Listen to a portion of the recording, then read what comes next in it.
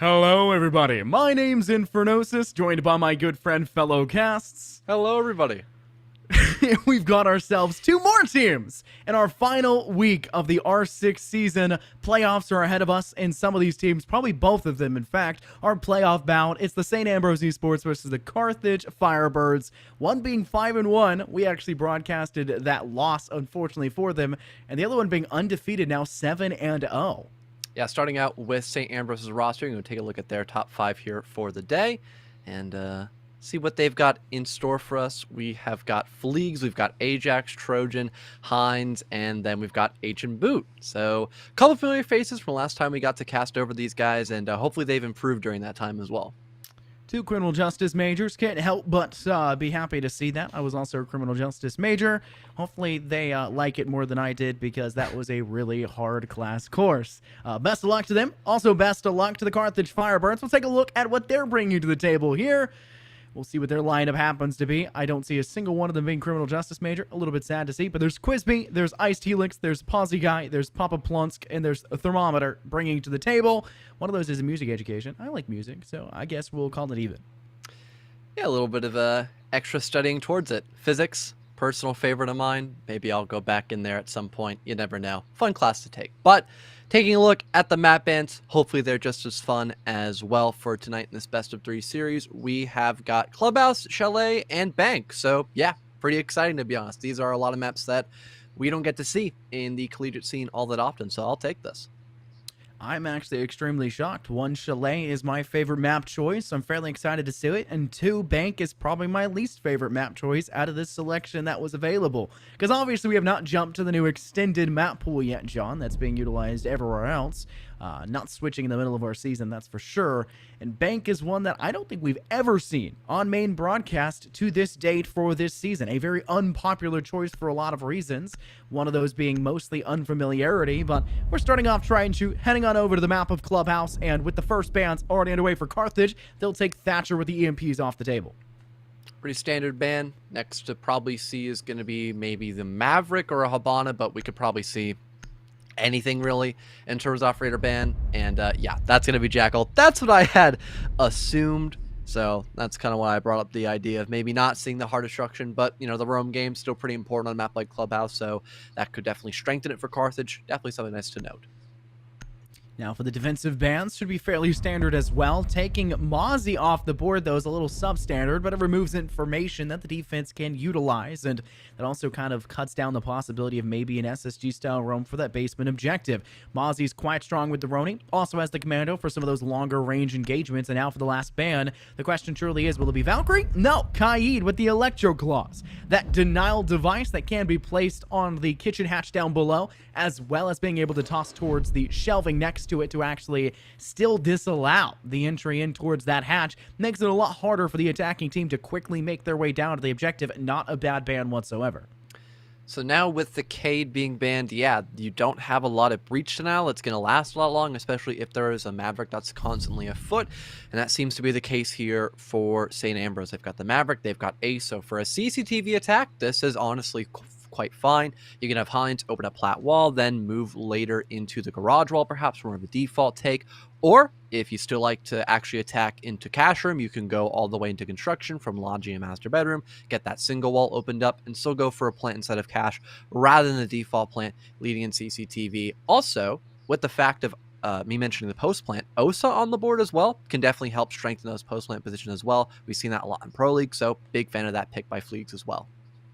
See, the pressure you can apply towards highway, towards the CCTV window, makes it easy to deny any of the anti-breach denial devices that Carthage would bring to the table. And in this situation, they have 2 devices that they can utilize, one being the mute jammer, the second being those banded batteries. And it's a little bit tricky to bandit trick out when there's pressure being applied from the rear, and to make matters worse, there's not just pressure from CCTV window. You can also work from below. Typically, you see a Zofia utilize that option, but in this situation, I would more say that it probably be Boot going for that instead, tossing an Iana nade from below of Secret and tagging out where Quisby is currently lying right now to clear out any of those batteries down below without needing to ego check and face swing that CCTV window.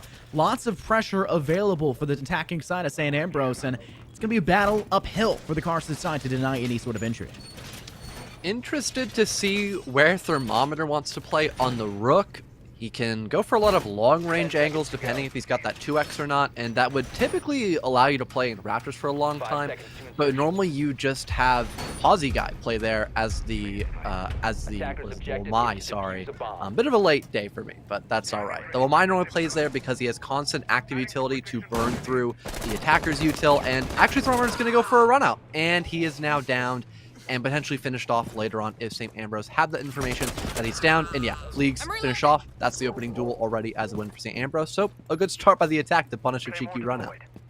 Take the early victory. No need to try to go for any sort of refract for the side of Carthage. They knew that they overextended, and now it's just a matter of time. You can see them trying to bandit trick the center stage. Ajax is giving them space, maybe toss a nade up and above. That makes it so you don't need to apply pressure to that CCTV window I talked about previously, and it can kind of flush away Quisby, who's going for the bandit battery trick. They'll manage to find one half of one of those Selmas, but the second one will be fully expunged, now giving complete and utter sightline and viability to process themselves through the St. Ambrose attack. So the wall opened, it can be vaulted through, but we're going to have it just hard confirmed that it can be a full walkable hole, and that can allow for the post plant to be quite strong. Fleegs has a couple talent shields already deployed, and we see somebody, that being Ajax, transitioning around into the balcony, currently on the roof for the moment, and also a couple of attackers stacked near Logi, getting ready to move in through construction as well. So this looks to be more of a setup, actually leading in towards cash, with the cutoff angles being used to maybe deny the rotation that would happen in from Raptors back into sight. Ajax finds one onto Papa, and he's just in CCTV room. If we have Fleegs enter the site as well with that diffuser, we can maybe see a plant go down. But again, this pressure in Raptors has to be countered at some point. 120 seconds now on the clock, and the adjustments must be made now for the Carthage side. Full control over cash room garnered for Ajax. Just needs to remove the player on red stairs from their pretty much apex position. The nade will try to flush them out, but no success gathered just yet. Ice Helix with a shot. He tries to clear themselves a sightline, but Ajax clears their life instead. And now with only 2 players left standing, both on rafters, it's an easy job for St. Ambrose to clean up. Boot does the first blow. Ajax finds the second, and that's all 5 now felled for the opposing side of Carthage, and it was a flawless round victory for the St. Ambrose attack. Everything just went pretty standard. Got the opening kill, spawn peek / run out denied. They got the plat wall opened up at a decent time. And instead of trying to waste a lot of utility just clearing out through rafters, they just went and adapted what they normally would do for a default. They instead went through construction. They had somebody on CCTV window, and they just went in for a power play, and it worked. Carthage had no idea what hit them, and they got full site control, allowing for a pretty easy post-plant position in that 5 versus 3, 5 versus 2. So quick and effectiveness by St. Ambrose so far in their attacks, but I would say potentially the game sense there by Carthage definitely looked a little bit weak. They didn't try to change their playstyle at all. They didn't really remove anybody else from the actual offsite position. They had no one try to late rotate, go for a flank. It was just they held those same positions they did in the first minute or so in the action phase, and that was kind of where they ended up dying in as well in the final few moments. It almost feels like the first blood and the way that it goes typically is a mood swinger for both sides. And in this case, St. Ambrose find the first blood, and that opening duel with Carthage doing for the run out kind of spells disaster. You're now fighting an uphill battle on an already ridiculously difficult objective, one that favors the attacking side so handily because the Maverick was not banned out there in the veto phase. So St. Ambrose, already with an easier job than most objectives, is able to quickly clean up house, and in a flawless fashion. It's a fairly expected result, but still a dominant one from them. Now things will start to change up. The Carthage side will head on over towards the Master Bedroom and Gym objective, the typical tertiary site, one that I would argue now should be played over CCTV and cash, but the dangers are still present for their defense. Are they going to extend over towards cash room? The question is still unknown. They have not yet placed any individuals in that direction. Instead, looks like a very strong and sturdy defense entirely on the 2 mainstay rooms. Got thermometer once again, or thermometer, actually, not thermometer, trying to go in for another spawn peek, another aggressive play. Doesn't seem to cost him his life just yet, but still wants to up the ante, and now instead will drop down the oil pit and try to go rotate. So at least he's not dead off the bat, still the 5 versus 5. For St. Ambrose's attacking setup, once again, though, it's the same of what we saw last round, but because there's no ADSs or mine magnets, they really don't have a lot to actually force away any of that utility here. We can just see immediate grenade pressure that can remove the 1 player stacked up in bathroom, and that could allow ease of access into the building from Jacuzzi wall and just have a whole lot of hurt already on the Carthage side. Ajax doing a good job of clearing out Jacuzzi. Applying pressure now from the west means that if they do apply some late-stay pressure towards the northeast, more specifically the player that could drop down Logi Hatch, that'll allow for them to pincer the few remaining defensive players that are trying to play within that hall. Thankfully for the side of Carthage, they've kind of separated themselves to a degree. 2 players on main stairwell, but St. Ambrose are applying pressure more to the east. They've now taken complete control of CCTV, now perusing the options towards cash, and now they're just going to do the dirty work job of pulling out these drones and gathering every piece of information they can. And Posy Guy gets spotted almost instantaneously off the bat of that drone. Now working together, Trojan will toss a nade that direction. It does not bounce the way they wanted to, and Posy nails the nitro through the soft wall of construction, and they're able to find themselves the first blow in the round, but Posy DB&Os himself in the process. Not too sure if Ancient Boot is aware of this, but not seeing him leave through construction in a site, that could be a guarantee he's still playing somewhere in construction unless the hatch was opened up, allowing for a drop back, but that's not the case. I believe Ponzi is just sitting right on top of it. So it's 4v4 essentially until Ponzi can be revived, but he's kind of in a pretty bad spot to do that. So in the final minute, St. Ambrose look to be in, again, another standard position. They've got someone across the map going in for a solo lurk clear, and they've got the rest of the offense stacked up near both the gym window and jacuzzi to try to go in for that weight room plant. Quick hold here by Papa Plonsk, playing close here to the vault wall. But from the side of St. Ambrose, I'm loving the hesitation. I would say less hesitation, more patience from their side, but Thermometers on the long con play, worked from garage like we previously saw, and is able to go to CCTV window. They find two in one fell swoop, now leaving just Ajax left standing. Boot was near, but Ice Helix deals with that quickly as well. And now with only one player left standing versus the three of the Carthage side, this seems like a nigh insurmountable odd. They're going to do their best so far. Now playing behind the only reinforced wall, will attempt to lie down behind the gym equipment and will attempt to go for the plant, but Ice Helix is prone inside upstairs hall and will find the floor right there available for them, and they'll shoot the toes out from underneath the castle barricade. Not having any drone for your dead teammates to watch the flank definitely did allow Thermometer to go a little crazy from the CCTV window. Probably one of the most easiest spots to go and stop anybody playing on that balcony, especially in the late round when you are just only focusing on trying to get in the site. And because Sledge never opened up a lot of those castle barricades, it did allow for a bit of a self-stall there by St. Ambrose. They only had Jacuzzi Wall opened up, and I think their player that was inside of construction actually fully rotated around to go with the rest of their teammates from the balcony itself. So instead of having that multifaceted approach, it was really just a funnel, especially since the castle barricade between both highway and gym was never opened up. So it did allow a lot of congestion there for Carthage to actually punish and now get an equalizing round moving in around number 3. All right, heading into round number 3, we're heading down to the basement objective. There's been a couple strategies and varying tactical strategies, you would say, playing this one defensively, but a lot of attacking teams have kind of stepped back to maybe favoring an idea to push down dirt. I have not seen, it was a big spree about 3 or 4 months, John, where I saw literally no one pursuing tons, no one going down dirt whatsoever, and now we've gone back to a meta of applying pressure that way, because you open up one outlook, one possible route to push, and that forces Carthage to constantly keep that in the back of their mind, constantly be aware that they could come from this side at any point in time, and there's no real way for us to deny that. Combo that with the fact that they have such a lack of possible information gathering available to their side. They're not playing the Valkyrie that was left unbanned. Mira is not being played in towards ton because you can't place it on that ton wall. It'd be cleared almost instantly, and there's no way to really place it to watch that tunnel whatsoever. And to make matters worse, the Mozzie was banned out in the VTEL phase, making so you can't steal with those pests, so you don't have active information gathering.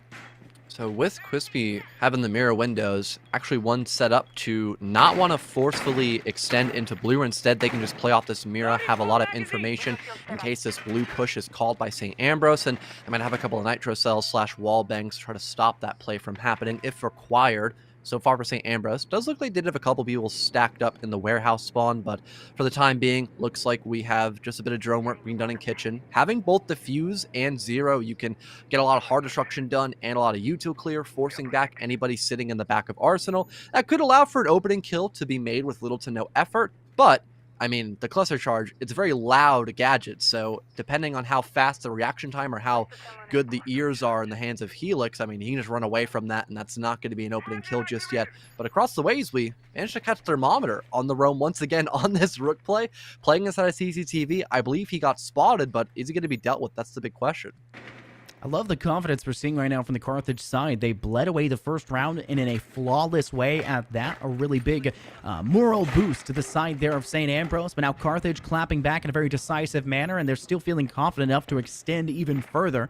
I'm loving that playstyle from them. The confidence is exuding off of them, and that's going to be something that St. Ambrose are going to have to climb back from every single round from this point onwards. It's an uphill battle when everyone on the other team feels like they're doing everything just right. Great use here of the shield from here of Osa of Fleeks to place down at bottom of blue stairs, and now can start to apply pressure in towards the side of oil and start to clear themselves out of util. Hines finds the first blood. This one goes to Ice Helix, and now the man advantage favors St. Ambrose, but they're going to run out of options soon, and Quispy's got the Nitro, and this just might find a kill, barely missing the option of Fleeks, but thankfully Papa Plonsk will not.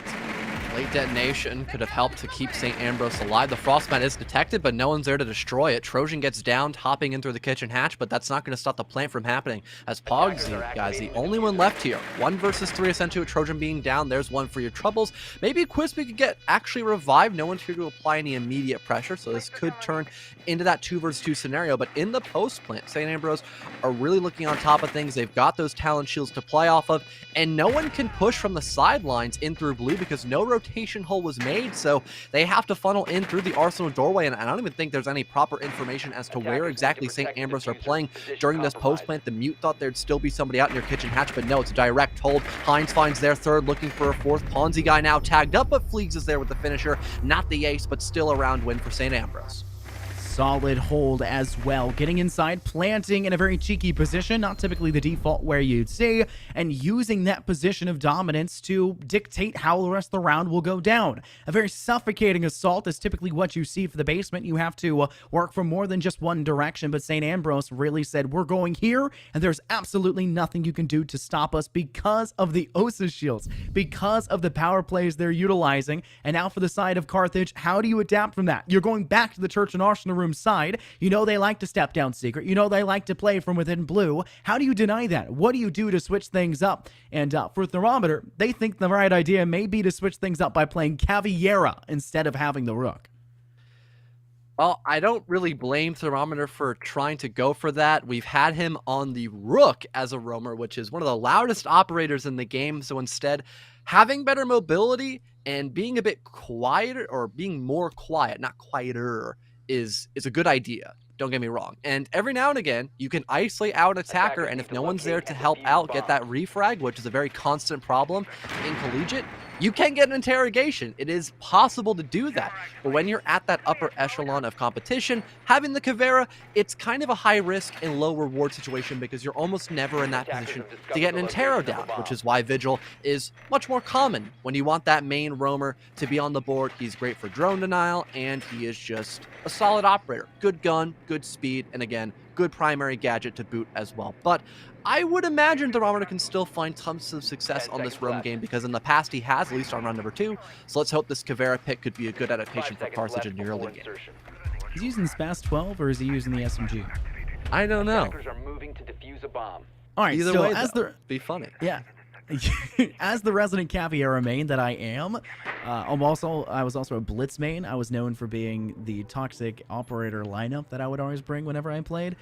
Caviera is extremely strong with the SMG. It has little to no recoil, but it's BB pellets. It does little to no damage. You have to hit the headshots, and there it is. The SMG is in their toe. They're bringing it in the pocket, and I guess for Thermometer right now, it's just a matter of can they play cheekily enough. The last play of Cheeky didn't work out, but we saw the impact that was attempted there in round 1 with the early frag that failed, and we saw them pick up quite a lot on round 2 as they pressured from CCTV window to highway.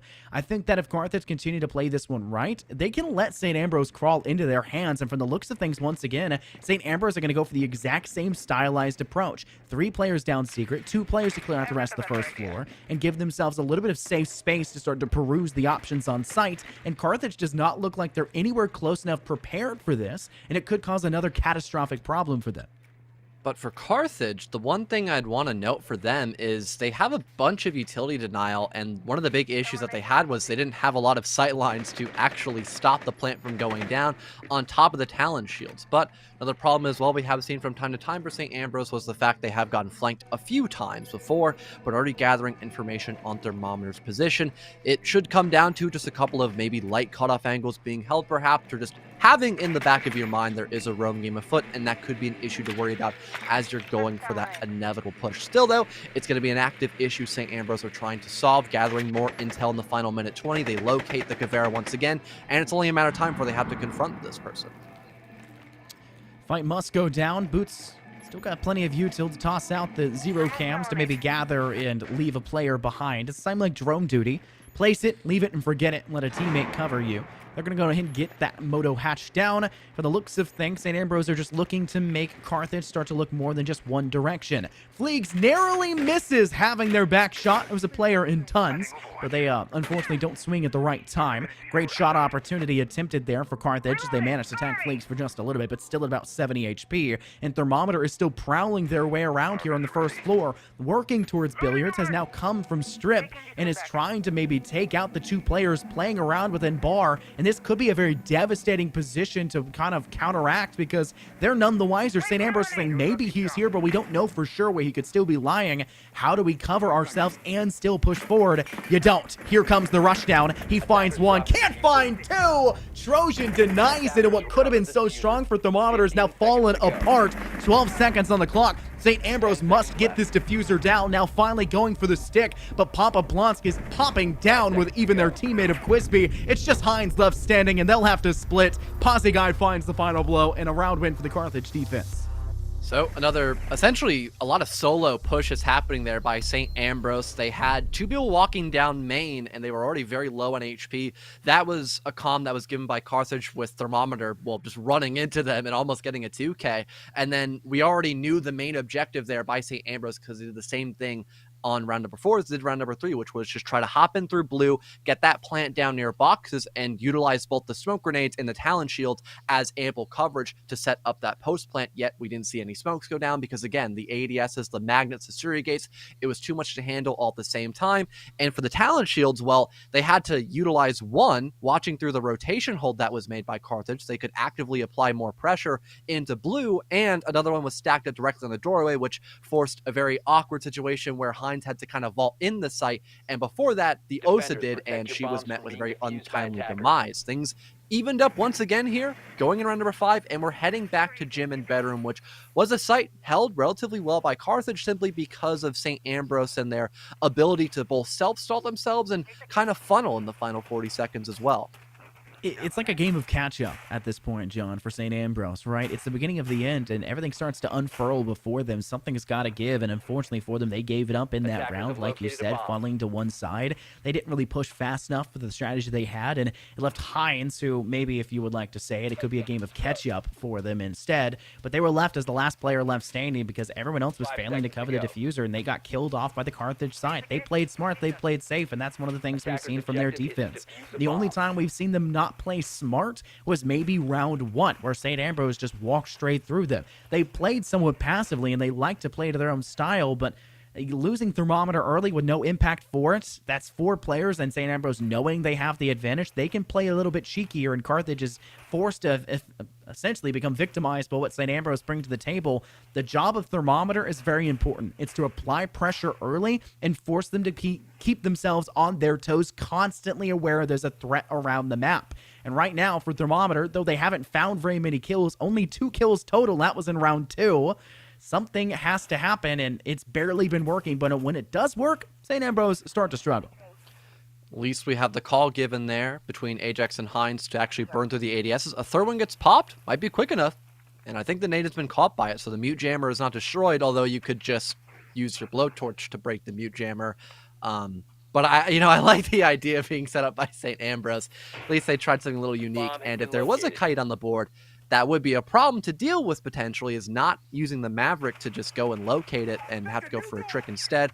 But either way, they can get the wall opened up, and that's still a mission accomplished there for St. Ambrose. They've got the shield once again in the hands of the Osa of Fleeg, so they have a nice little safety net to work with while looking down these sight lines, and they're also rotating around with Trojan already dropping down into Logi and Carthage having no clue of this.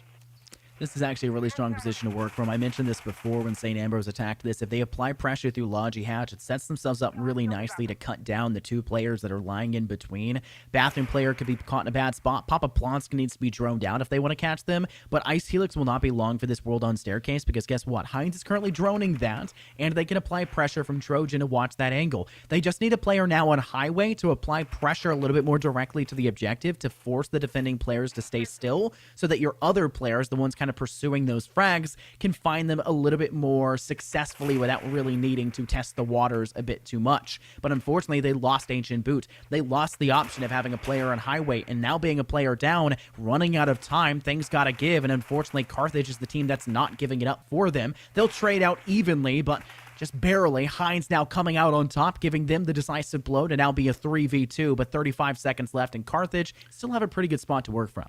Castle Barricade still destroyed, though. Looks like it has to be a hop-in through Master. Trojan will finally rotate around. Fleegs has the case, though. He cannot be playing this aggressive here. They've got to get this plant down, but only in a 3 versus 1. Things looking much better for them. The cross is there by Heinz, and St. Ambrose, they take round 5. Man, that was a great round there by St. Ambrose to recover. Oh, Heinz had such a good situational plant awareness. They know that they need to get Fleeg in to go for that placement, to put down that diffuser. And what does Heinz do? I'm not only going to watch it when you're planting it to set up for the post plant, I'm also going to gun them down. Phenomenal discovery round there for St. Ambrose. They found what's worked out for them, and they can continue to keep that same pacing. It looks like Carthage really want to go back to the gym and bedroom side, but before that, we're going to take a quick little break as we jump through a rehost. We don't want to bore you guys for too long here in the break. We'll talk a little bit more about what's to come after a quick little break.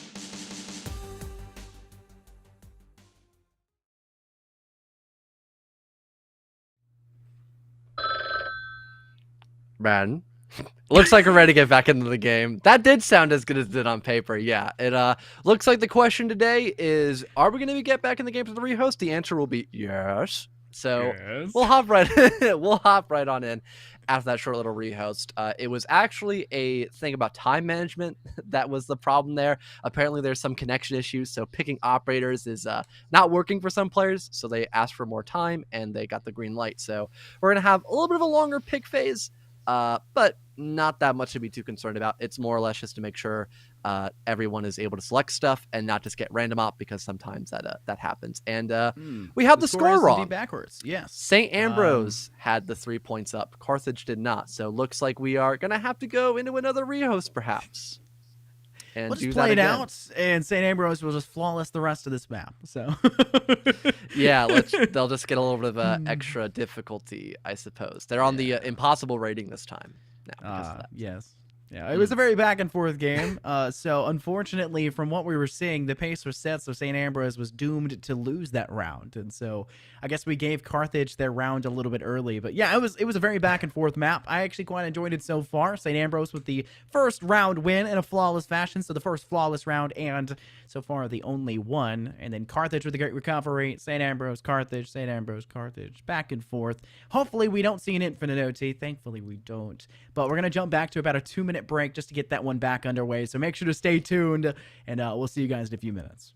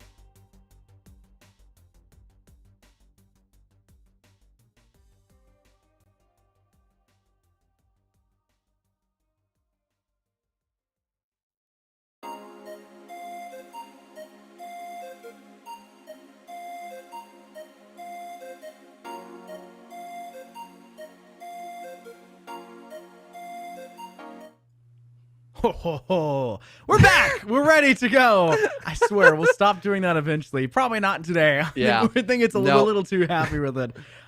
You got to find your happiness somewhere. And right now, St. Ambrose has found their happiness, their mojo, their round victory back under their scoreboard side. 3-2, our current score, 1 round away from halftime. And like we mentioned before, the tail of the tape should say that Carthage will win this one, but with a nice extended break, maybe St. Ambrose have talked things through and decided how they're going to re-push this objective. The masters of negotiation, apparently, for St. Ambrose. They got their round one back. No questions asked about it. But yeah, heading back to gym bedroom. Originally, we saw this site do quite well for Carthage based off the fact that their roam game was never challenged at all. It was a self-funnel by St. Ambrose, and they just got caught in a really bad spot by Thermometer. And still probably opting to go on that heavy roam game, this time not in the Caveira. They are rocking the Valkyrie this time about. So we can see tons of intel being gathered here. Maybe a Nitro Cell play in the late round instead of a flank being intended by the Valkyrie, which wouldn't be a bad idea, especially since the name of the game for St. Ambrose has almost always been to get in that post-plant position, especially since they have really strong hard breach potential, and they have Osa, who constantly brings shields for that instant coverage, essentially, when you try to get that diffuser down. I'm loving the switch here by Thermometer to the Valkyrie. Gathering information has been kind of a necessity. I spoke earlier about how the Mozzie band there in the veto phase makes it a little bit harder to kind of extend yourself across the map as well as to be active in your information gathering. And seeing the Valkyrie get picked up means that there'll be a little bit more possibilities for them, especially if they manage to lose that first duel. That means, like you often mention here, John, they've been relegated to cam duty, and that's one of the more important aspects. Your job's not done when you die. It's not over till it's over, and from the looks of things, this round start is yet to be over as well, as we constantly wait for it to go underway.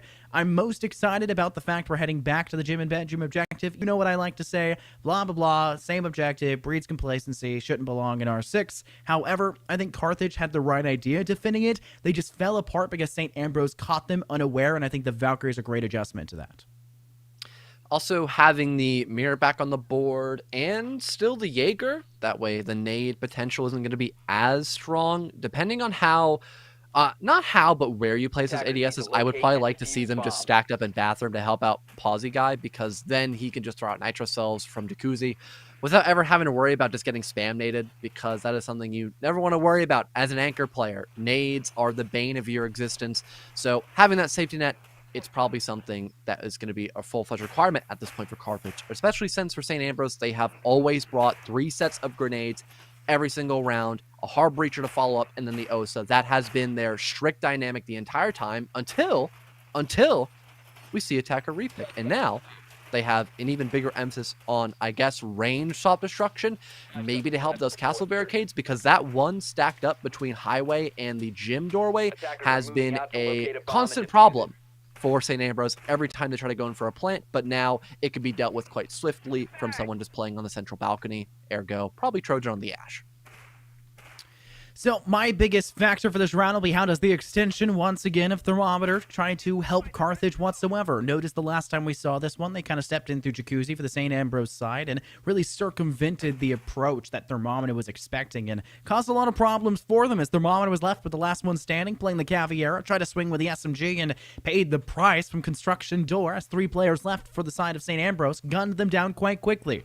I could probably specify more that it was Hines, as they had found 3 at the last bits of that round. They were quite the deciding factor individually for it, but pretty quick work now handled by the St. Ambrose side. They've opened up Jacuzzi. They've dropped down with some nades to hopefully clear out the defensive utility that can deny that wall, and Pawsey Guy will not get greedy to hopefully try to deny this. Instead now can play the soft wall, spray through with the Vector, and maybe try to find themselves an early kill, but this a very unfortunate OSA shield once again denying the possibility of that first pick and an easy one.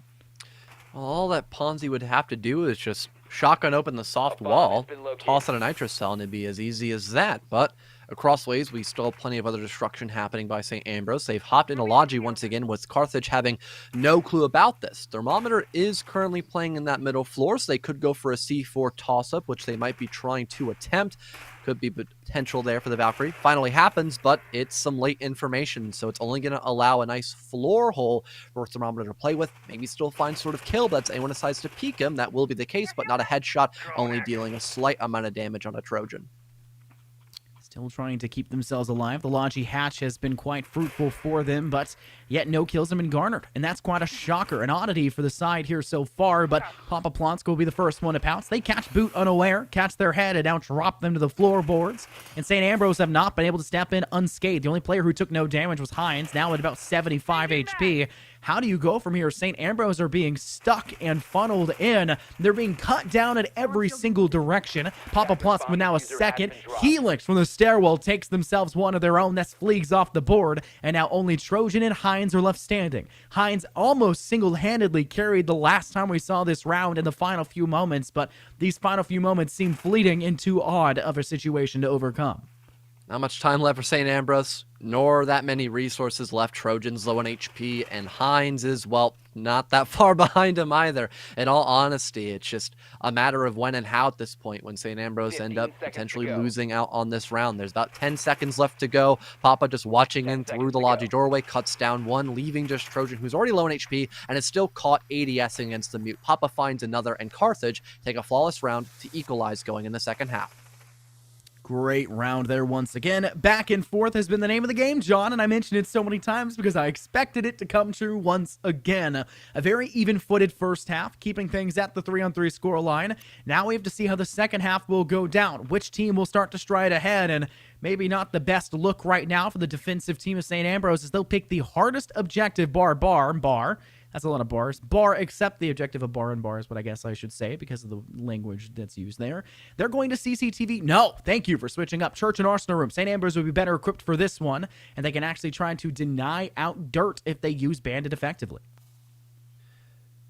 Well, still having a long wait with the small internet issues. They weren't joking. They were being very serious when they said they could not pick their operators because we are still at a current stalemate. We had this problem at the Purdue LAN. You remember that, Scott? The big area where they played on the main stage that actually had worse connection. So whenever we streamed they weren't on SSDs. That was the problem. So in the main room, which was like the non-stage room, every computer in there had SSDs. Also, there's a couple Purdue players who brought their computers. I think there was like 15 total computers brought from them. Attackers need to locate they had and defuse SSDs, bombs. but the ones on the stage didn't. And so you couldn't load into the lobby. It took almost 3 hours to do 2 maps. It was insanity. Well, hopefully we don't have the same problem here tonight, but if it's a recurring problem, might need to be brought up perhaps in the background with more info to come on that. But Church and Arsenal, like you said, we've got Attackers have located pretty a bomb. much, I wouldn't say the same lineup, but I feel like it's going to be the same idea by St. Ambrose. They want to have that heavy anchor set up. There is potential to have at least 2 roamers, Ancient Boot and Hines, I would assume, but I don't think Fleegs is bringing the castle for an extension. No, it's 5 to seconds to go. strengthen the anchor position. And some of these castle barricades definitely seem a bit odd, Defuse a bomb. not really helping out the defense all that much. In fact, denying a lot of crossfire potential. You have a lot of defenders actually play in Moto, and having that castle barricade there denies a very vital sightline. So a lot is being cut off of the map, not only for Carthage, but also St. Ambrose, pardon. Kind of a double-edged sword, if you ask me. Now, when it comes to attacking this objective for Carthage, the question is, how are they going to pursue the option? They have the Maverick, can easily break down a couple of these hatches. More importantly, I think Moda will be probably the more important push to go for, but that's actually not been reinforced if I look at that correctly, and Carthage aren't actually looking to pursue that direction just yet. Maybe trying to take something out of St. Ambrose book. They'll drop down Oil Pit, start to apply pressure towards Util, and maybe start to flush out the players of St. Ambrose on this side, but Arsenal being held quite effectively. A player down prone. They'll bust down one of these walls with the breaching charges, giving them a very clear sightline of the objective, and maybe even a possible avenue to step onto site to go for the plant. But notice, the plant bearer of Papa Plonsk nowhere nearby just yet. They're still playing this one safe. Having that castle barricade still deployed, though, if Carthage do not want to open it up, that could allow for still the exact same funnel, just a different choke point, I suppose. While across the ways, we've got Carthage still trying to clear out the rest of this top floor. We're also going down for a couple of cluster charge attempts. Fleegs is pretty far away from it, though, and the way the cluster charge was actually deployed, it doesn't really go anywhere close to Fleegs, so he'll be safe in that current prone position, and Carthage still just droning up, setting themselves up in a good position. It looks like they still want to go for maybe a kitchen drop plant, yet they still have a huge emphasis on blue and nobody main stairs. Definitely seems a bit off, but not the worst thing we've probably seen.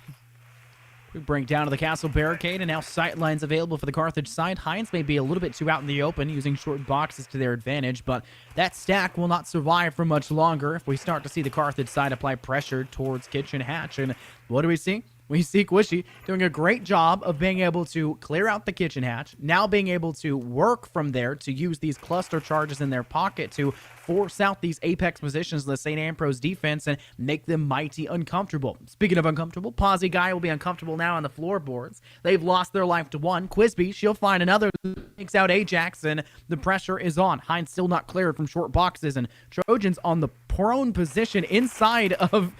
What are you doing, Thermometer? 1, 2, 3. 1 was a knife kill, the steel blade to find it. I'm just distracted by all get out, John. What just occurred?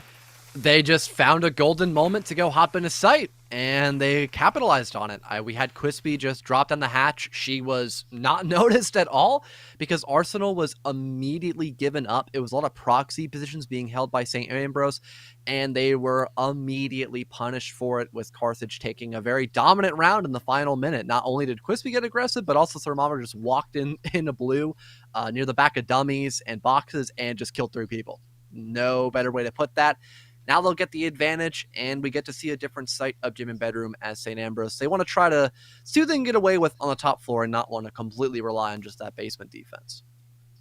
One of the things I'm more impressed with was Thermometer as a whole in that round, being able to not only open into Oil Pit very quickly, open up the wall to gain a sightline advantage, and still to be able to play patient to survive to the last few moments to be able to pop off like they did.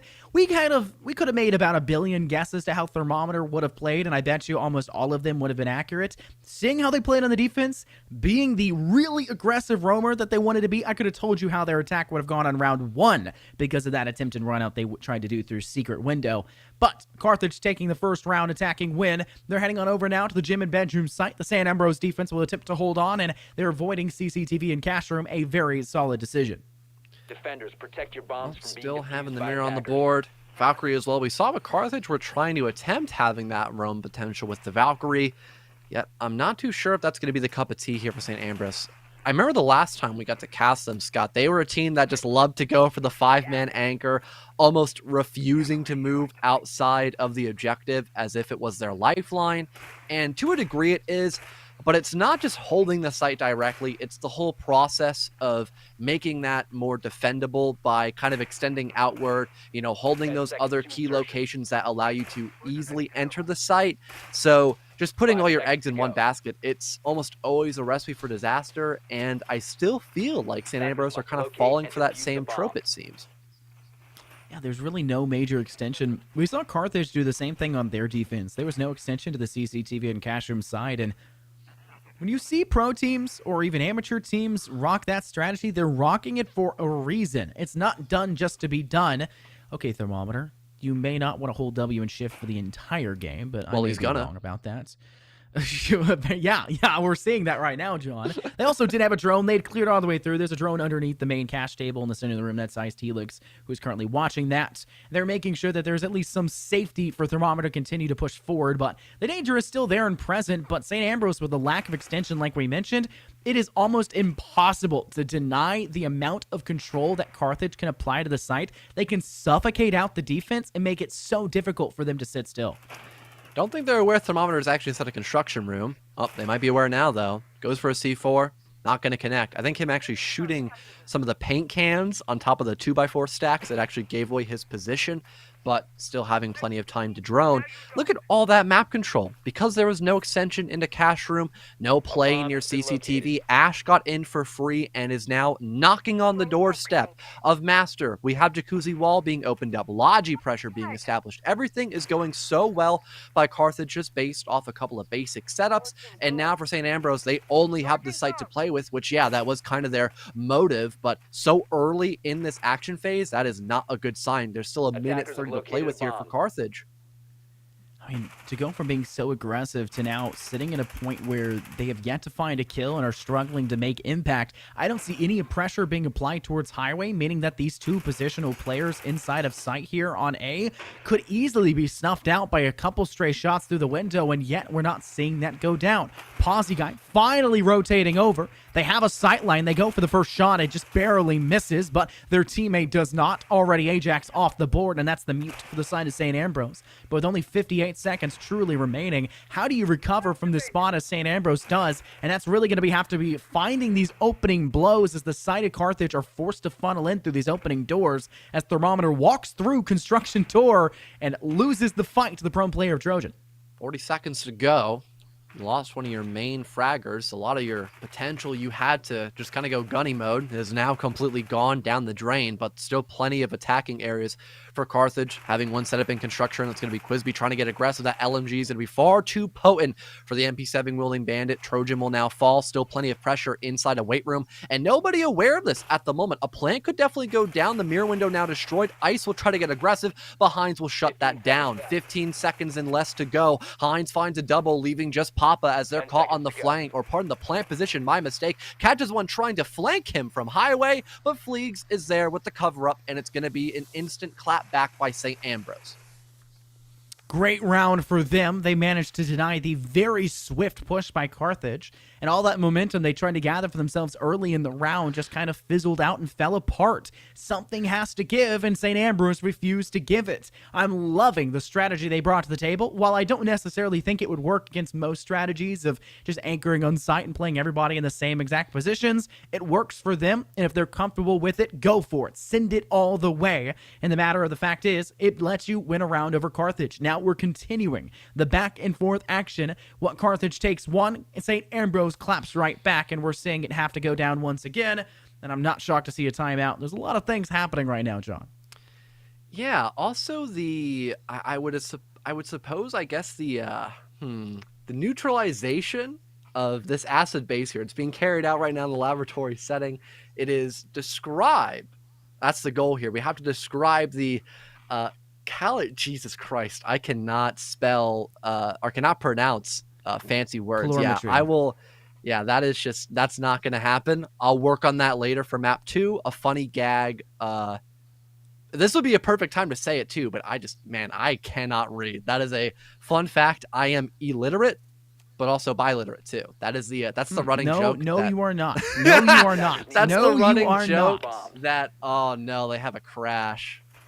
That is the running joke that happens all the time. So one thing I will mention though is with the constant struggles with connection right now, there is a good chance that map 2 might not be on stream. If we go to map 3, that might not happen either, because the connection issues, they are very apparent here by St. Ambrose, potentially Carthage as well, not too sure. But this has been delaying the matchup by quite some time. It's definitely something we do not want to have happen, to have the second screen game canceled. But do they have to play in the 4v5 because they already have done a rehost? Is that the call here? I think I'm so. not sure. I'm pretty sure it was Carthage that went for the rehost before. Huh. So technically, St. Ambrose should have gotten the timeout. Yeah, they called a if it was seen in timeout. time. We went into prep phase. Someone disconnected, but no I just don't one know if the called timeout was rehost. seen. I Yeah, don't they know didn't- if the timeout was seen, and so the timeout didn't occur, and so St. Ambrose now have a player down going into this round. Bomb located by attackers. And we're still looking at pixels, so that's fun.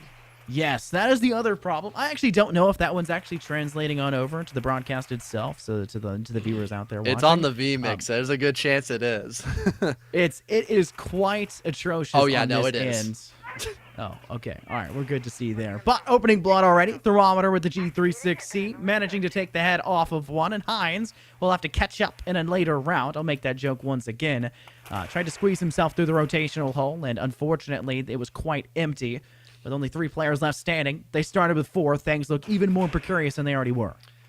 Well, at least Ajax returns. Thermometer just in the sight, but gets cut down by Trojan. A little too aggressive. You could have just held control inside of CCTV and went for the plant, but doesn't seem to matter because it's still a 2 versus 4, as Iced will ice out Fleegs. Quispy will get finished off by Ancient Boot. But there is the option to still go for this plant. Papa has the case in his back pocket, and CCTV, it's up for grabs. Trojan does not have a Nitro Cell. The only set of denial are those yokais and someone getting aggressive, but there's so much time on the board, a minute 20. There is no way the yokai is going to be strong enough to stop the plant completely. Ice now finds yet another on the Iona selection. Ancient Boot isn't even getting on his cameras to try to stop this plant. He's trying to go gun mode once again and just is not in a good position to do so. Finds someone over swinging out near CCTV. Downs Ponzi as well, but still, a 1 versus 1 position well known at this point, and 1 shot is all that will take to actually kill this Echo player and still guarantee a 5th round for Carthage. It's essentially a 1v1. Papa Plonska has not really moved over to pick up the player of Pawsey guy, and with the diffuser down, Boot is running out of time, forced now to go guns up blazing with the MP5 SD. The transition over towards the Defenders have diffuser eyes clears on the out towards diffuser. rafters. No Attackers one's need to lying in wait protect there it. just yet. And now they're going to go and have to step on. Do they have the time? They did, but Papa Plotz does a great job of cutting them down there with the AK-12. And you'll find yourself a round win now for the attack as they get the diffuser down, flip this game of attack down to the defense, and hold on strong. But of course, keep in mind, that was a player down St. Ambrose side, and they barely came out with the victory in that round. Back into timeout time here. Once again, though, Carthage, immediate aggression. I wouldn't say they take their time because they're very fast, but they drone. That's the big thing. They gather intel at a decent time frame, and that enables Thermometer to get aggressive, work the entry. It's already a 5-on-4 without even getting that kill, but a 5-on-3, you are already struggling to try to have a recoverable position there for St. Ambrose, and it was already immediate site control. Plat wall got opened up, allowing another entryway into CCTV. The plant went down, 3 versus 1, multiple angles to worry about. It was a good attempt by the Echo to clutch, but so much to worry about, such little time. It is just, again, a recipe for disaster, and now we have no screen. It was black, and now it is gray. We're currently at a modern art gallery, and now we're in the game, so that's okay. We I think we were cracked that resetting joke. the feed, so it didn't look this bad, so that was a good time to do it, but it got We me off cracked guard. the joke My on, bad, Bryce. I think we cracked the joke on Monday with me and Dallas, aka Mick, over for the NECC's Valorant broadcast. Stay tuned on Mondays for that. Tuesdays for Rocket League, Wednesdays are 6, Thursdays Overwatch, and Fridays League of Legends. Had to plug that in there somewhere. But back on Monday with me and Dallas, aka Mick. It had that gray problem where we'd occasionally cut to the gray screen, but it was in the agent selection when it happened. And we said, oh my goodness, the newest agent has come out. It is Felix Gray. It's just like really funny to have a gray screen. Does not make any sense whatsoever, but, new agent to come out. Also, what doesn't make much sense, how many troubles there have been. I'm used to the R6 troubles of having zero audio whatsoever because the game just loses itself in the white noise. And I'm not talking about the country music that I'm used to listening to around my house Attackers because I need to live down locate south and that's never defuse plays as on the many radios. bombs as they Talking about can. the shh noise you're constantly hearing there, as that is unfortunately just the way R6 is. I think it has strengthened my tinnitus as well. I have not had so many days where I end my broadcast and my ears are just still ringing at the end of the day. Definitely not fun. But, given the circumstances, at least this game has still been rather fun, despite the lack of audio, lack of stable connection, and silly stuff happening, too, in the mix of it. But back to Church and Arsenal. 10 seconds left Again, before insertion. one of the main strengths of having a basement site to defend is 5 you are seconds given left. the option to play throughout the entire map with really no extra Attackers slack locate applied and to it, defuse a bomb. and then you still have the ability to fall back down into the basement floor. Yet, again, the comfort zone of St. Ambrose is just playing for an anchor game. Yet, despite no one moved a floor higher for St. Ambrose, they didn't reinforce dirt, which I find that very perplexing, but okay. Maybe if they put a castle barricade on dirt, that's kind of like their problem solved, their band-aid on a gigantic gash. But again, that doesn't sound good with the visualization I just gave, and it's probably not going to be good in this round either if Carthage can actually go through dirt in this round. Now, keep in mind, the momentum and tempo that we've seen Carthage employ needs to be shut down very effectively by St. Ambrose. One of the great ways is to, like you said, proliferate yourself around the map and start to cut off some of these maybe lonesome stragglers of the Carthage side. Cut down the roam potential as well for Carthage if you're trying to deny that, but notice how quickly they've just stepped in through Oriole Bit. They now have control over towards utility. Already 2 players spent. And the last time we saw this objective, Carthage did an amazing job to open up this wall with a breaching charge. Thermometer once again looking to do that and being able to gather sightline to sight. And Thermometer found a 3K in the last few remnants of the round to finish off the job that essentially could have been done 40 seconds earlier just because of how quickly they expedited the push near sight. Well, again, we talk about the immediate aggression. We have Thermometer and co. already down bottom blue. Looks like Thermometer is going to put up a flank claymore. I haven't seen that a lot, but with the new update coming out in a little while, having more than one claymore for people who can actually bring them out, it could be something you see more in the comp pool, and maybe new operators in play as well, and maybe not so much general flank watch operators like the Nomad or Gridlock, which sucks, but could be a little bit more variety in life later on. Still, though, the flank being watched actively as well, not only with the Claymore, but also by the Finka to maybe counteract Heinz's position on that roam game. But with such a high mobility operator like the Oryx, you can really run around anywhere and get away with basically robbery. And there we go. Heinz steals the life away from Ponzi Guy, and that's the 5-on-4 favoring St. Ambrose. Shot managing to connect. Notice the fact that the change of orcs has not yet gone through. They will actually recover slightly faster after their charges. Same thing after a air jab knocks you back, but they managed to find another refrag back in return. 2 connecting in a row now for Carthage, as Ponzi Guy's death may have been uncontested for just a moment, but the trade was there. Ajax and Heinz off the board. Fleegs will join them as Thermometer finds another kill with the G36C. Iced Helix now for the side of Carthage will pay the price from Boots MPX, and Thermometer's looking to start to get a little bit greedy. They find one player, but they can't finish the job just yet. Boot now left alone, and they have to deal with the lonesome player. Papa Plonsk just the same. Quick swing out. Ancient Boot looking for the damage, managing to barely tag, but the Adrenal Surge keeps Papa Plonsk at full HP. They'll send an aid yonder, and unfortunately for Boot, they run both directions all at once and stand essentially still to allow for that nade to find its final and triumphant blow. Not knowing you can potentially vault up in the back box in Moto, that would have been the safest place there for the Valkyrie to hop up into. But when you're 20 seconds left, 1v1 against a Finka with the LMG, and you have nades being thrown at you, you're probably not going to think of something as minute as that. So really can't blame Ancient Boot for not being able to find a safe spot to run away from that grenade while also not being shot at. So that's just a little nitpick. But now you know about that position for another time. So hopefully it can be used in the near future. Carthage, though, they're on match point. Church and Arsenal will be reattempted once again by St. Ambrose, and they really haven't found their stride on this site just yet, and they're slowly trying to adapt. They're having more aggressive play style with Heinz being on that vigil, but I feel like just having only Heinz there in that roam game, it's a little undermining. If you have somebody to back him up, perhaps more than one roamer at a time, that could be a lot more potent, and that could definitely waste even more time against Carthage, especially since they have been a very fast team and a team that doesn't like to really waste a lot of their own time. Protect your bombs from being defused by Now, that attackers. speed could definitely start to bite them in the rear. We saw St. Ambrose cut close a couple of these rounds. There's still plenty of possibility for them to make the recovery by heading back to the basement site. This isn't one that they've been very successful on now, have they, John? Carthage have won every single round attempt of St. Ambrose to defend this, and while one of them was fairly lopsided, with, Thermometer carrying to find 3, the second one was not so much. A very close affair, but still finishing in the favor for the Carthage attack, and they really need to cut down that very swift assault that comes through on the util side, but they don't extend that direction whatsoever. And in fact, they leave the majority of that wall, or at least half of it, unreinforced to allow for them to have easy sightline advantage.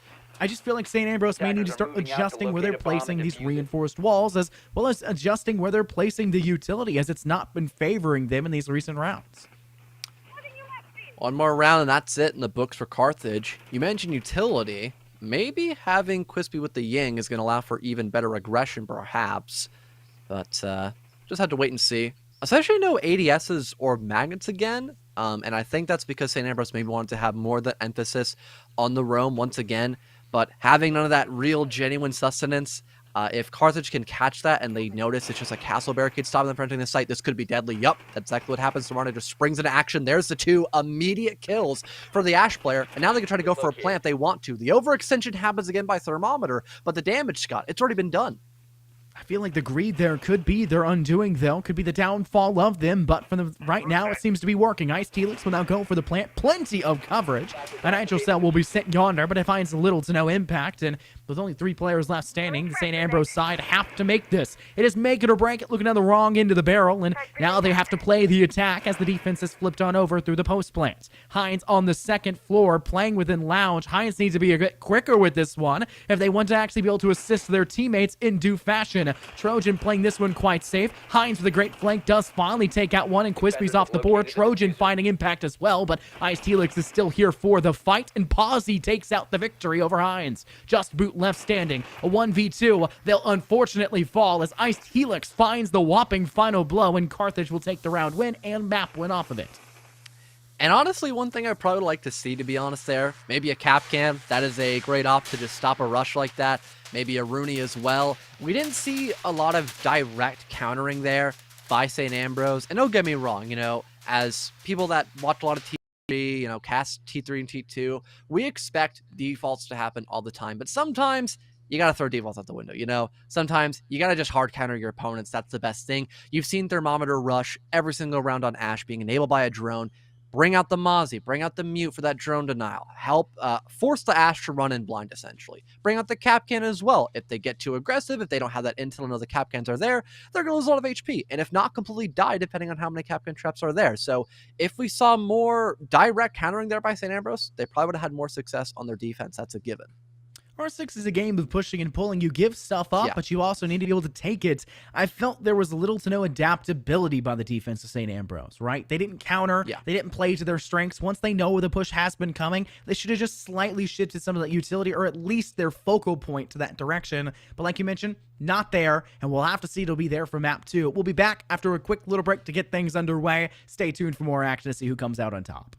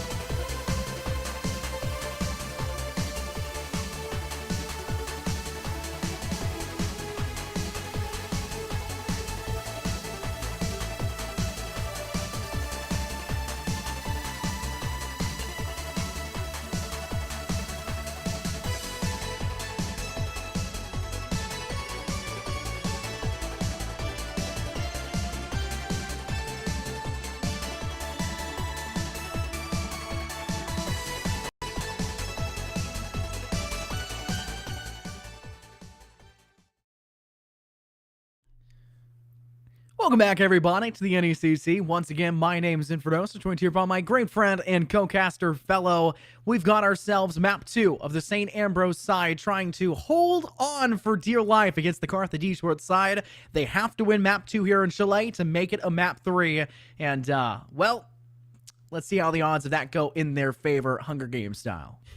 Yeah, and especially on a map like Chalet, that does allow a lot of aggression to happen. Carthage are just the more aggressive team as is. They're more comfortable in the roam game. We saw Thermometer just kind of run in a lot and just shoot people, immediately charge into sight. So this only makes sense that it would be their map pick. So for St. Ambrose, I am very worried, as a 2-0 could be very much a possibility here. We might not even see a map 3. This might end out here on Chalet. Now, we know that the St. Ambrose side loves to be pretty stagnant on site, John. They like to put all 5 near the objective. But that maybe could work if you're playing the basement site. However, you still need one roamer to extend off site, at least to be viable across the board, to maybe flank in through main hall and be able to take control of the staircase leading down to basement hall. Yet, I don't know if that's a big likely site. St. Ambrose starting off on the defense may be able to, unfortunately, bury themselves too deep too early with how we saw Carthage play on the attack. They obviously won the majority of it, and they're a very solid team when it comes to playing aggressively. Like you mentioned, this map will favor them in a lot of ways, and it's on St. Ambrose's lap, and I know they're capable of making this recovery and winning this map, but it's all in their hands to do it.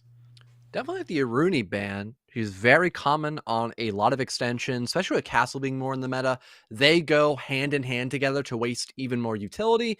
So not a bad idea, I gotta admit. Something you don't get to see all the time. And what you don't get to see a lot as the first site in play has to be that basement objective room of Wine and Snowmobile. Like you mentioned, the anchor game, it can be very strong on this site, but you still need to have somebody go in that roam game. The fact that you want to just ignore 2 floors in and of itself just for your own convenience is not a good idea, because that gives Carthage more time to adjust. That gives them more time to position themselves in an almost perfect position to go in for that side play, and the odds just don't stack up in your favor at all. And now with the attacker repick being an option, if they detect you're going for more of an anchor strat, they could bring out a sledge or a buck, play for a lot of vertical in that first floor, and then go for a site execute they are probably already opting for, especially with that hard breach and also the Osa pick too. Now, my favorite part of this map, more specifically, has been Mezzanine. And when you're talking about holding the basement site, Mezzanine's not that important, but maybe to vie for control, you can lie around in Mezzanine to have that one single player kind of roaming around. And for this objective, I would maybe say it needs to be Fleeg or maybe Ajax to be that extended player, but they don't really have a great roaming operator selected right now for the St. Ambrose defense. And from the looks of things, Carthage has a very aggressive and very methodically assaultive team. It really is going to come down to what approach they decide to go through. Stepping through the garage wall does give you a direct access here onto the B site, but the more preferred and more valued objective push is typically through Garage Hall, where you can see the basement hall, go through that hard wall there, as well as going through Boiler Wall. 2 sightline advantages. Both can be able to give you a sightline option to plant towards close section of sites, and it's very difficult for St. Ambrose to retake objective. So while it's easier for St. Ambrose to defend it initially, it's harder for them to make the comeback, and that was Carthage's weakest link when they played the defense initially, and I can only assume that could be theirs here as well in the post-plant. In general, the retake game is very difficult in Rainbow Six Siege in comparison to Valorant, where like the retake is kind of like a default thing where you just slowly take back the site where you own util.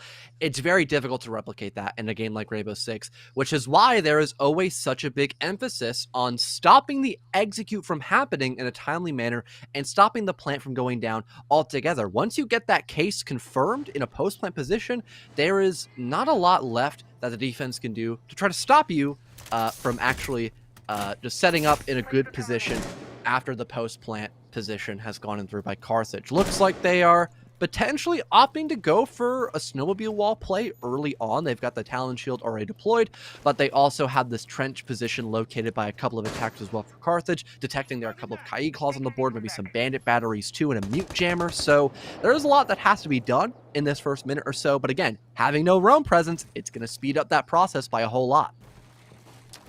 Now, stepping in quickly, the Carthage side already making quick work of the basement site, trying to push through.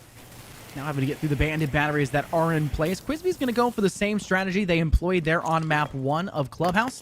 That was not it, Quizby. She seems to have made a slight mistake here, and also walked slightly towards the nade that they tossed. Maybe feeling a little bit scared of the possibility of a nitro cell being tossed. That was the case, and as it detonates, it actually does the job for her, as her nade was sent a little bit too far forward, and goes to where essentially Trojan now lies themselves, and that will open up the wall possibility for that hard breach, and now you see Carthage have plenty of access on the site through the boiler wall.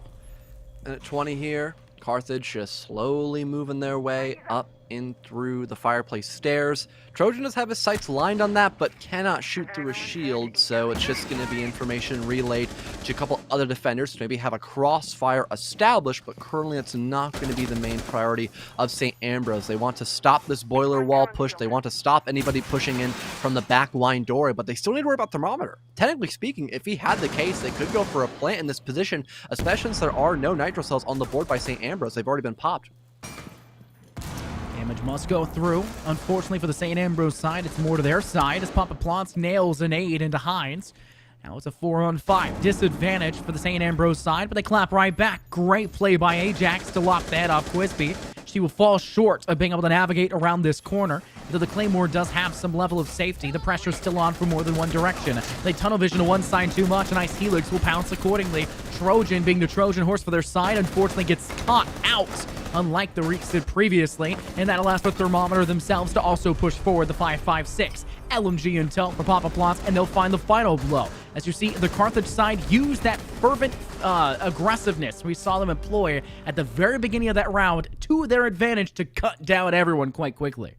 Nothing over the top either, really. They had somebody slowly crouch walk down fireplace stairs with an OSA shield, and then we had somebody just open up boiler room wall. I mean, that's semi-textbook. Maybe not having someone just walk down fireplace stairs in that manner without the post-plant position being even being confirmed, but it still gave a lot of problems for St. Ambrose. They didn't have a crossfire stacked up like I had mentioned. Nobody was really actively watching fireplace stairs but Trojan on the Bandit, and their nitro cell was already used.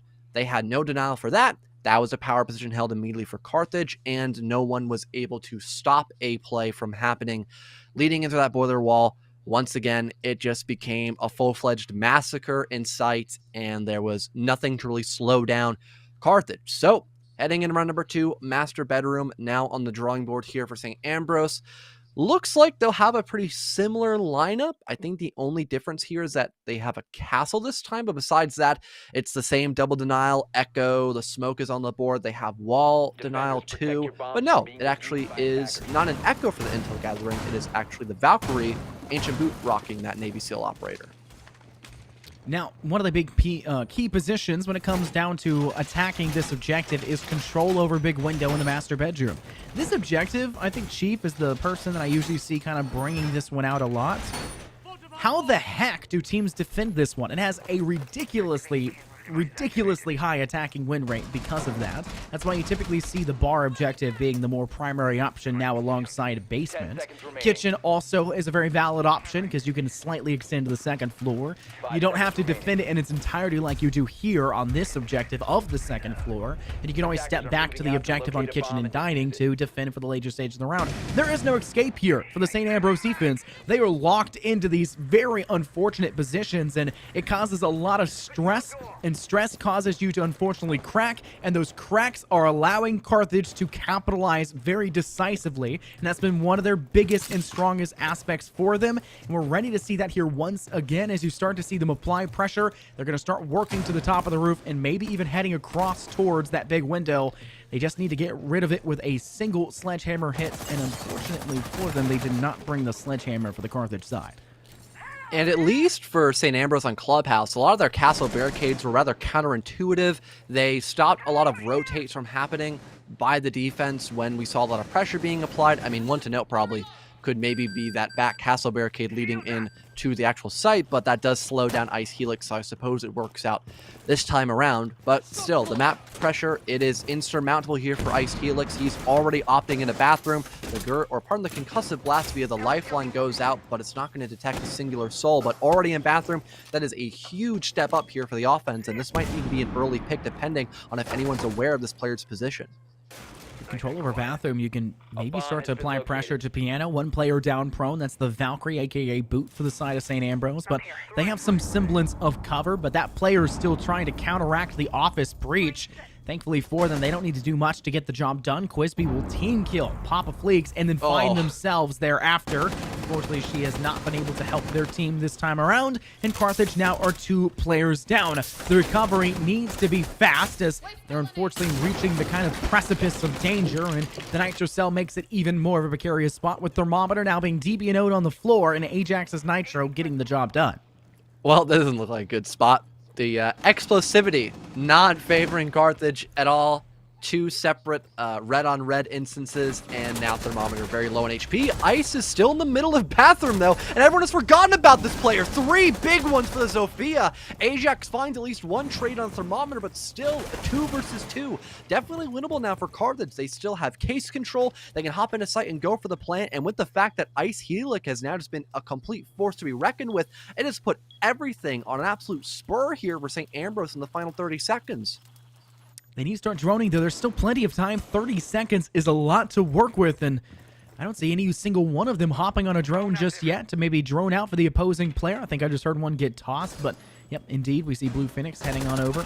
Lone player, though, and Heist Helix will find themselves the 4th of the round. They'll need an ace at this point, though, because Trojan cuts down Blue Phoenix. 10 seconds remain, and the ace will come to fruition as Heist Helix baits out Trojan from behind desk, sprays them down just as quickly, and Carthage somehow recover from a nigh instantaneous, what could be death sentence of a loss after a team kill and a suicide at the very beginning stages, and they still find themselves the victory.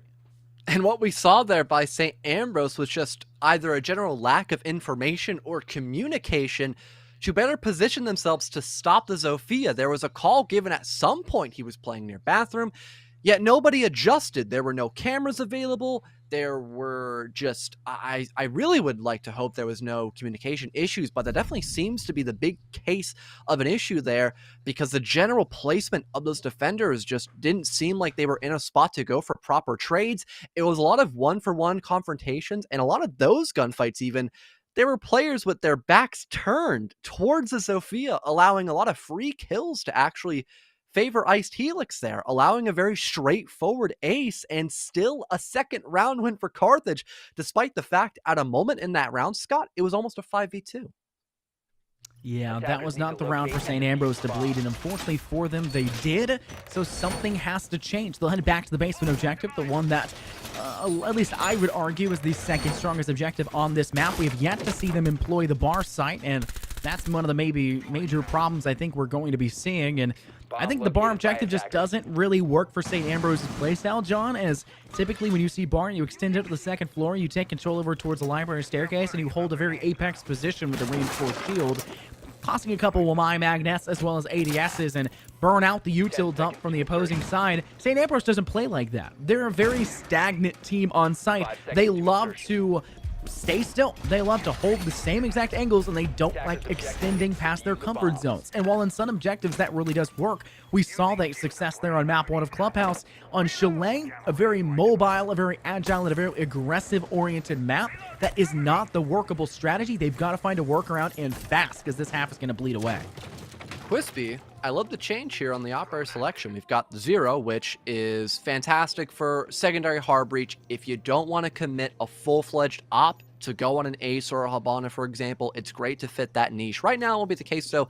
Instead, Quisby has a lot of their kit based for potential of a flank watch or just general util burn. That's another great feature that those Argus cameras can employ. You shoot them out if you don't need all the cameras for flank, and it burns through ADSs, allowing those grenades to really shine. So if you don't have a lot of flash grenades, it's actually a great quick fix. And although we don't see the ADSs in a position to help with that shield play, because of that reassurance Carthage had, they can open things up with a lot of grenade pressure, already breaking that shield in blue, and Thermometer is now going for the aggressive play, but Fleegs will read into that very well and still get the opening kill for St. Ambrose, despite that shield no longer being active.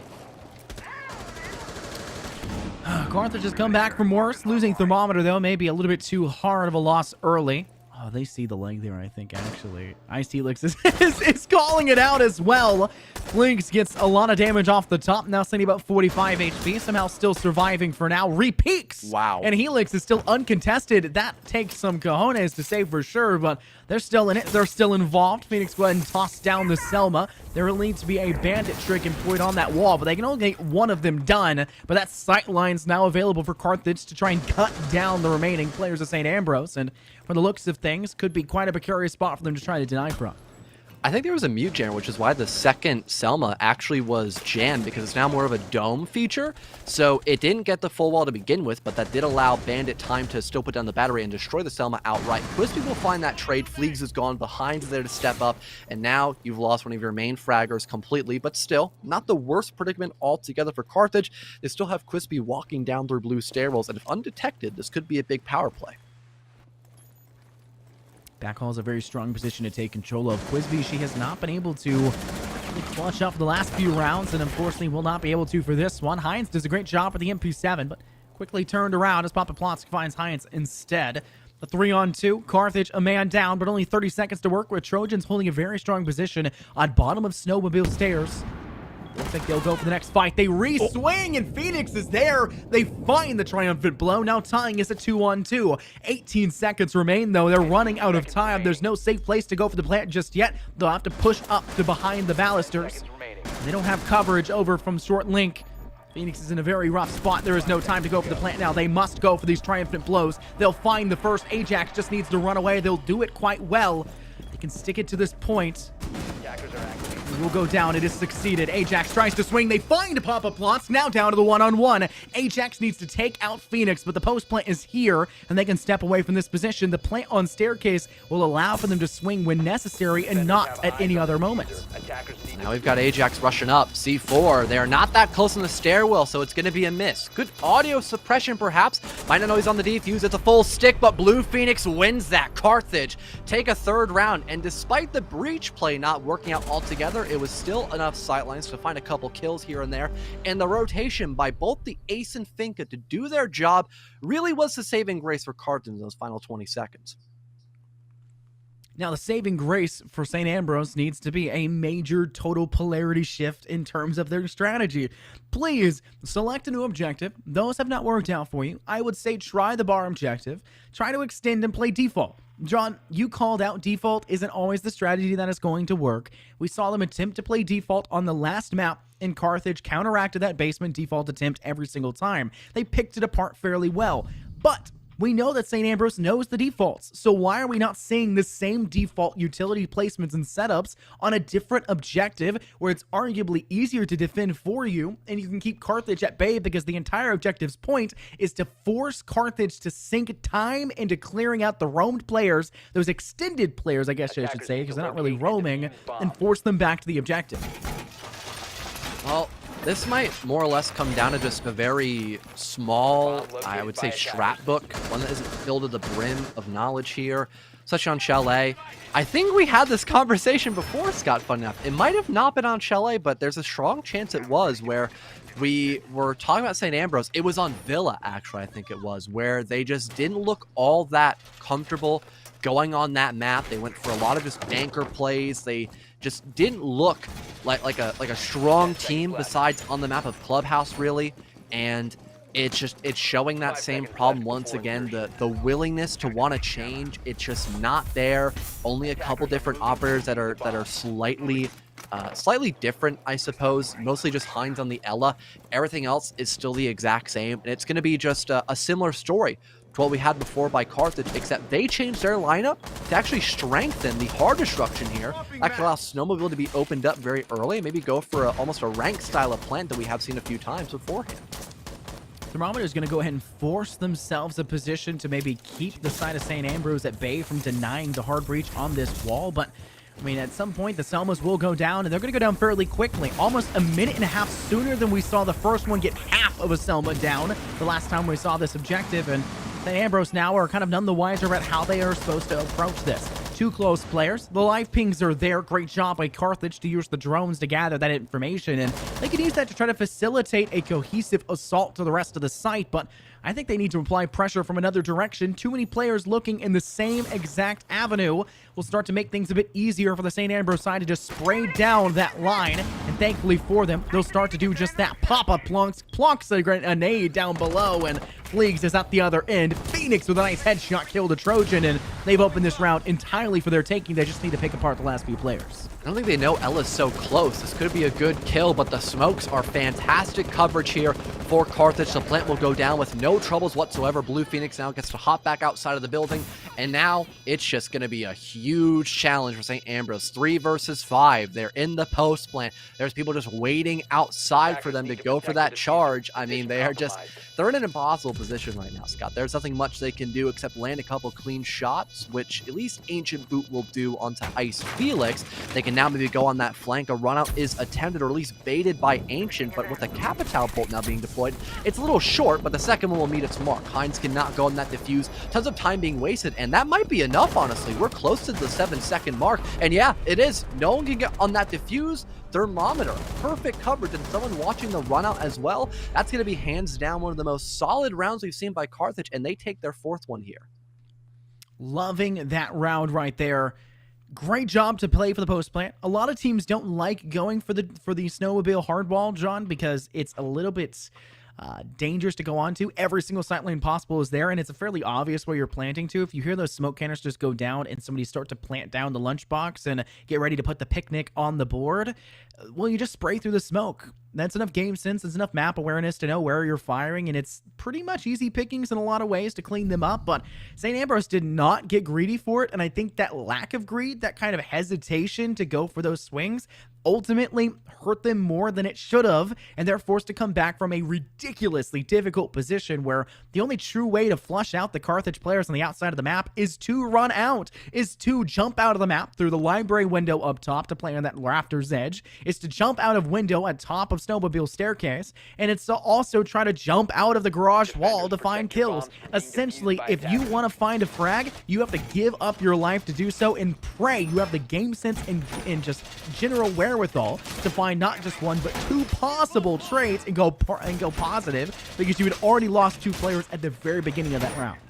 Could you imagine if they had known that as well for like the hop out denial? Oh my god, that would have been overkill at that point. And then the air jabs as well for like blue or fireplace or like connector. Oh my god, talk about a struggle for a retake. That would have literally been impossible at that point without losing your life. So that could have been even better by Carthage. And again, a specialist attacker repick, which we have seen actually implemented a little bit by Carthage. I think some by St. Ambrose as well, but I can't fully recall all the way from Clubhouse. But it's been a definite here on Chalet, that's for sure. Crispy got off of the 0, now onto Fuse, which I don't hate because a big part of attacking Dining Room is getting that top floor control. Now, don't get me wrong, they don't have a Sledge or a Buck. They can't play for Verb, but we know how anchor favored St. Ambrose likes to get if no one's here on this roam game stopping the Fuse from just doing their job. That's going to be a lot of kills for Carthage just by using a primary gadget in the hands of this Russian operator. Quizby did bring the Fuse on the basement objective on the attack for Carthage. She applied pressure from Hatch on Kitchen Hatch. She didn't use the cluster charges very well, if at all, in fact. I'm just going to say if at all. I can't say well if I don't even know if they were used. But they weren't really necessary because they had the sideline advantage because of that hatch in the first place.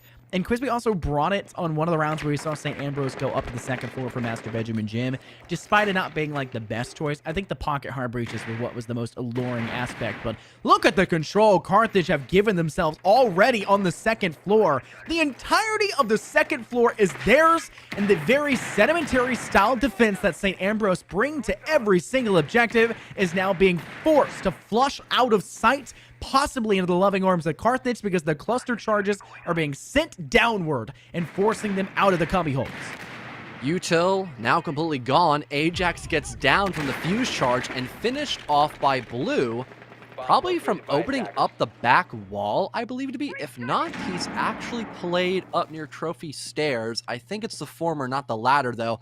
The Malusi here. This could be big for Hines. Not too sure if they're aware as a flank happening near Piano. This could be a huge kill, but no, Iced Helix, fully aware of that, is going to cut him down. 5 versus 3. Tons of sightlines being gathered now by the offense, and still a minute on the board. If the ace can rotate down and go for that default spot opening up into Dining Wall, this could be big, but no, it's just the hatch play as of now, but still not a bad option. Nitrocell is going to deal a lot of damage to the ace, but Blue Phoenix will survive that, but unfortunately Thermometer cannot survive a headshot due to the hands of Trojan. Stuck in a 4-on-3, Carthage may have the man advantage for now, but they have yet to funnel out the last 3 players. Fleeg's in a very solid place in West Main entrance. Fleeg's now just trying to keep this sight line available to deny anyone from Trophy, but Quizby managing to find her second of this round. Trojan off the board, and they just have to swing around a couple more corners to flush out the few remaining remnants of St. Ambrose, and from the looks of things, they've given themselves a good chance to do so. Ancient Boot, nice MPX frag, takes out Iced Helix, but Blue Phoenix is not far behind, gets the instantaneous refrag back, and now we're down to only Fleeks being the last man standing. They'll go for the plant. It's planted in kitchen. They could possibly take their head off. Lynx could be in a great spot to do so, but it does not seem to matter. Quizby with the LMG takes them out in stride, and that's a 3K to her name, something that she desperately needed after the somewhat rough start to this map. She has recovered in triumphant fashion and striding ahead. Using the attacker repick in a good manner, love to see it. And although there was no buck or sledge, breaching charges were available, so there was enough vertical coverage to have something there. And it was still a good round for Carthage. They didn't attack that like a full default way, and it almost cost them. But again, St. Ambrose, they just weren't in a good spot to win those gunfights. Carthage just were in a better position outright, so it just came down to a round based more off of kills, if anything, and not a default plant setup. But the plant was still attended by Carthage as well, so they still had a lot of consideration in that round, despite the unorthodox manner of getting to that post plant setup. But still, it caught St. Ambrose off guard, and now their last resort is going ahead to Wine and Snowmobile for the 4th time, I believe it to be. We have seen the top floor once, the basement floor multiple times, and then that was the first time we saw dining room. So yeah, I think my math is correct. My counting has in fact improved over the past year. Snowmobile, the 4th time in a row, but the first time we're seeing Mira in the first half. Now, a near flawless half. 1 round away from possibly being flawless for Carthage, and we're seeing St. Ambrose go back to the same exact objective that they have lost now already twice. Both of those being a fairly lopsided affair in favor of the Carthage side. 10 seconds left before insertion. I'm starting to think Carthage are just going to continue to use the tempo and pace that they've set to their advantage. An interesting strategy now employed by St. Ambrose, though. They'll only reinforce one side of the wall here connecting to the garage. They'll put Fleeks there with the mirror window, and they're going to try to go for a very early first frag, and then maybe try to put the barricade back up thereafter. A possibility, to say the least, but we'll have to see how it works out. Papa Plot's will be the first person in that line of sight. I don't hear the shots ringing out just yet, but it is a quick sprint through halls as Carthage now has control over toward Blue. Thermometer quickly in the fray. Just going to go for the melee, but somehow on the attempted swing, Ancient Boot finds the head with the MP5 SD, and it keeps Iced Helix at bay as a nice Toxic Babe is tossed by Hines. That's teamwork at its finest. You know, I didn't want to cut you off, but I saw the blitz pick and I was like, man, where would they want to rush from? And I was thinking either you go in from Fireplace or Blue Stairs. It was, in fact, Blue. But just like last time, Thermometer runs down Blue and just dies immediately. That will be the 5-on-4 for St. Ambrose. But again, Carthage, they have been quite phenomenal here on their attacks. Ajax, however, is actually on the roam, but is caught in his shift key. Blue Phoenix will deny that of being a power play by the mute roaming. And now things are equalized once again with so much control now in the pockets of Carthage. Nice cluster charges sent down below. Wow, already impact found from it. We only saw 1 DBNO in the last round, and it was finished off thereafter, but Quizby actually gets the final blow triumphantly here in this one. Now a man advantage recollected for the Carthage side. Ice Helix still looking to pursue blue. One player defending, quite close.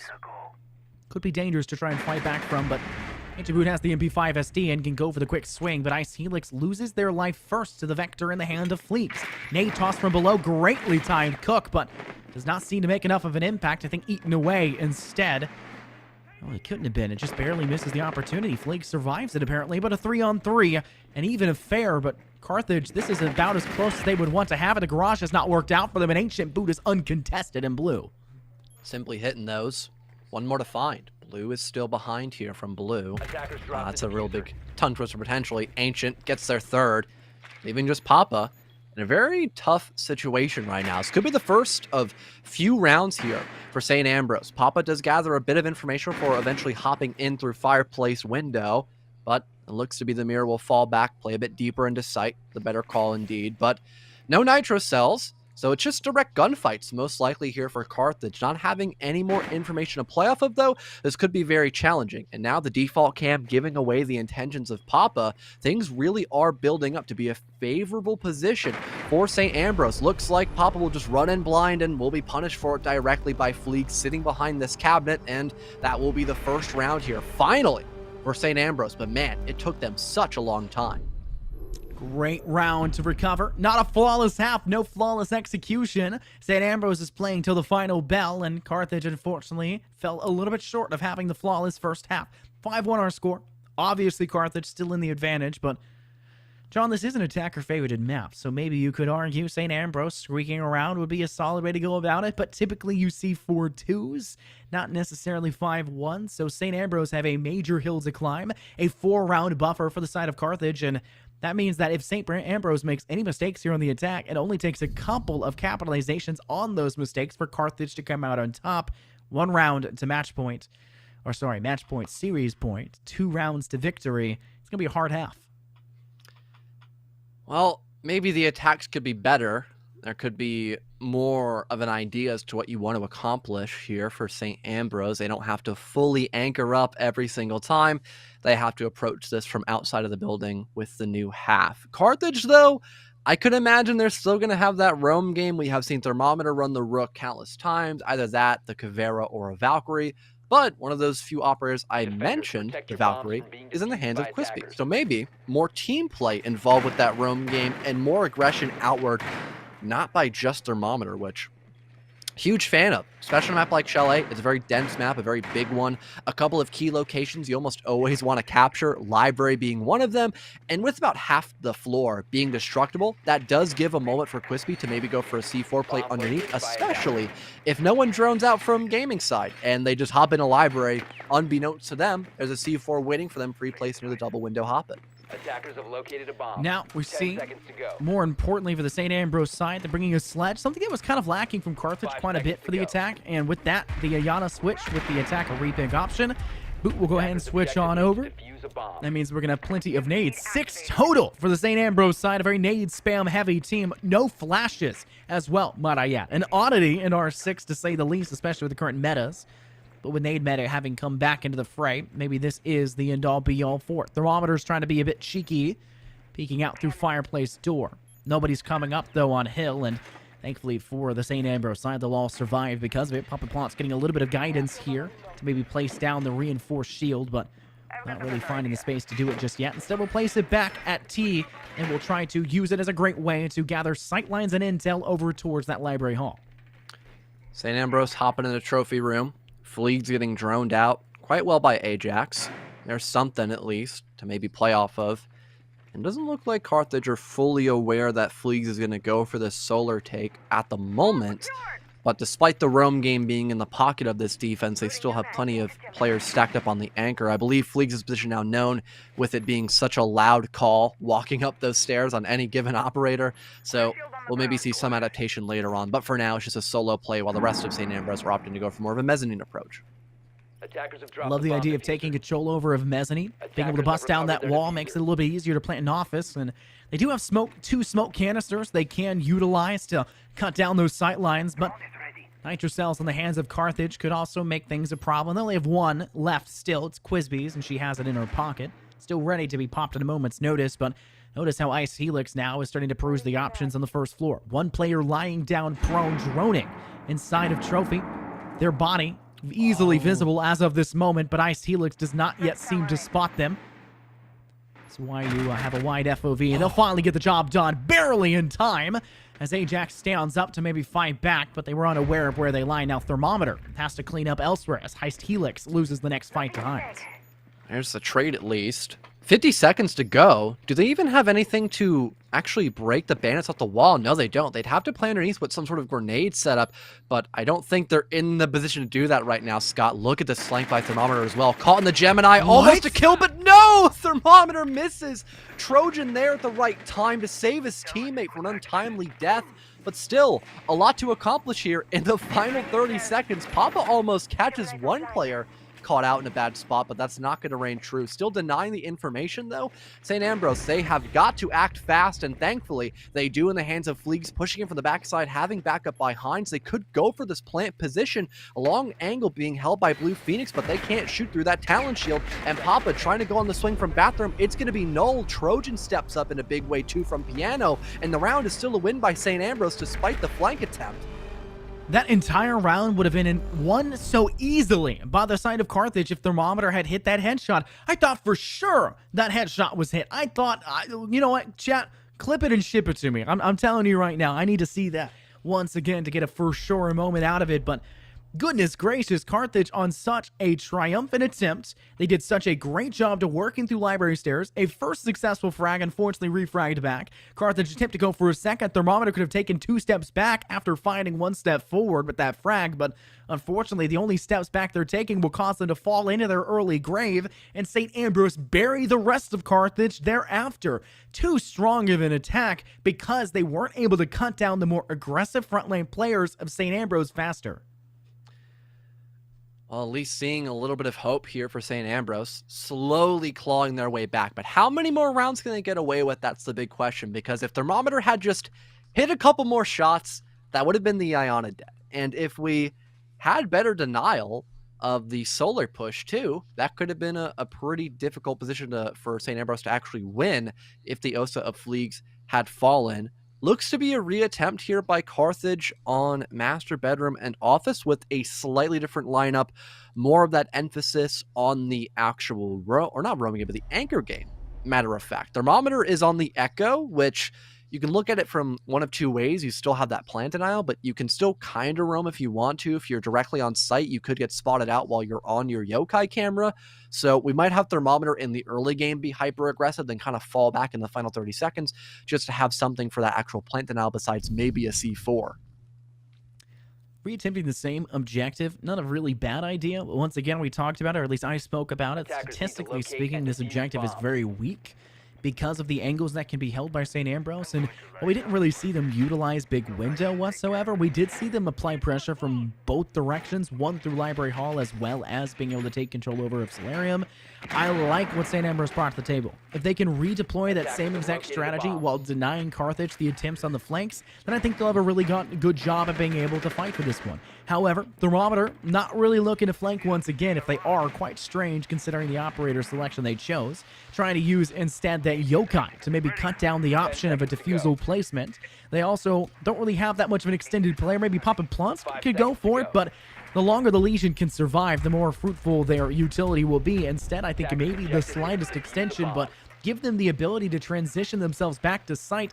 The biggest thing I'm worrying about for Carthage right now is the lack of any shields whatsoever. And while St. Ambrose did a good job of dealing with them initially, they bought time, and that was much needed for the Carthage side. Almost saw the Montaigne. Would have been interested to see how St. Ambrose would try to implement that. I could really only imagine maybe main balcony, perhaps. It'd be very difficult to walk up solar stairs as the Montaigne, but if there's enough coverage, then maybe it could work. But it would be a very difficult task to try to overcome for St. Ambrose. But speaking of trophy and that solar stair walk up, looks like they'll go for the same idea. Hines, the Osa player of Fleegs, and also Ajax on Maverick too. They want to get that back wall opened up, have another sightline to approach upon, and either have the Osa go for the plant near that wall breach, or just walk in through the doorway again and just do the same thing she did last round. I really like that both teams really love to heavily utilize the OSA on both of these maps. And it's able to facilitate a large amount of control using those talent shields to your advantage, and we've seen a large majority of those OSA pushes come to a very fruitful effort. But the problem is that a lot of the times we're seeing the OSAs kind of fall early, and when they try to recollect the talons, it doesn't really give them any space to hide back behind them, and they start to kind of fall apart, picked apart by what the opposing team is bringing to the table. But right now for St. Ambrose, quite a slow push. They're not playing this one very quick. Instead, they're letting Carthage sit still on site. Thermometer is, in fact, roaming. This is the biggest oddity of the round so far, and they're not far away from where St. Ambrose is currently lying. They're down in dining hall on the first floor, ready just now to step through fireplace and maybe apply pressure to mezzanine. 70 seconds left. Still having St. Ambrose set up to get this hard wall opened up, but I believe they broke one of the few bandit batteries actually leading from the office wall, so there's something to open up a new avenue of approach. Thermometer, like I mentioned earlier, probably going to be on that flank. That is, in fact, going to be true. And Blue, Phoenix, gets rid of Ancient Boot. So there's the opening kill favoring the defense, but it's not going to remain that for very much longer. Hines will cut down that long angle being held by the Jaeger, and now the plant can go down with relative ease unless Thermometer gets the call given to him so he can go on his yokai. The danger. Looks like Flake's going for the plant. Will be able to complete it just barely, but Nitro's tossed thereafter, and Helix finds another blow. A van advantage favoring Carthage, but Helix in a fight barely surviving it. Trojan quite low themselves. Quick stand up there by Papa Plunsk. Looks like one of those circus carnival things where they hop up and you've got to smack them back down, the little gopher game, but not a big job there for St. Ambrose to deal with it. And though we do see Papa Plunsk find themselves one, Iced Helix falls thereafter to the hands of Ajax. Hines with a nice shot connecting. Just Quisby left standing, and she has to find two more quite quickly to do so. One on fireplace stairs, another one holding mezzanine. Great swing to Hines. She finds it. Now just one more. They're looking the wrong way. Quisby will give Carthage the chance in just barely enough time as well. There'll be about 0.8 seconds left to get this one done. Oh, it's 0.104. 1.04. My bad. I'm quite close on that one. But what an amazing clutch right there. Carthage will reach match point, series point now. Beautiful isolation by Quisby, don't get me wrong. Ajax, what are you doing vaulting on the stairs? What? That was the most perplexing thing I have probably seen today. You had this whole long range to play with. You knew Mute was on mezzanine because they had just killed Ace. They just killed Hines. And you've got all this natural cover near the pillar. So why are you vaulting in the open when you know Quisby has to either fully commit to pushing you from front mez, or they have to just swing you wide from the balcony? That was maybe a little bit too much pressure for Ajax, and it's kind of crumbled apart. But again, Quisby, beautiful 1v2 clutch. Great isolation again, and knowing you had to get aggressive, you had to work for those kills, and just barely enough time left to defuse. Match point now in the hand of Carthage, and they get to go barn gaming room. And from what it looks to be, St. Ambrose, based on our lineup right now, should have enough to clear out that top floor extension if that is the motive for Carthage. But I feel like that'll more or less depend on their grenade situation overall, which at the moment, there's only one set of grenades. That's with Ajax. John, I'm just happy to see this objective. Like, I'm just finally excited. It's been we get to so see long. It's been so long. This is like the objective of Chalet. I love my favorite objective on this map because this is my favorite map. Not always my favorite objectives for a map, but my favorite map as a whole, just to play, is definitely the basement objective. Holding on to Snowmobile in one, right? It's my favorite objective on the map. But it's not the best objective. This is the best objective, objectively speaking. I'll say that as many times as necessary. The extension to Library Hall, the denial of all of that attacker utility, all of that adds up. And for St. Ambrose, this is a new style of attack that they'll have to use that needs to kind of circumvent the strategy that Carthage are bringing to the table. And yeah, I'm not seeing a lot of utility that's capable of burning that. If they go ahead and break that ego window, there's no way we can see a cluster charge place, which means that extension to library stairs, if it occurs, and I think that's maybe where we're seeing them kind of run on over to, but Quisby does not have shield. Okay, they have it there already. If they go ahead and break that, then the fuse is not allowed to actually use the exothermic cluster charges to break any of the ADSs that are there. And the fact of the matter is, there's no Wamai pancakes there either, because instead of putting your Wamai on stairs, they picked up the Frost to do it instead. Interesting to say the least, but there still needs to be some major adjustment points. But notice how swiftly St. Ambrose have taken control of library. No nades. Oh, but there's the opening pick at least. Ancient Boots and get rid of Iced Helix. And we could see the hatch be opened up, actually. This could be a very quick site push because they already have library control. You can have Trojan play with these cluster charges, although the placement of them is not very favorable.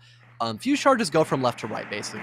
So you shouldn't have them like diagonal. It's just a little bit of a weird idea most of the time. Fuse gets over aggressive, actually. It almost dies to Quispy, but she just cannot land the shots in due time. But I mean, this is all the map control we've seen so far by St. Ambrose. Although potent, it doesn't look like they've been able to accomplish much because no one's playing directly in the site of Gaming Room. They're more or less stacked up in both bar and stock.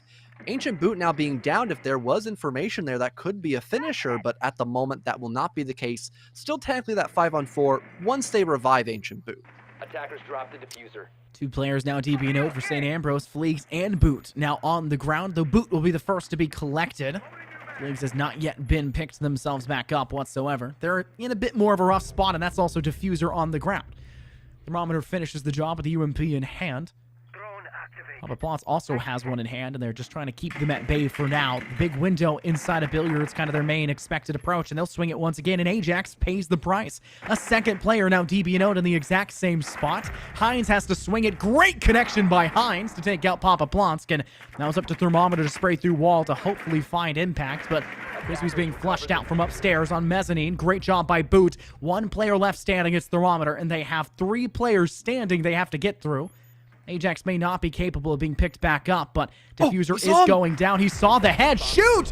What an unfortunate position for Thermometer. You would not expect a player of that caliber to miss that opportunity, but they do, and the coverage is there. Round win by St. Ambrose. I mean, it's been a constant thing we've seen today, Scott. Players just sprinting in these non-sprintable positions. We've had a lot of 1v1s where people are just running gun down when they have to go for those pre-fires, they have to go for the pre-aim positions. They just can't be running at people to break the distance. Although UMP has like no damage. It basically just shoots frozen peas. I mean, if you hit him with that gun in the head, it's still going to be a one-shot. And range is not going to affect the potency of that gun, especially in that dynamic. You don't have a nitro cell, don't get me wrong. You can't stop the plant from that position, but you can't just run at your opponent either. But picking at straws, it was still a 1v2 basically, even with someone down and another person planting with their hands on the keyboard. So still not a good position for just Thermometer, but that could have been a much better position, especially if we saw better activity there by Thermometer in general. If the comms were being made that there were a lot of people stacked up inside of library after the cluster charges had begun to die down, we could have saw a nitro cell kill.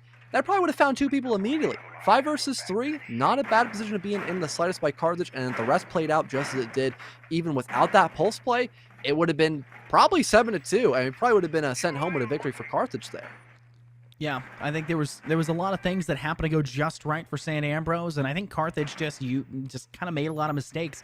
Now, I mentioned before they had 4 rounds of buffer to make those mistakes. They're now down to 3, but it's been 2 rounds already, so things have been expunged, things have been expended. But I think for the side of Carthage, they know they have a little bit more wiggle room, but if they just continue to allow themselves to make these mistakes, practice makes permanent. What you're doing here could ultimately continue to happen. You got to start kind of taking a step back and looking at this a little bit more retroactively to adjust yourself accordingly to make sure that you don't make these mistakes. And for Carthage right now, maybe the greed could be a major contributor to those mistakes. We already see a nitro cell placed on window right here for Trojan. They'll try to break this one down. This is a pre-placed nitro cell. The second that is heard that the window breaks, they can just go ahead and go for the detonation. But how quickly can they go for it? Will it go off in time? Ajax barely managing to avoid a little bit. They'll toss an nade over the top, though. It'll be eaten by the ADS. They're scared to toss another. They'll need flashes to expend it. I mean, no, it's just a mute jammer. They can just blowtorch it, but all right. And, well, Ancient once again. Good job of getting the opening kill. Thermometer's gone. And was that a C4 that eventually connected on someone? That can't be true. Nope, No, it was a Nitro- run out. My mistake. That's on me.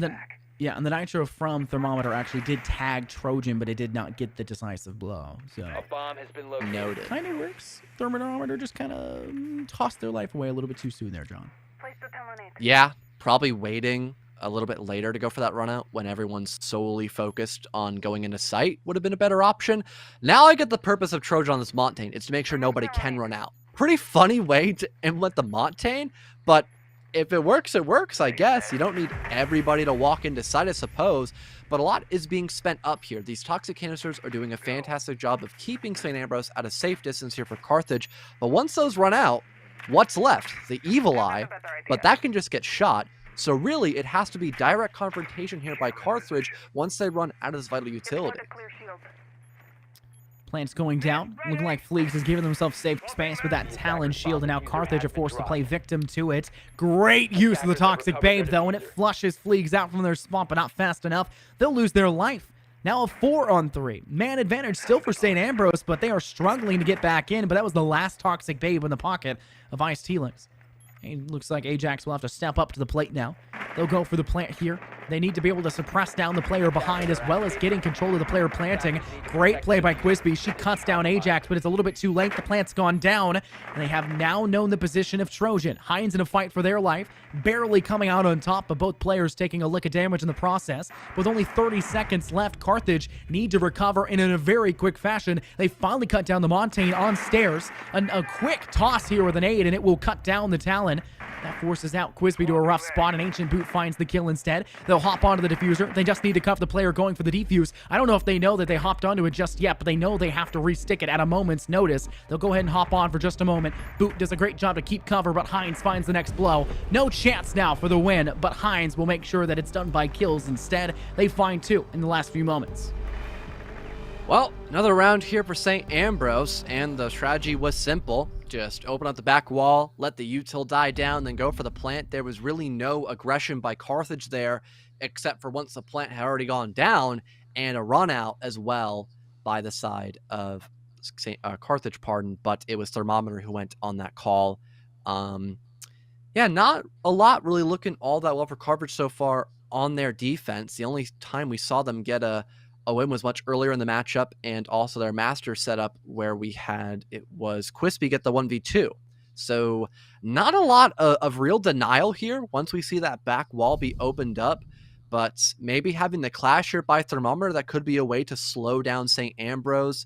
Probably one thing to note is just the general lack of shield destruction we have seen by Carthage here when they're on their defense. If we had more impacts or just better positioning with those impact grenades, we would probably see less post plants, be attempted. And not only that, but maybe also having a Tachanka as well, not just the smoke. That would allow a lot more time to be wasted and would probably, again, weaken that idea of wanting to go for a post plant position at a good time frame.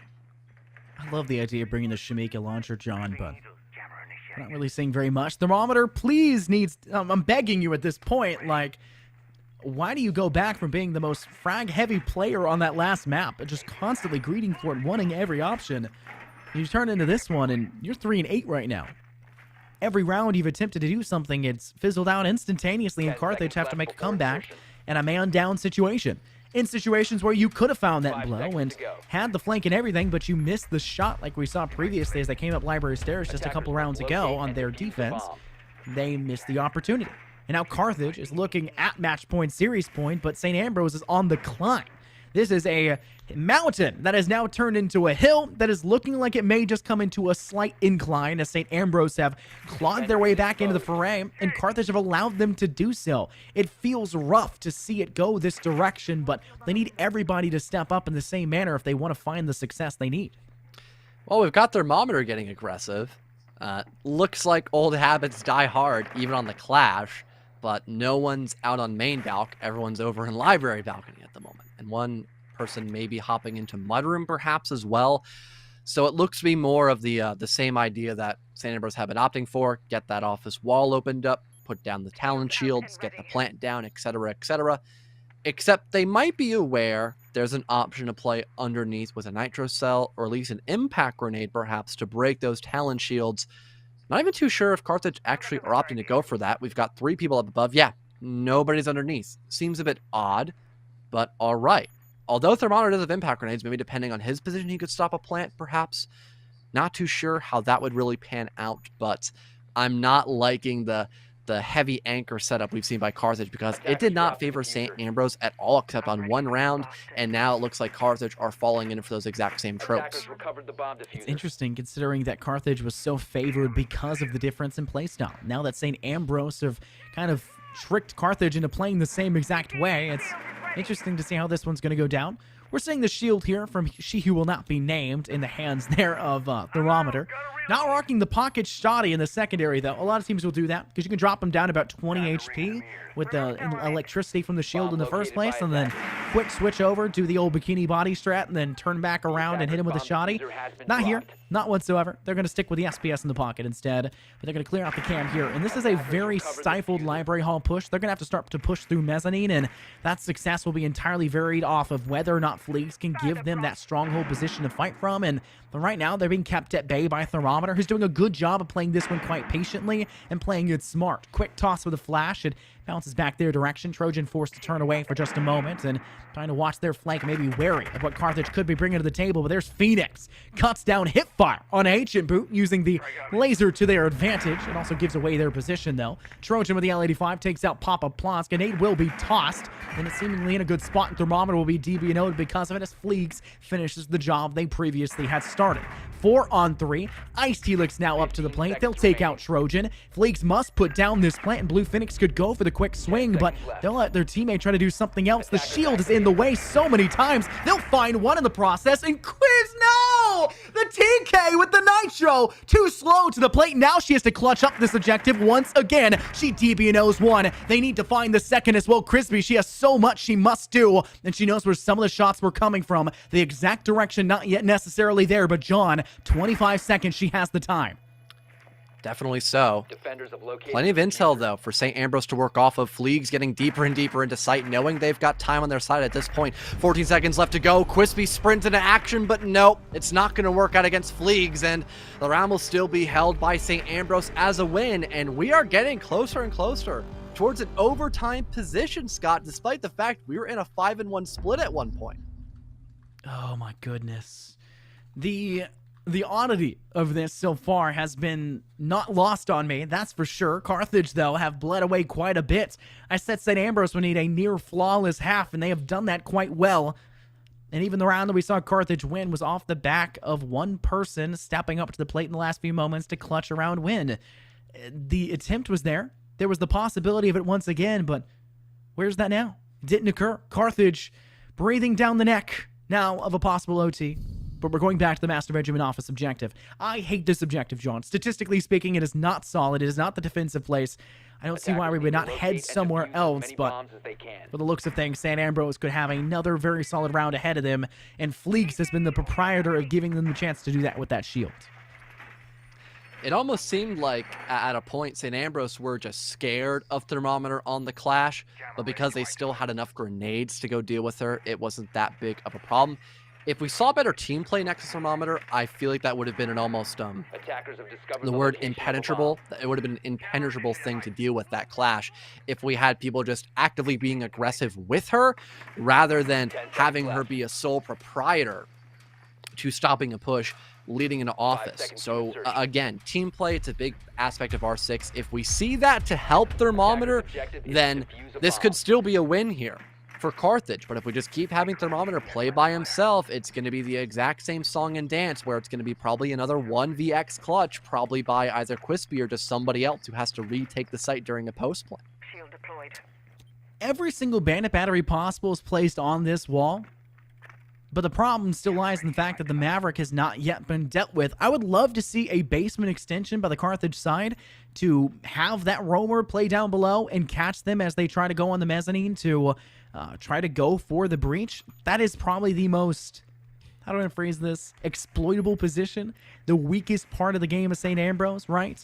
It's hard to defend the player that's going for the blowtorch because you have to watch so many directions and they overexpose themselves, so they don't want to push players too far. That would be the time to pounce, and yet Carthage are not taking advantage of that whatsoever, and instead, now we're seeing them only one round away from being an OT, and we're already seeing a pretty close St. Ambrose now as they're on mezzanine and ready to breach down the study wall.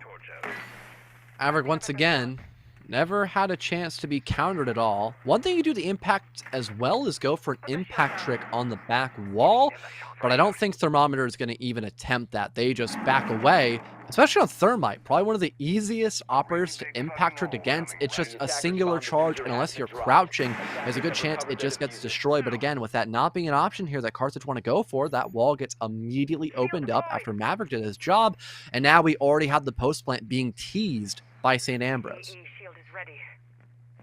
Quick play from behind the Talon shield.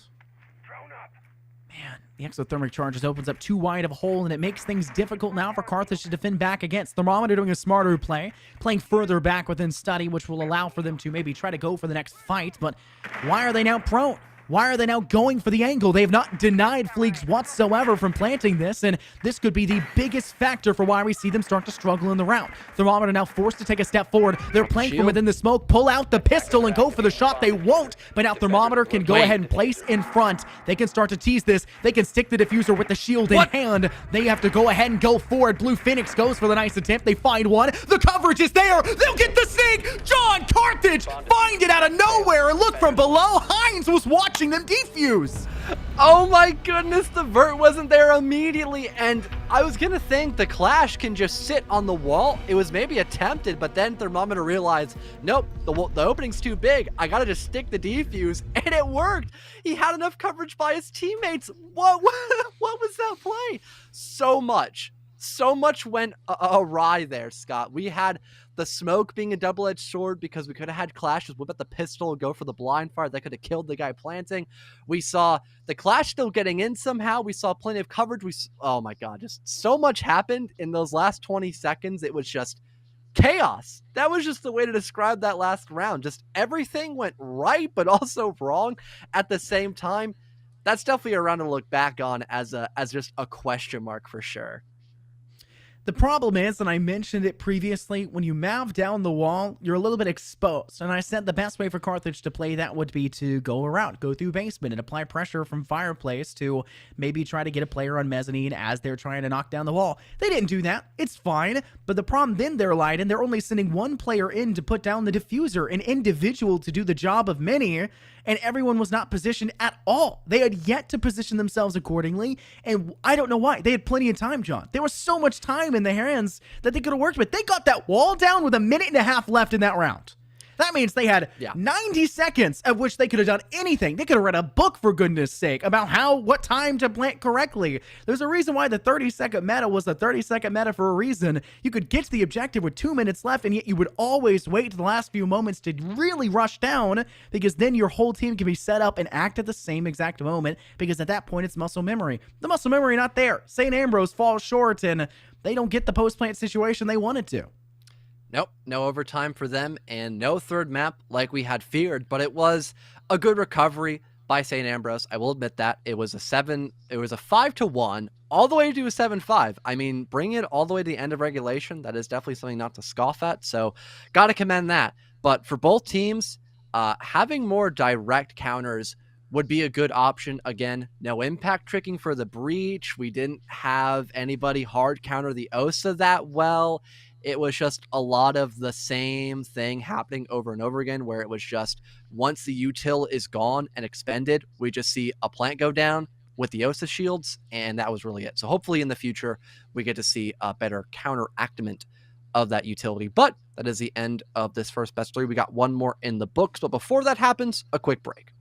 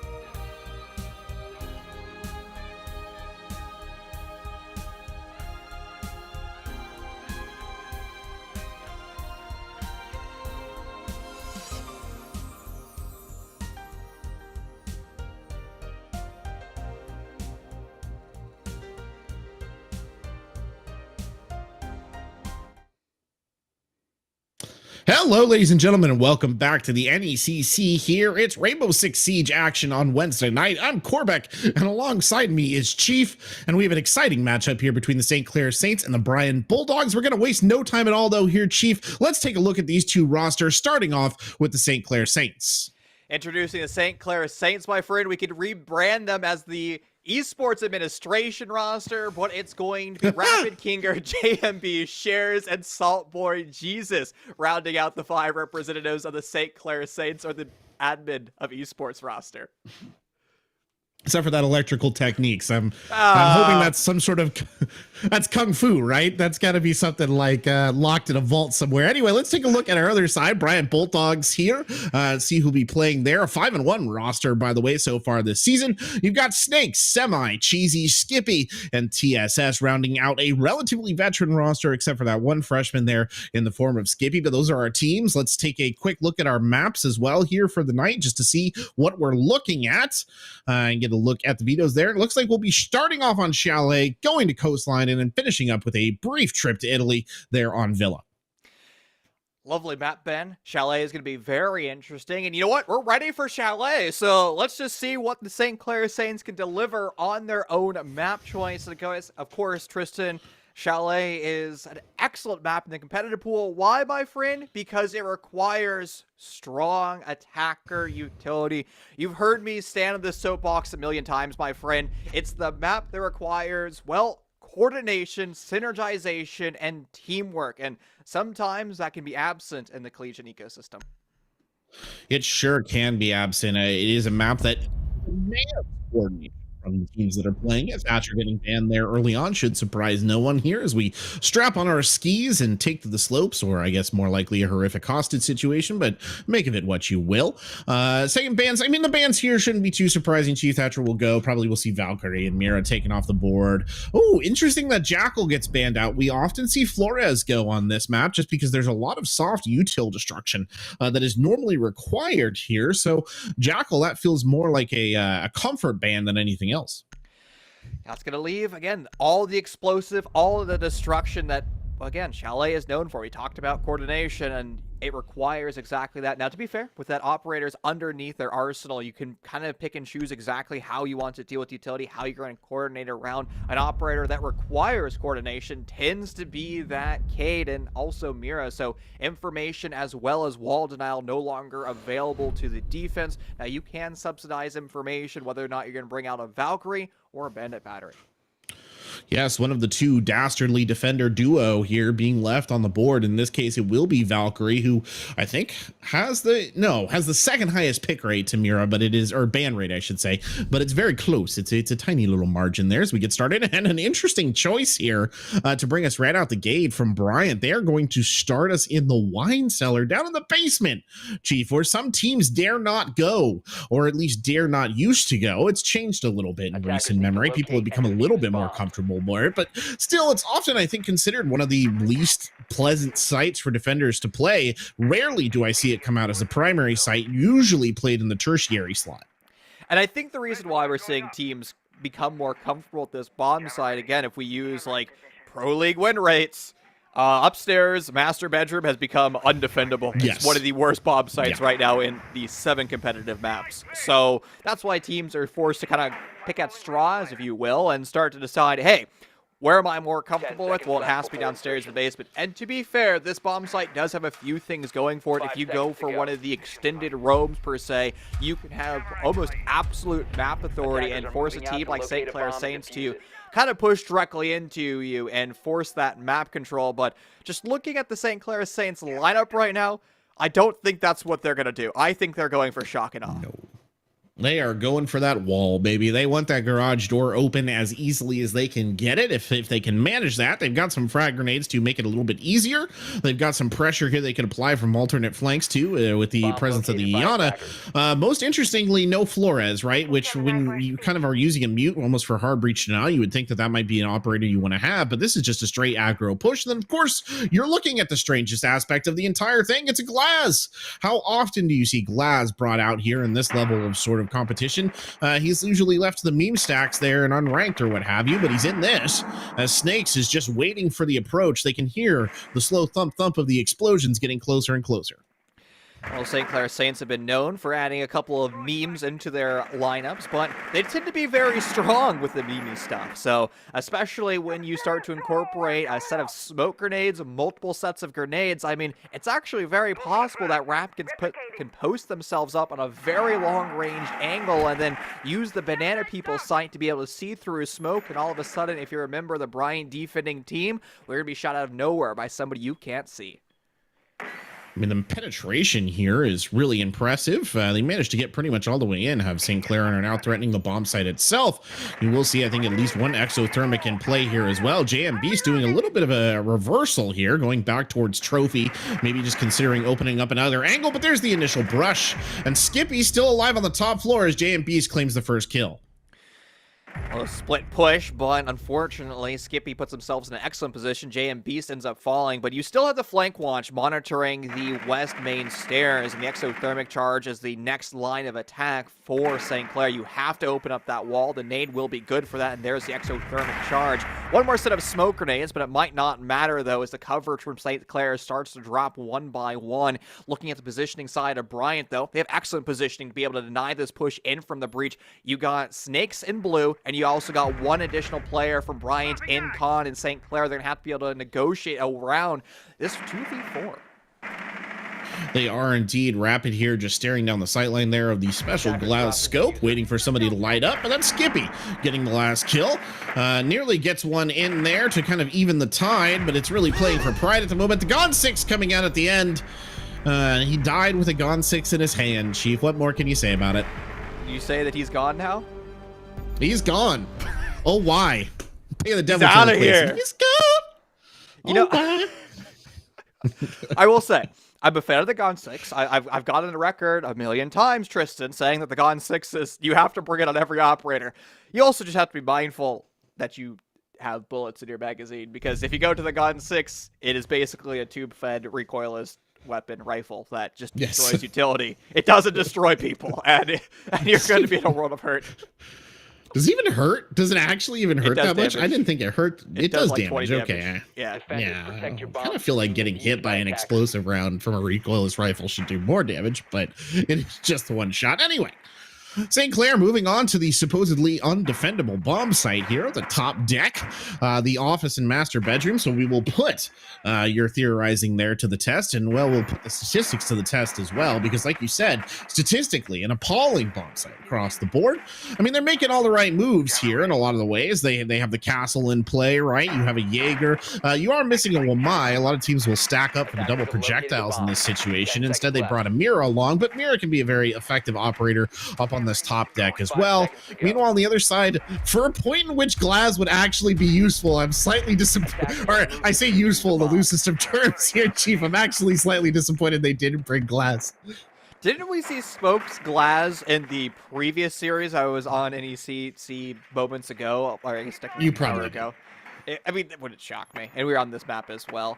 Sad, though, that the Banana People site won't be in play. But you know what? I have to say, it's a very sensible lineup for the St. Clair Saints. And that's an oddity to say, just like the triple reinforcements that we're seeing over in Library.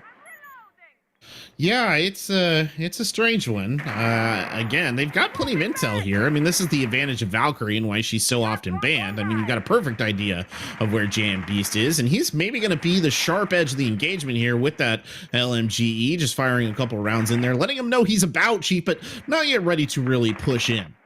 I don't think you really need to alert the other team, Bryant, that there's pressure taking place. Rapid, a nice kill. Nitrocell to respond. It's good for an additional kill, as well as Skippy's previous engagement. Now St. Clair's find themselves in a pickle, but Rapid is going to start to slice and dice that pickle away. The repel is good for Big Window. Rapid finds their third, but what about the members of St. Clair's Saints that are dying all the way over on the solar stairwell? That's something that needs to be addressed by St. Clair, and the way that they could do that is have shares just push into the bomb site, try to plant behind the reinforcement as well as the deployable shield in that sector of the map. But that's going to take place right here and now. And look where Bryant is, Corbeck. They're on the other side of the bomb sign. They're going to have to deal with Rapid on the rappel. 3 kills for the name. Good for the Quan, potentially for the ace, and a player stuck in the reinforcement. A large audio cue. They move through the debris there, and Rapid's just going to sit back, relax, put their feet on the desk, and wait for that mute to take that gunfight. And honestly, if you're St. Clair, you don't really need to initiate, and there's Rapid. Good for the final kill, and it's all about big window, and well, Bryant Bulldogs, they just don't mind their P's and Q's, and they don't mind the window rappel. Ace. I need like an air horn for that. Yeah, well done. I mean, you know what? It laid itself true to the statistics. It stick to what you were saying earlier and what I wholeheartedly agree with. It's a really hard bomb site to defend. It is not a fun bomb site. There are so many angles. There is an amazing cutoff that is just delivered to you in the form of that double window, which is exactly what we saw played right there. And Solarium, I mean, they put up a good fight over on the Solarium, right? It got very sunny in there for a little while from all those muzzle flash, but it wasn't enough, and it wouldn't have been enough. In a lot of ways. It's just a terrible bomb site. This is a much better one. Let's talk about bar and gaming, probably considered, I think, by a lot of teams the primary bomb site. But what we need to see here from Bryant is the adaptation to hold the top floor, right? The ground floor is almost an afterthought, but look at the amount of resources here, Chief, that they are investing into this bottom floor hold. They have 2 ADSs, 2 Kona stations down here, and as far as we've seen, hardly anything on the top floor itself. So are they just going to surrender that area control outside of 2 frost mats? And I certainly hope not, because even if you get those frostback kills, I guess you can shoot through the floorboards, but it's imperative that you place a deployable shield over by the west-facing stairwell known as a library stairs, because you have to delay time. If you turtle at this bomb site, I mean, simply put, you're going to kind of get just shut down from the vertical pressure. That's a problem with this bomb site. It's entirely soft except for this one little on-concrete patch, but even most of those positions can be denied, and if you're trying to sit behind a deployable shield over in split, or that's not a good place to be either, because you can get Maverick torched, you can get Selma charged, and it's just not a comfortable position to be in. No, it's a poor defensive setup here. I'll call it what it is. It's poor. That shield down there in the split, that's not going to help you very much at all if the other team gets vertical control. Neither are your ADSs down there realistically. And I mean, look at the pressure that's already being applied here by St. Clair. They've nearly taken, I'd say, the first half of the top floor. There's been no meaningful challenge here coming out of Bryant so far. I mean, Snakes is up here, so is Semi, but Semi and Snakes both playing essentially without cover on some very open angles. Rapid could honestly just swing in through that window and they could get to work here if they really wanted to. The fact that they're playing so cautious about this, I think, is almost a misstep on their end. Simi has not brought the deployable shield. Tristan, they brought out a bulletproof camera, and where the deployable shield tends to be, Simi doesn't need it, though. Good for the opening kill, and that's a gunfight that JMB needed to win, because, again, this is a very strange setup, but, you know what, sometimes strange is enough to tilt the other team, kind of catch them off guard, and well, Simi's going to exist a little bit too long behind that plant or ends up getting traded. But Tristan, St. Clair Saints, why they have full control of the vertical, here comes the critical aspect. You actually have to establish vertical with what? A single set of flat place charges from shares? Well, and apparently Kinger's LMG, but they've lost Rapid here as well. I think got maybe caught in a frost mat, if I had to guess. Yep, the C4 coming out here. They're trying to look for the angle, but again, the difficulty of the situation is being made apparent. I think they're going to try and wait for the rescue. It is not to be, so they'll just go ahead and confirm the kill there onto Rapid. Missed opportunity there to maybe find multiple kills, but again, here's the missed opportunity for utility on the side of St. Clair. How are you going to maneuver away the defenders from their hard-held positions? They had deployable shields inside. They had the alibi prismas to gain information, and the way St. Clair Saints is going to be able to do that, Tristan, is through good droning. Now, they only have 30 seconds to play with, but information is always king in Rainbow Six Siege. When you have information, you can start to make a play, and that play is going to be St. Clair vaulting away from that second floor and beginning to take these gunfights, and when they do, there's going to be nitro cells in their way, so hopefully there's something on the side of St. Clair to be able to challenge that, but the stall has been made, and it's going to be all about the fatal funnel. St. Clair is going to push in through the hatches, dropping in through the stairwells, and it's all potentially going to go wrong for them, but oh no, Kinger's got a kill, the plant was going down, but it's going to be time ultimately for Bryant that ends up securing the day. Oh boy. I guess the gift that Bryant handed over to St. Clair right there came with a gift receipt because they returned it pretty quickly. Because they had that. I mean, you were in a pretty good situation. You made a good point there, Chief, about the fact that they didn't have a ton of util to open up the floor, right? They only had the flat pack charges and what have you, but still, it should have been enough. You should have been able to put enough pressure down, but it took them a little too long to clear the top floor, I think, because they were expecting more resistance than they actually got. Semi got, I would say, a crucial kill there early on JM Beast to slow down that push even more, and by the time that they were in the position to execute, I think we were about 1 minute and 10 seconds left, and they were just moving a little too slow. It was a semi-glacial pace, so, oh well. Sometimes they tee them up and you hit the tee, not the ball. But we'll go ahead and look here now back down to the basement. We will not be seeing kitchen dining played at all, which is a rare circumstance. A similar lineup, by the way, to what we saw last time coming out of St. Clair, including Rapid bringing out the glass again. So the Banana People site, as you call it, will be making its presence known. Poor Glass. He's one of those characters, Chief, where I feel like he makes so much sense, right? Like a SWAT team needs a sniper, except when you're playing Rainbow Six Siege and there's no long angles or anything. It's not like you can talk, it's not like you can talk Semi over to the window, right, on the phone. Bit unfortunate, really. You feel bad for Glass, my friend. What about Callie? She's got a bolt action. At least I Glass know, has I a know. DMR, if you will. He's gone less purpose-built sniper and more kind of squad DMR support weapon thingy. There we go. We'll call it that. We'll give him that credit. Kylie's got cool cutscenes though. Yeah, she's got that one from the tournament thing where she's like swinging around and murdering It's great. Anyway, they are attacking the wall this time, Chief. No hesitation here. They're rolling in Candela before the frag comes in. Bryant runs up to the wall. TSS runs up to the wall and tries to get the stop right there. For some reason, the giant capital letters of Bryant, Chief, are really tripping me up. As yet another exothermic is attempted, and the bandit trick goes in full action here. He's Candela and he's blind. No, he finds it. He's not going to get it off, and that's the second exothermic down, and thus ends the dreams of a hard breach. TSS, a brilliant job. They were even flashed. You heard my scream. I just assumed that they were facing the wall. Their bandit battery would not be placed in the reinforcement, and they were going to get jettisoned out of the field of play by the exothermic charge, but all of that work for St. Clair. They're going to have to try to find a new avenue to approach, and I think they're starting to set themselves up for a blue execute. And if they do, Tristan, they're going to find somebody lurking in that sector of the map, so they're going to have to try to use their final Selma charge to break down that position.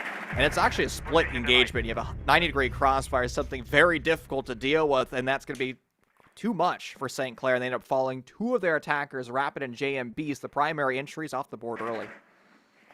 Shares here, he of the mystical name, waiting on the tight angle. But of course, we just saw a teammate get taken down here. The Lion Ping giving him maybe a bit of an opportunity to swing right there, but there's nobody waiting. He's given a little barrage just to let him know that he's in. Kinger does manage to get a kill, but it's traded back almost immediately by Bryant. Kinger getting another one right there. Now Char stepping up as well. Share stepping up as well. Kinger here in tight. And this is an awkward situation, Chief. He's just stuck with his back against the wall. Brian has no idea that the Kinger find themselves deep inside. Now simming a 1v2, a split gunfight for them. 180 degrees was left if Kinger has been removed. But Shares has a diffuser. They elect to take the gunfight. Good for that. And St. Clair is saying it's going to finally be able to undo their awkward initial attack. It was awkward. Oh, that was like the reverse of the round that we saw on Bar Gaming, where it's like you shouldn't have won. You should have won that one and lost this one, but it went the other way around. So, all right, whatever. Take your 2-2 score line. Good job. You played it right at the end there. It was a good heads up play by Shares actually to get into that long sideline position there. Good communication probably too coming down the pipe. Just give him an idea of where Semi was. So you got to appreciate the coordination there. And I think it probably harkens back to what you were saying at the start of this as well, Chief. This is a very coordination heavy map. And I will say, if you're familiar with Rainbow Six Siege, you watch a lot of Rainbow Six Siege. Maybe you do, maybe you don't. But you'll look at this particular version of Chalet, and I think you'll be scratching your head just a little bit. There's some strange things going on here. This is an atypical version of this map, I think, in a lot of ways. None the least because we're going back to the basement again. If at first you don't succeed, Brian, try again. But no glass. Tristan, No I want to glass. see a glass. That's what So we're do I. here for. But at least TSS has the bandit back, and I do have a suspicion, though. I don't think St. Clair is going to do the attack they did last time. They prioritized the east 5 seconds main remaining. breach, and it didn't go well for them. And the last time that we saw the attack back in round number 1, probably, I guess, 2 times ago, back in round 1, it was a push in from the north. Now, while that failed as the push, you can't really say that the true attacking execute for St. Clair's in the previous round was exactly what it should be. And St. Clair starting to queue out to the north, starting to drone out the big portion of the garage. It seems like they're going to kind of go back to their roots, what almost gave them success back in round 1. Well, Skippy is hiding behind a water tank, thinks that he's hidden. He is not hidden. Kanger knows. The game is afoot there for Skippy, who, immediately finds that out to their disadvantage on a nasty little peek, and some good droning there from Kinger to get his teammate inside. JM Beast moving forward. He won't have to reload that gun for another week, so he can fire as many bullets as he wants down at that staircase. TSS here, I think, feels a little disappointed he didn't actually have to do anything, as, this push is coming in almost entirely from the other side. They're slowly marshaling their resources here, Chief, just building up for what they're going to finally engage on, and making a very big point of watching for any potential roamers coming running in as well. There's still so much utility from Bryant on the wall facing towards the east, and JM Beast is just sitting there waiting for the shares to rotate those Selma charges on over. But to be able to even have the breach begin, you have to start to expend precious utility. Saltboy Jesus has flashbangs, so you could be able to negotiate the ADS is relatively easy. And then it's the follow-up with the grenade. That's where things go wrong for St. Clair. They don't have a grenade, but they're still able to remove the mute jammer. JM Beast finds the kill, and Shares begins the plant. Long-range engagements now forced for Bryant. They're going to have to break down this post plant that's going to be confirmed momentarily. The smoke grenade's afoot. Still no glass, but it's actually going to deny line of sight and force TSS into a very awkward decision. Do you Stewie 2K out of the smoke? They do, and it seems like St. Clair is not monitoring it at all. Chars protecting the diffuser with their body right here. Shares gets one, gets taken down on the other side. No, Kingers is the one who gets taken. King and Shares is still alive. My God, a lot of gobbledygook right there, but it's Rapid who wins it out at the end of the day yet again.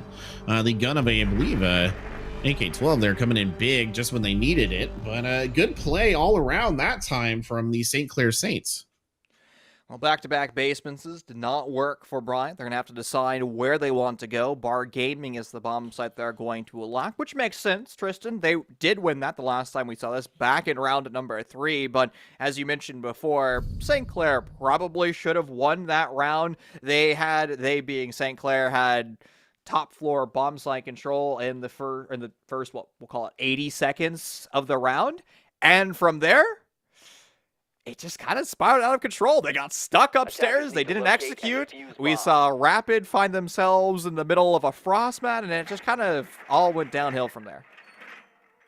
It did kind of all go downhill, and they kind of tried that desperate execute at the end, which is a situation I don't think a lot of teams really want to be in, right?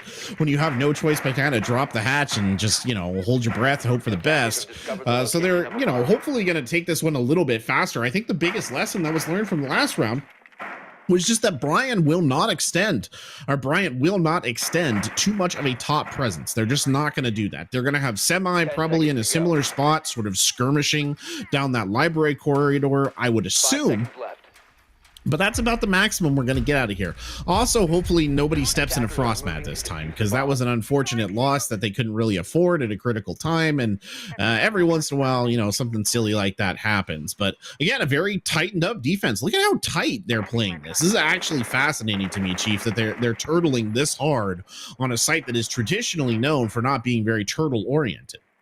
Again, it's a deployable shield meta. The ADS is my pancakes, what makes this bomb site strong. It is forcing the attackers to expend their precious utility, the grenades, the flashbangs, and they waste time during that process. Bryant isn't bringing out that strategy. Now, again, they were able to win it because St. Clair just stalled on their own, but it is something if St. Clair addresses their issues, they could be executing with over 120 seconds into the round, and that opening death spells disaster. Simi falls. To be fair, they don't have any throwable defending utility. It's that bulletproof camera, and they're going to be relegated to kind of flipping through their iPhone, but still, it's not a position that you want to be losing somebody in the first 60 seconds of a round.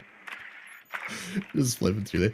Doing really well on Candy Crush right now, guys. Oh, there's a gunfight going on. Oh, geez. Rapid, they're losing about half of their health as Chars goes down. If he stepped in that frost mat, I swear. JM Beast, though, with a beautiful headshot right there onto Cheesy. And that'll open things up bigly here because now he can look down through the floor and really start to apply that vertical pressure as Rapid annihilates Snakes. Well, the vertical that we've been talking about all day finally being established by St. Clair. They have two more targets to find, TSS and Skippy, both in the bomb site proper. TSS takes a lot of damage, but Tristan, they are the T-Bird, and they do have access to those gumball machines, the potential of healing them back up, but there's none to be seen. Finished off by JM Beast, and it's now one stuck in short, and that position has been fully compromised. Saltboy Jesus in the final kill, and Bar finally goes the way of the St. Clair Saints. Probably the outcome that we should have seen back in round 3, but they confirm it here in round 6. I mean, it was an interesting run there from St. Clair. I think the early rounds looked, a little bit middling. They definitely picked it up there towards the end. But again, it is worth pointing out that Chalet, I think, still remains one of the few sort of attacker-friendly maps. You can correct me if I'm wrong. You would probably know better than me, Chief. But it is one of the few attacker-friendly maps. It is. So them walking out of this with a 4-2 is not unsurprising. It's also not the worst thing in the world for Bryant.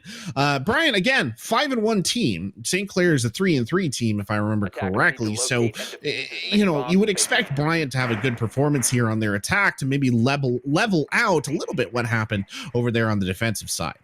Well, since we keep talking about statistics, it's time for the famous Chiefcast segment, the Boring Statistics segment, powered by Boring Statistics at CGG.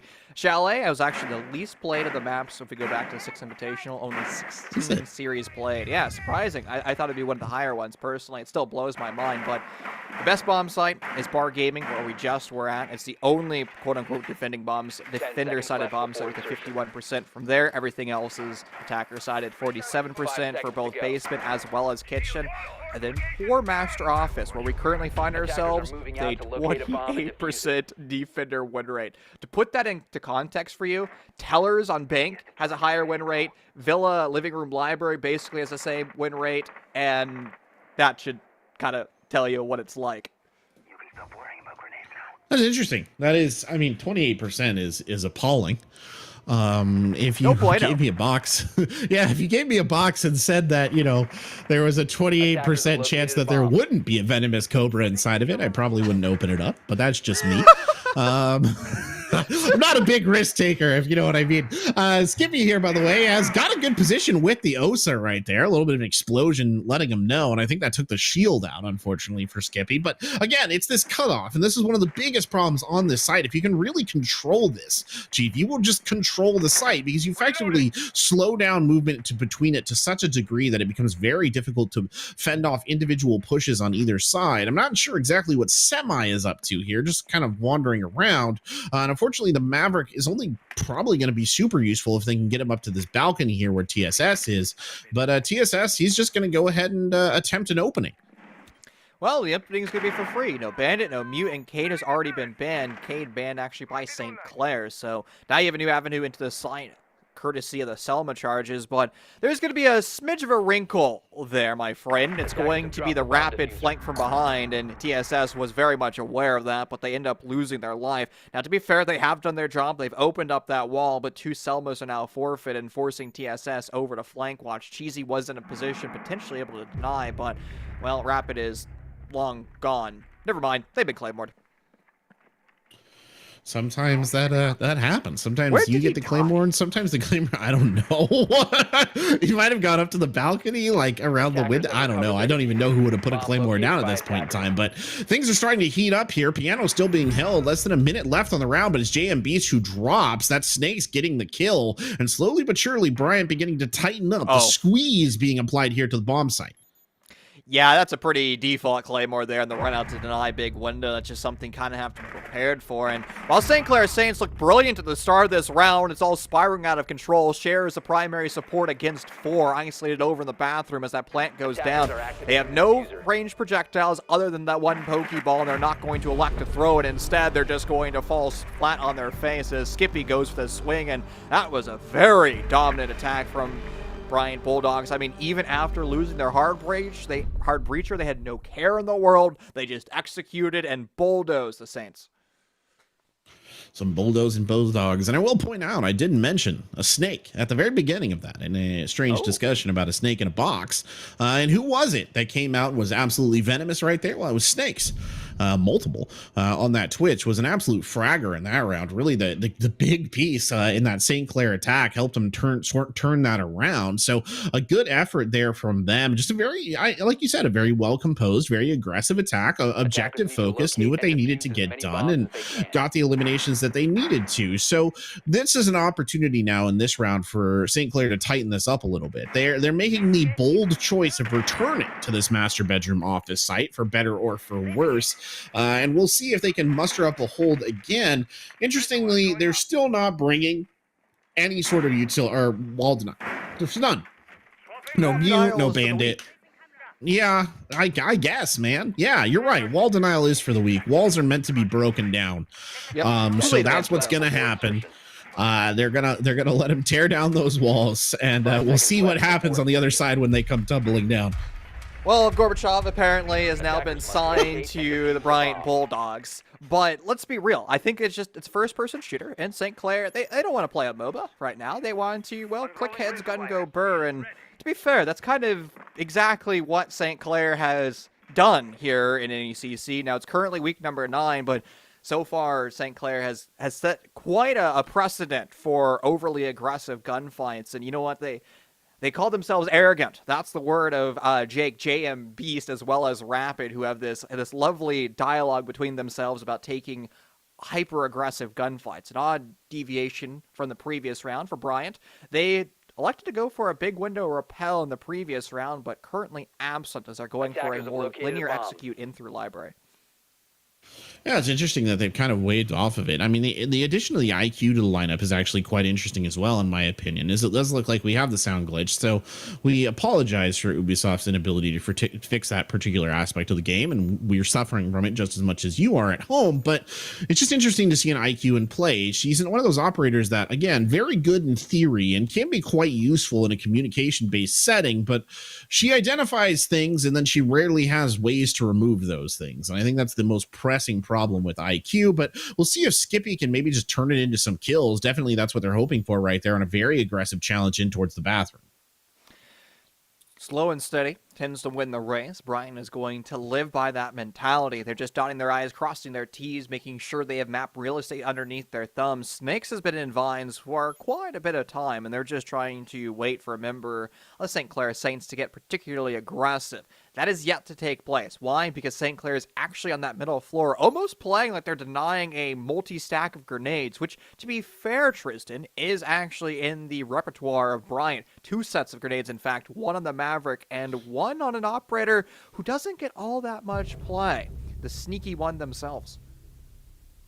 Yeah, you don't see a lot of Nook these days, I'll tell you. She's got some tools. She's got 2 frag grenades, a relatively good gun there, the one that Cheesy is currently holding, and the ability to sort of silent step, which can be incredibly useful in given scenarios. Now Cheesy is going for a direct challenge right here, trying to force Salty Boy Jesus out. He'll actually run forward and avoid the frag grenade, but it's Rapid who's picking up the kills here. That's 2 members of the attacking side down. Semi trying to even it up right there with a kill of their own, but Salty Boy Jesus there to put it right back to level sets.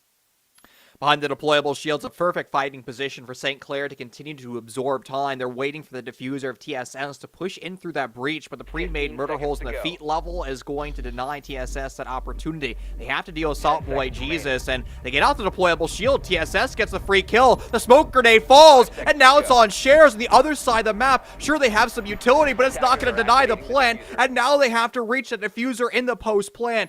Bryant starts to expand their offense, playing the windows and playing long-range transactions. Share's going to now have to break this 180-degree crossfire. They have yellow pings on what has taken place, but again, this endeavor, Tristan, is so darn difficult. You have to be very careful of who you challenge first, and Bryant's not going to present themselves a target at all. They're going to make sure that Shares wastes his time through this push on the other side of the map, and they're doing a brilliant job of that. Shares has no idea where his opponents are playing, because they could be at Nardi at this point. The round turned on on its head. Brian's going to be able to walk away with this victory, and it all goes wrong for Shares, the member of the St. Clair Saints.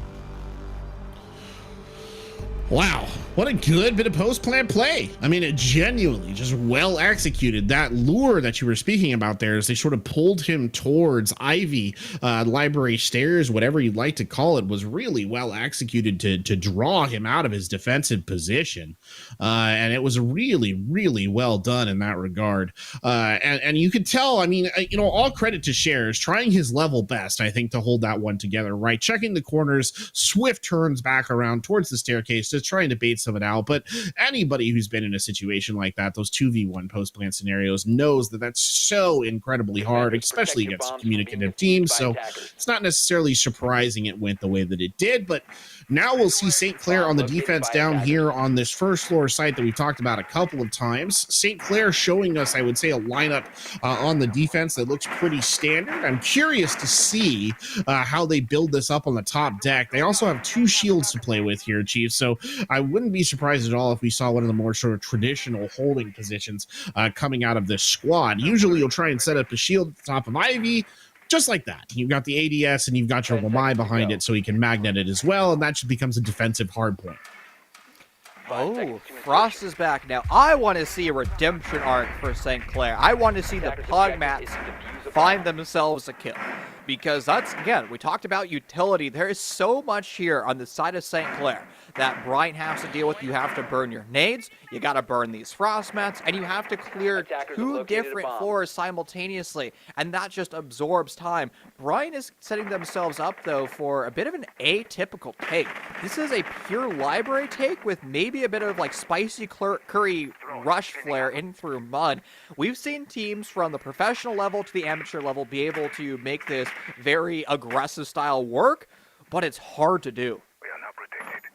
Skippy is also interestingly taking their time getting into this, which I think is a bit surprising. Usually we see Nook players, they're kind of in, right? Like they'll be the first person who really comes in here. And look at the use of Snakes on Twitch. Again, just continues to be a massive player, but it's Semi and Skippy. The double S's right there, picking up some big kills to start things off. That's JM Beast on the Smoke who goes down. Both of the SAS boys actually taken off the board. And that is unfortunate to lose your Smoke at 2 minutes left in the round. You know what I call them, my friend, the SMG 11 bros, dead early? Yikes. That's impossible to overcome. Like, you lost a nitro cell, you lost 30 seconds of time to die out from the smoke, toxic gas grenades. Sure, you're using a textbook proper defense, but does it matter if you're getting silly picks early? Shares is going to have to make a decision. Do you continue to lurk on this library stairs, or do you start to prioritize the push coming up from the basement portion of the library stairs? Fortunately, Kinger has a redemption arc. It's a push up above. They actually find a critical kill because TSS with the diffuser carrier. Now, isolating that bit of precious attacking kit upstairs, things are starting to go wrong for Bryant. They're going to have to crash back on the diffuser. Sure, Snakes is in the bomb side, but it doesn't matter if you don't have the diffuser. Yeah, they need the diffuser. I mean, you could almost be in a situation right now where he'd be comfortable planting if they had it, but they don't. Shares, meanwhile, has moved down Ivy stairs to hold a more aggressive positioning. Kinger, just buried behind a bookcase here in the library, is ready to show them just how much of power reading really brings. I mean, just hold that position for the next 50-ish seconds. He'll get an easy win here. It doesn't even have to be the full there, because Shares is in a position where they could easily swing these kills. This is well orchestrated here from the side of St. Clair. So much information, so many dark yellow pings being used by both teams. Skippy takes control of the deployable shield, finds Shares, and now leaves Kinger in an impossible pickle.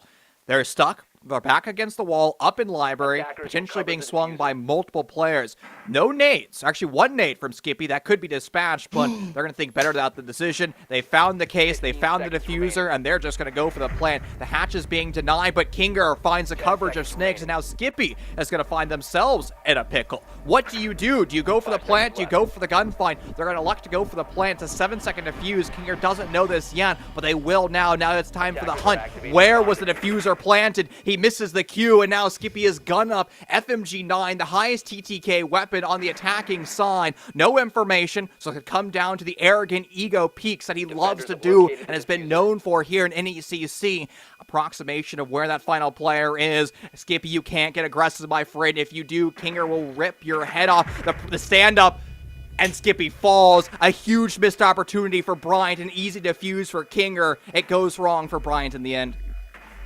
It is a huge missed opportunity for Bryant. Honestly, when I saw that they had slipped in under the kind of radar there of Kinger on the top floor and gotten that case out of there, Houdini'd it away somewhere into Nook's tactical gear and run off to plant it, I thought that they were in pretty good shape. But then they started trying to challenge Kinger. I'm pretty sure that's what happened on the top floor. I think we saw whoever it was that was still alive from Bryant went for the challenge. Kinger's not going to be fooled, right? He's not going to lose those gunfights. Like you said, if you challenge him right there, he'll take your head off. And that's exactly what happened. Nook stepped up on the challenge, got their head taken off, easy defuse. It's a frustrating situation to watch almost in a certain extent, because you really felt like that was Bryant's round to lose, right? They were in a driver's seat. They had the plant. You got the post-plant timer working in your favor, and then you just get a little too aggro when genuinely you really don't need to be aggro in that situation.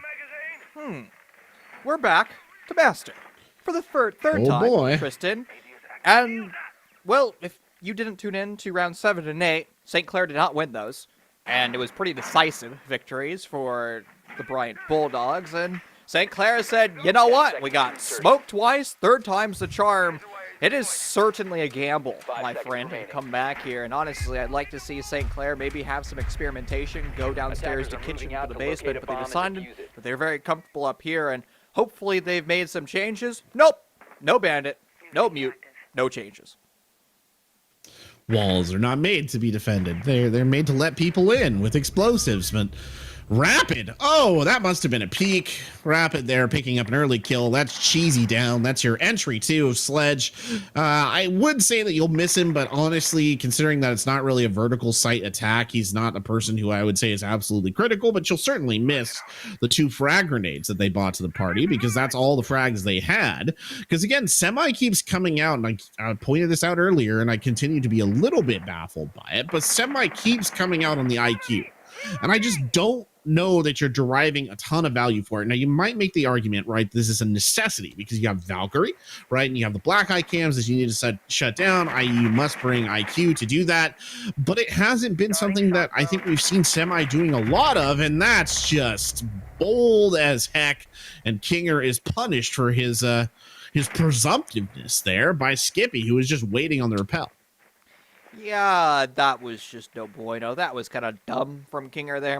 Obviously, heated up after their clutch in the previous round, but they're now going to suffer the 6 feet under the icy cold earth. But, I mean, St. Clair, they have a lot of time still left, and that's not a comfortable position to be in if you're a defender. 90 seconds for the attacking team to work. They have pretty much the entire map control, map real estate at this point.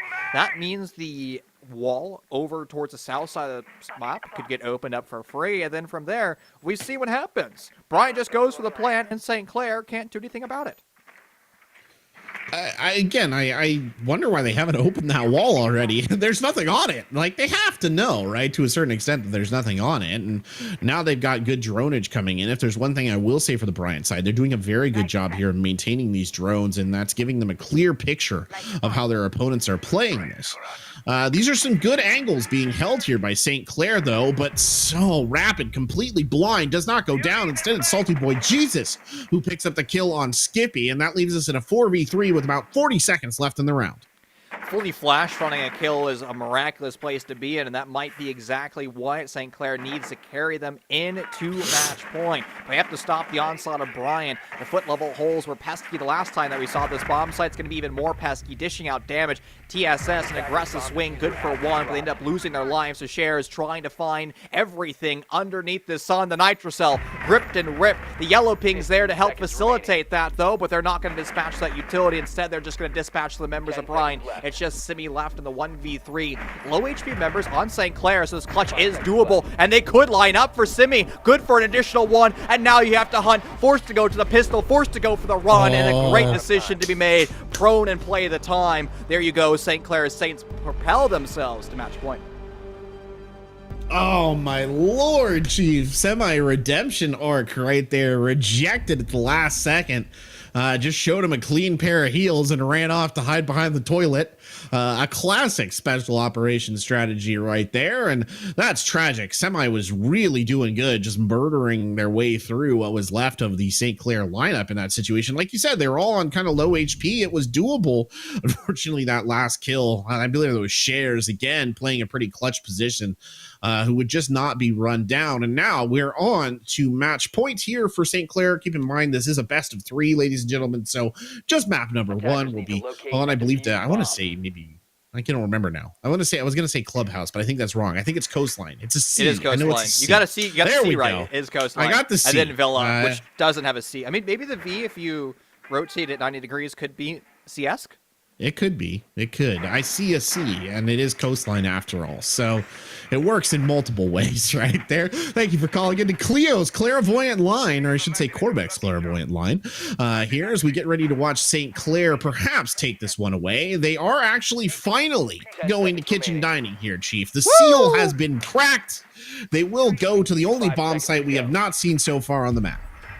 You know, it took 3 attempts of Master Bedroom to deliver us here, and I'm ecstatic to see this bomb site. And let me tell you guys why. This bomb site is great because it plays out very similar to the kitchen bomb site on Villa, third map of our series, right? It forces the attacking team to establish vertical, and after establishing vertical, that doesn't necessarily guarantee your success in that round. You still have to, after all, execute into the bomb site and deal with those defenders that way. Did Skippy just use their Gone 6 on the trench door?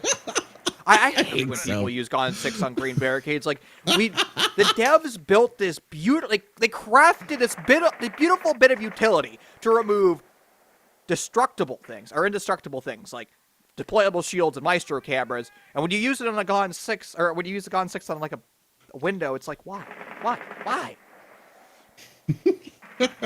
We've just had Corbeck's clairvoyant show right there. You've got Chief's chastisement corner there as well for the inappropriate use of the Gone 6 illustrated to you right there. And I agree. It frustrates me as well. The only time where I think it's marginally acceptable is if they're doing like a surprise rush and you just like fire it from the hip and everybody just goes in. That's okay. I'll take that. But anyway, yeah, go ahead. Whenever, like, if it's like 5 minutes or 5 seconds into the round and I hear a Gone 6 in a green barricade, I'm like, oh, they're rushing. Oh, no, I'm so shocked and surprised. And honestly, you'd be better off shooting the barricade because I don't know if you're going to be droning or rushing. But if you've Gone 6 a barricade, I 100% know that you're rushing me. Yeah, it's Pavlovian response to that point in time, 100%. Yeah, no, I agree. It's one of the misuse of intel. It's like somebody who uses a lion ping in the first, like, 5 seconds of a round, and you're like, dude, that's achieved nothing. Like, you only have 3 of those. Anyway, Cheesy has gotten into the top floor here, and that's exactly where you want Sledge to be because they can really put the vertical to work, right? This is what we want them to do.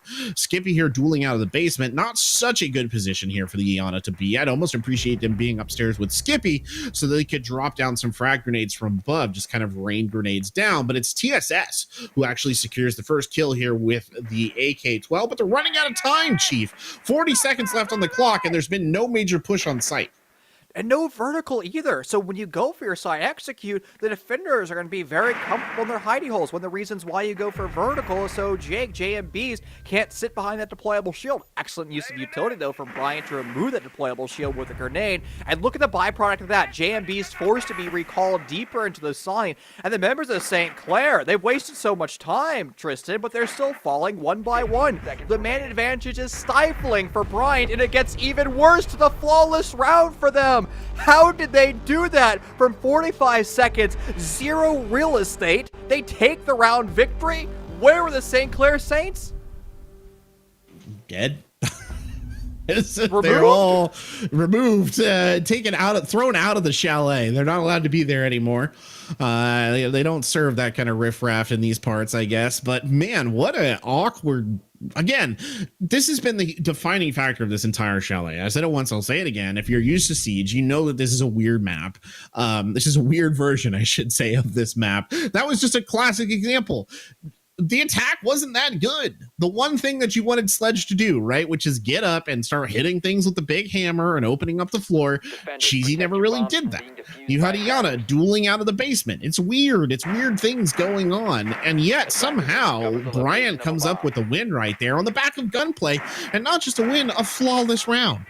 But now we go back to Bar Gaming, and I think this probably bodes a little bit better for St. Clair to put this one to bed. I think they could, punch the back of the net with this quite easily. I say that, though, last time we were here, it did come down to a bit of a desperation situation and a couple of kind of mistake-taking gunfights on the side of Bryant to really 10 turn the seconds left. W around, but St. Clair could win this, I think, if they wanted to. Let's just put it at 5 that. seconds left. You described the last time, or I guess when we just saw Kitchen as being weird, but Bar was more weird, more bizarre. True. Maybe that's just the motif of the day, right? Like, the attacking team has no business winning rounds, and then they come very close to winning rounds, and the defense has no business winning round, and they win the round, right? Like, I mean, Bryant did not have a spectacular attack. They did actually a lot of things wrong, but they won their gunfights, and their wrongs turned to rights, and they put themselves in excellent position, but they just have to be more mindful of where they placed that diffuser at the end of the day, because they had bomb site control, but all that matters is that diffuser.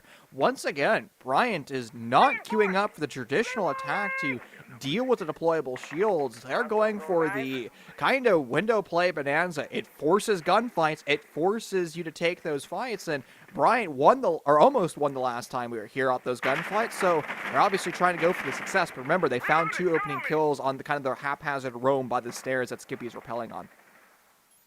Yeah, I don't know that they're going to be able to pull that off again. Salty Boy actually could potentially give that one away. And I assume that they're going to deploy Snakes' Twitch drone in a similar manner to clear out some of the util denial that's up there around Shares hiding on the Wamai. Meanwhile, Semi's into the mudroom here already. Is Cheesy now getting to work on that window that's just next to library shield placement, but already an early strike there for just a couple of HP coming in on Salty Boy Jesus. So again, Bryant still kind of feeling this one out. I don't think they've quite decided exactly how they want to go about it, but they got to be careful here, Chief. The clock's ticking down. You're about to hit 1 minute 20 seconds. You're about to hit 1 minute, and that's when things really have to kick into overdrive. Yeah, but we saw this in the previous round, almost the exact same time on the clock. Bryant, with very little real estate, just goes directly for their execute. I don't know if that's going to be the option that they have, though, my friend, because Salt Boy Jesus is on the extended roam. Bryant is now just expending their drones to deal with that extended player, and that seems like a large missed opportunity, and they're going to be pushing directly into the utility now on site for St. Clair. The deployable shields, the ADSs, the mute jammers, sure, you got the Yin Candelas, you might be able to go for the shock and awe, but will that be enough when the roamers crash back into the site? We'll find out for sure. 40 seconds left, and Kinger getting the immediate kill there. Skippy is down. There goes your Yang. Snakes trying to even it back up. Gets a good shot immediately there in the opposite direction. The F2 coming in big, but now Cheesy will take the point position here and start pushing underneath, straight into the bar site proper. Can they go ahead and take down the Frost? They can. Rapid looking the opposite direction. Cheesy continuing to challenge here. Can't confirm the shots. Goes for the pistol instead. Takes out the SAS operator opposite. Shares gets one back the opposite direction as Snake strikes. Now it's all down to Kinger again on this bomb site. Can he do it? No, he cannot. There will not be a second chance there. Cheesy, who has been quiet for most of this match, suddenly coming in huge here at the tail end of a critical round. And forced to go to the sidearm was even sweeter there for Cheesy. At one time, Sledge had the SMG-11, probably the best secondary. Now it's just a measly handgun, a semi-auto, and they made it look like it was full auto. Well done to them, and well fought for Bryant to be able to, once again, at a man deficit, be able to overcome the bomb site. And St. Clair is kind of struggling to play bar. What I think it comes down to right now, Tristan, is a lack of communication. St. Clair is at least not demonstrating to me that they have established who's holding what angle in the late portion of the round, and they're not communicating that to each other, allowing for kind of Cheesy just to walk into the bomb site and shoot players in the back. That's right. Yeah, that's exactly what I was gonna say. He might be a three cheese blend, a beautiful 3 cheese blend. Even I don't know exactly what goes into it. I was trying to think. It's probably the same stuff they put on like the cheesy gordita crunch at Taco Bell, but it's like slightly hidden. So everybody just has to make some assumptions about it being like American cheddar and Monterey Jack and something else. But I digress. It's just me being hungry because I haven't eaten dinner yet. You shouldn't be allowed to walk into the bomb site and shoot somebody in the back. Like, that should just not be happening. Somebody should have picked up on that somewhere down the line. And the fact that they didn't, really reflective of what you're saying. There's a communication breakdown in there somewhere. Somebody missed their cue. And as a result, Bryant gets a lease on life and St. Clair misses their opportunity for an easy match point. And that is just the price of a mistake sometimes. Oh, poor Rapid. Thought they were Giga Brain there. They placed a preset Nitro Cell where the window that Cheesy just meleeed with their sledgehammer, but it's been droned. So Rapid's Nitro Cell hopefully won't have the impact as desired. It has yet to be destroyed, though. That could be a calamity of errors if No way. Cheesy... Don't... what? But there's a Nitro Cell there! Is there? Or did There it was? go already? Good lord. It hasn't detonated. But No, there it is! You know you saw it be placed! Speaking of communication breakdown, right there, Brian. Oh, there's nothing else for it. That's exactly what that was, too. They had to have communicated that. Maybe they just completely missed it. I don't know. You shouldn't be losing people like that. And poor Cheesy was the hero of the last round and quickly lampooned in the second by getting taken out right there as we just watch an obscene amount of smoke grenades thrown through the window. As finally the Candelas start to come in, they will get past the util, but they don't push the advantage. Semi is the only one who got blinded. Skippy tries to jump in the window afterwards, and it's Kinger for the easy cleanup. Woo! It's a wild round so far, my friend, and it's about to get more wild as Brian's going to have to kind of grab the bull by the horns and start to calm down the shipwreck. Because they only got 3 attackers left. They got time to play with. They got drones, they got utility, they got nades, they got actually a lot of things that it can help them overcome the man disadvantage. But it's going to start right now. You've removed the ADSs with the Twitch drone. The nade's going to come following after, but I don't believe it found the deployable shield. If that is in fact the case, that means Salt Boy Jesus can continue to exist behind that fixed position. The shield was destroyed, allows Snakes to close the gap. Now isolated in Piano. This is actually a great coverage mark, and Bryant might be able to go for a plan. Something that TSS has done multiple times. Only 1 Nitro Cell remains. It's going to be used on the coverage. It finds its mark. Kinger, another kill to their name, and the flank identified Rapid off the board. TSS, though, they're going to attempt to go for the plant with the semi coverage, but Piano has been retaken, and now TSS has to decide, do you go for the diffuser play or do you go for the kill? I go for neither and end up losing their life in the process. Oh, me, oh my. It's a good bit of play right there from, I believe it was Shares, who was on the MP5K, doing good work, getting that kill around the piano. I mean, what a strange round. Like you said, it was a wild one from start to finish. 2 Nitro Cell kills right there. And even at their best moment, when Bryant had that good penetration, they were stacked up against the wall near piano. It was a good coverage point. They had their best player kind of in that spot at the moment, Snakes, who's been, had a couple of really good rounds, or one of their best players, I should say. The C4 just comes sailing over the top. That's the end of it. And St. Clair walks it in, but they've got to walk it in all the way, right? They have to not kind of let this one go. Now they are going into the attacking side. You are attacking basement again for, I think, the 3rd or 4th time this match. Bryant seemed to have a pretty good idea of how they want to defend this basement site. They seem relatively confident down here, so I think all of that's going to put pressure on the St. Clair side. I don't think we're going to be seeing swaps over to operators like Glaz. I think that's something that's been left in the past. St. Clair wants to win these rounds. Interesting. Oh, I will add, Cheesy showing us the dock. There is an operator who does not get an awful lot of love, or an awful lot of play, I should say, in this sort of competitive setting.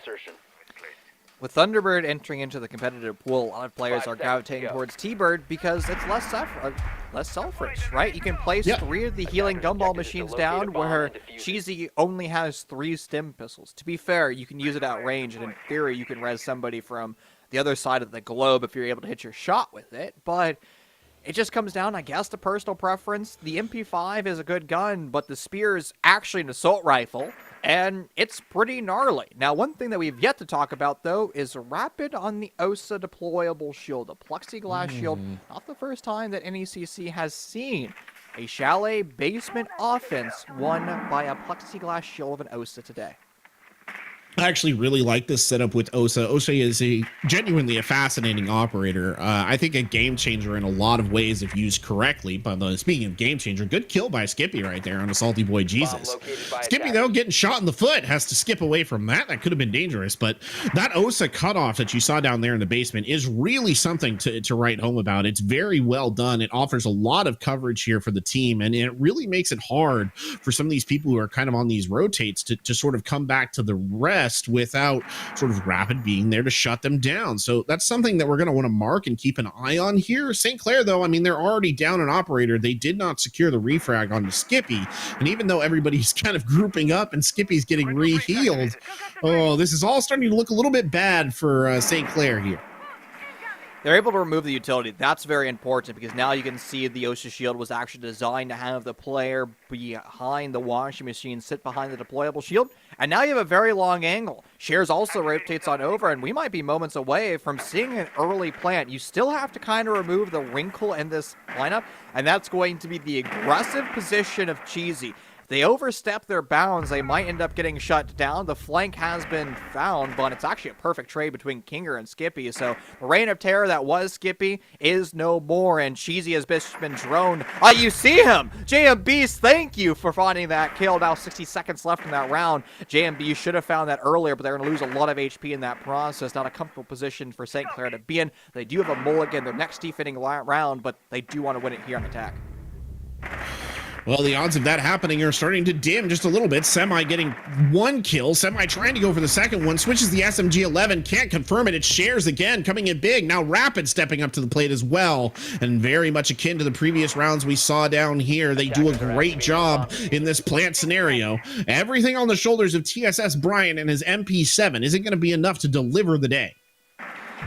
Well, he's going to have to find the kills. The first one on Share, low HP, and now Rapid, full HP, and in a very long angle. Trying to play on Trench. They're going to wait for the audio cue and force TSS to make the decision. TSS makes the decision, though, and their face is in the line of sight of the 5.56. A long-range engagement, and St. Clair is going to take their own map choice. They find victory here on Chalet.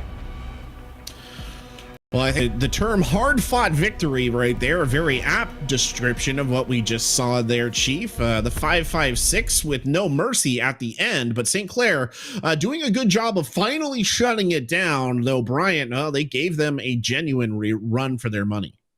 What I think that series came down to was just simple gun skill. At the end of the day, St. Clair was just able to win more gunfights, especially during those clutch scenarios, rounds that St. Clair should not have been anywhere close to winning. They won just simply because they are winning those gunfights. And that's very concerning because Bryant Bulldogs, they selected their map choice of being Coastline, a map, Tristan, that is designed to, well, gun go burr. That's the entire premise of that map. And St. Clair winning off gun skill, it's not a place that Bryant Bulldogs want to be. It is most certainly not a place they want to be. And just for a little bit of update here, we were getting kind of flashed messages as this round was going on, I think giving us an idea of what the overall implications were for this match in terms of group positioning. If Bryant does win this, they will guarantee the first seed in the Challenger, or the Champions division, I should say. St. Clair will most likely end up at 5th seed. If St. Clair wins, I believe that they will come in at 5th seed still, but Bryant will be significantly lower, down around 3rd or 4th seed overall. So this is a critical match for Bryant. They did not want to lose that Chalet, Chief. They've lost it now. They're facing down a difficult scenario on Coastline. Bryant really going to have to battle back here if they want to maintain their seeding position overall. Coastline, moments away, Tristan, 5 minutes. In fact, ladies and gentlemen, do keep this Twitch tab open. We'll be back with you momentarily.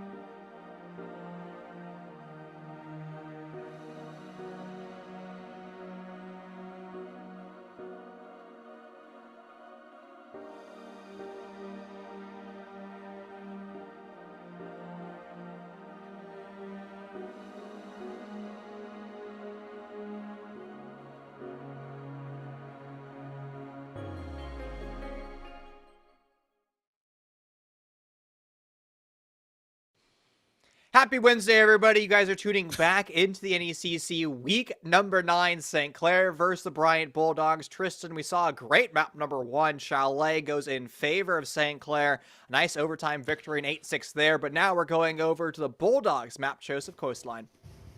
We are indeed, and the sunny coastline of Spain there to welcome us. And it might be a little unwelcoming for Bryant Bulldogs, all things considered, just because, like you said before the break, it's a gun-heavy map, and the St. Clair Saints were looking like the gunners of this particular matchup. That said, the proof is in the pudding, and today the pudding is coastline, so things might change here as we get ready with these operator bans. Surprise. Thatcher's Bend. Why? Never seen one of those in my life. You actually don't need to ban him on coastline, do you? I mean, let's be honest with ourselves here. I don't disagree. I will say, if you're planning on running like a heavy downstairs bar bomb site, I think Thatcher's a very viable ban. Like, there's a time and place where we'd see mute jammers, ADSs, Wamaya pancakes, Aruna gates defending the fixed position known as Pangu on blue bar or pink bar. Yeah. So that was a total viable ban at one time. I have a sneaking suspicion that's not the purpose of that. Now that is spicy. That's a weird ban. That is just odd. Jaeger is... You don't get banned very often. He's an essential defensive operator. He's one of the most picked defensive operators in the game. It's crazy that he's been taken out here. And gunners like to play him too. I mean, again, he's not absolutely essential probably on this map, but his presence will be missed, especially on some of the more projectile heavy sites on this map. You're almost going to have to run a Wamai if you're on the defense. TSS will take over the Wamai duties here to provide at least a little bit of that util denial to make up for the absence of Jaeger. Honestly, a Jaeger ban screams one thing and one thing only. It's going to be a Ying push and a heavy Ying push because even a Wamai can't counter a Ying. Sure, it grabs the projectile, but the projectile, the Candela, still detonates. So you find yourself kind of back at square one. You're still flashed, your eyeballs have melted, and it's not a good day to be in. Now, that's something I've never seen before. That's a triple reinforcement into VIP. Very standard to fully expand into VIP. One of the critical buffer rooms. And from that buffer room, you can deny most of the plant. And I've been called out in all chat right now. I don't know what I did. I didn't see what the rest of it was. Oh no. The last time that we've seen Rapid back on the Amaru, they were able to ace in round 1. It was also on a penthouse.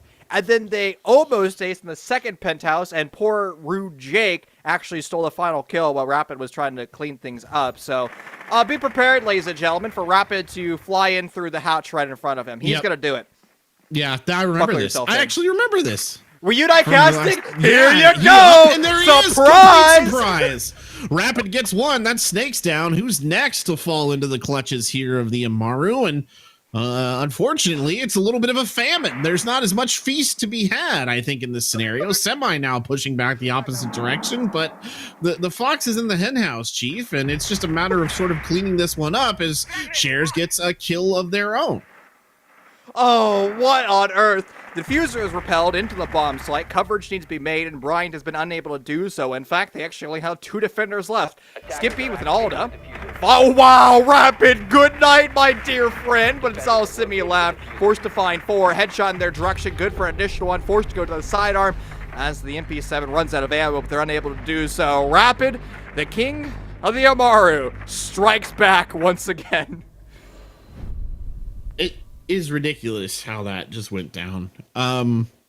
It's just ridiculous. I basically, we saw the Amaru jet up in there, right? Got the early kill, and you could feel the panic that spread through the Bryant side because that was such an unexpected development.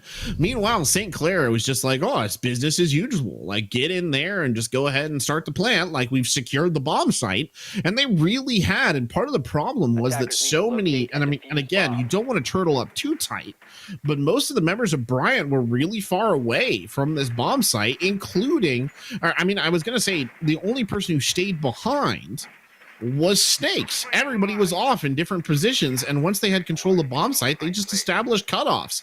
And you're going back to it again. There's no Amaru being set up this time by St. Clair, but honestly, Chief, they can probably do it again, and I think it would work. Please don't do it again.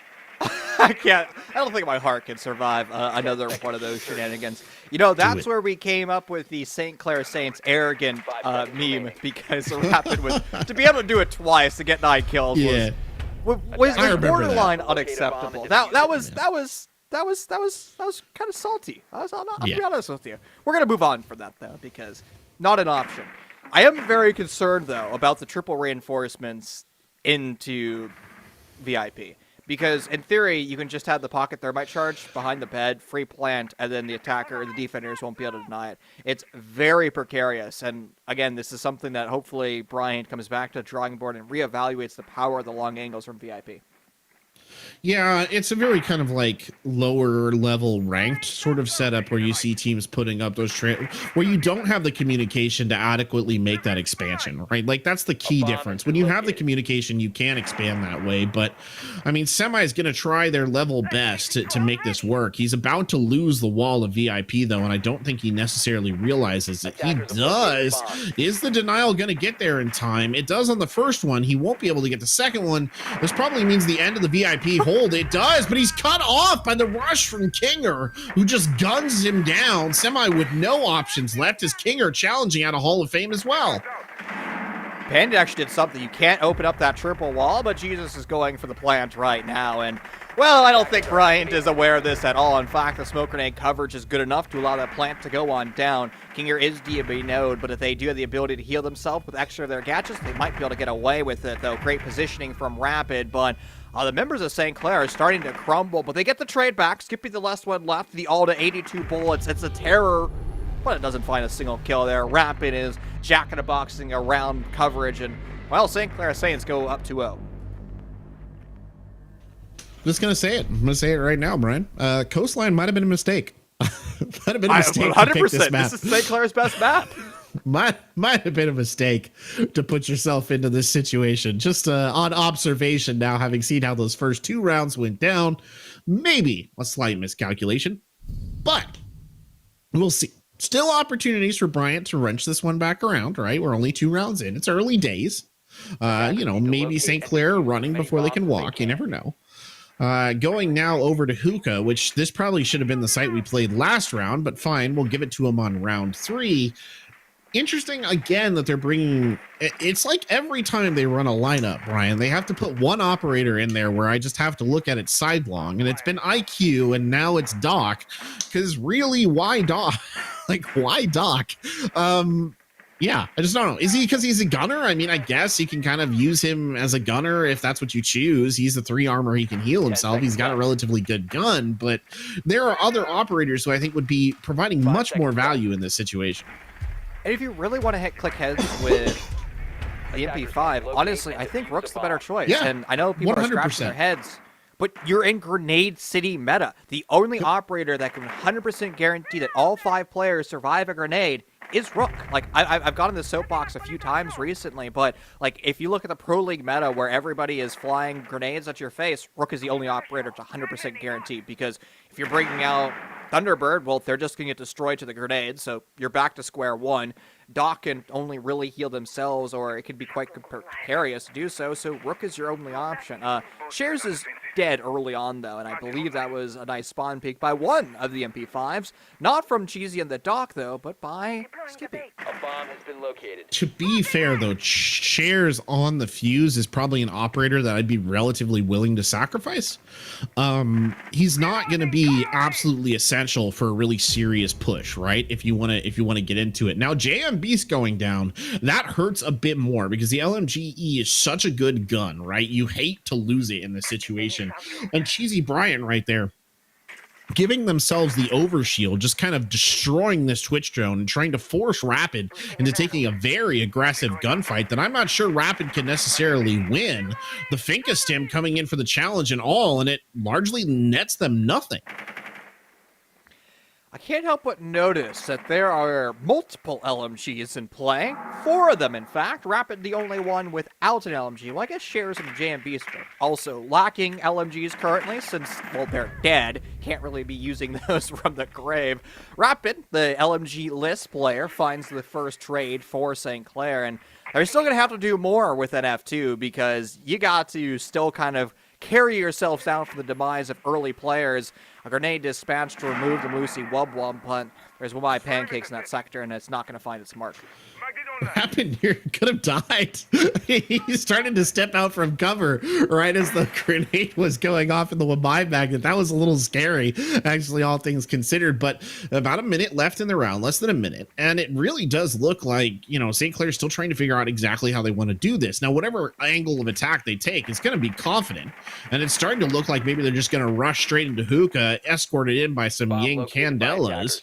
Now, let's see if that's what manifests here. Kinger certainly in a position for that rush. Rapid with the aggressive challenge. Can't confirm the kill. Rapid here holding outside of the hookah window. The blind coming in right there. Kinger gets TSS down. Now another Candela. The run out from behind from Semi. That's Salty Boy Jesus down. But Kinger with the quick refrag. Keeping it at a 2v2 here as Cheesy is ripped apart. But Snakes keeps it level. And now it's a 1v1. Snakes trying to fight it out with Rapid. And Snakes wins.